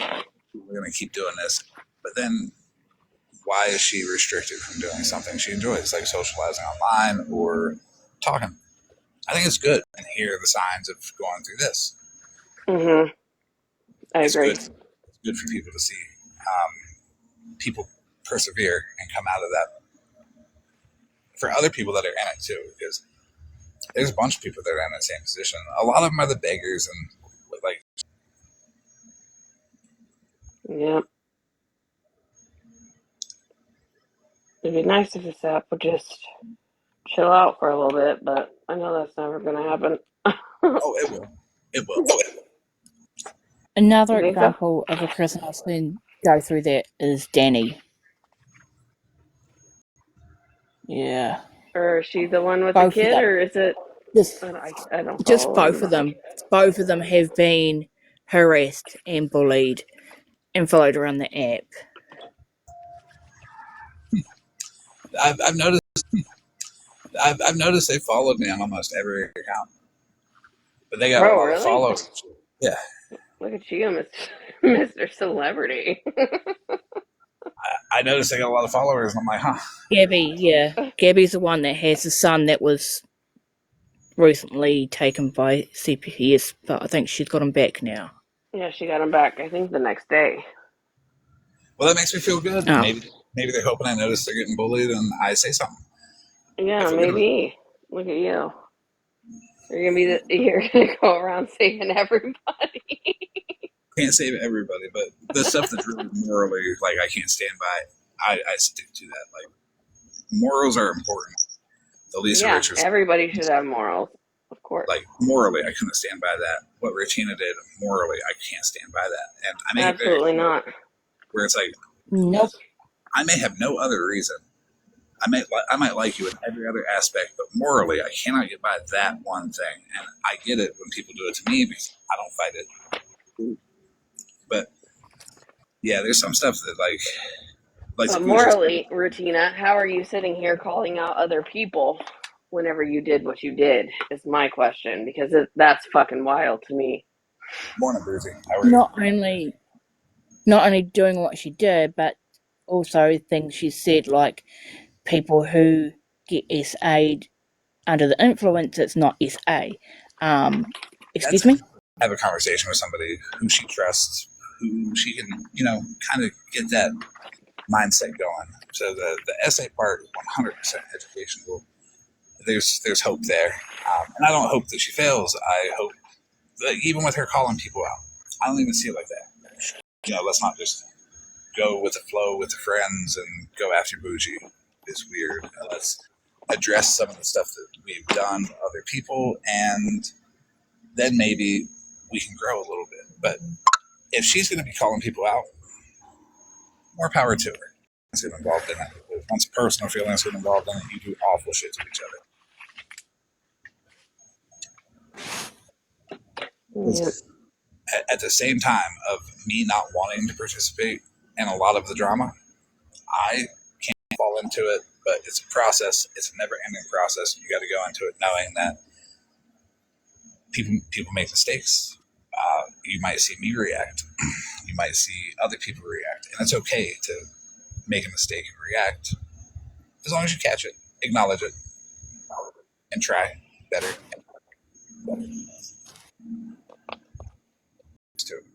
Like, what is it for? I started the live with a joke. I said, well, now that Rutina and Holly Mae have put their cash apps out there, are we going to see them continue to be fake, self-righteous assholes to get money? Or are they going to ask for money like a normal person? No hate for them for putting their cash app out there. But hopefully now you don't have to put on that act for money.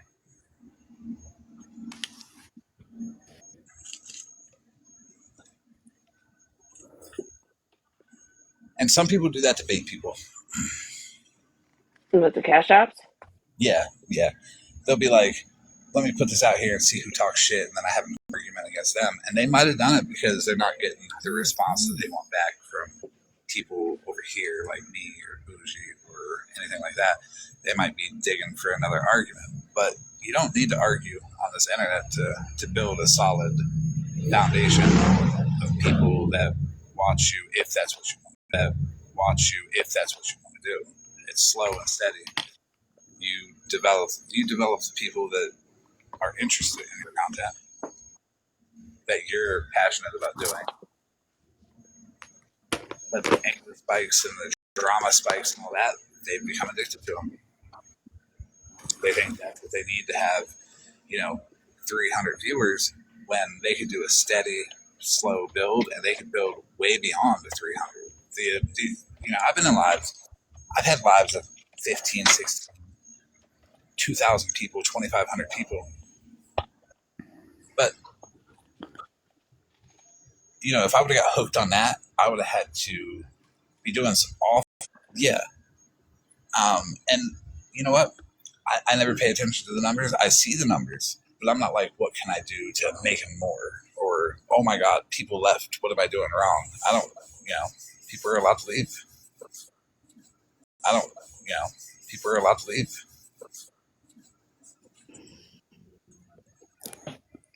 Yeah. I don't ask people, hey, why aren't you coming to my lives? I never ask them. If they want to come, awesome. They know it's going to be pretty boring for me than all of this weird drama that's going on. Oh, yeah, 100%.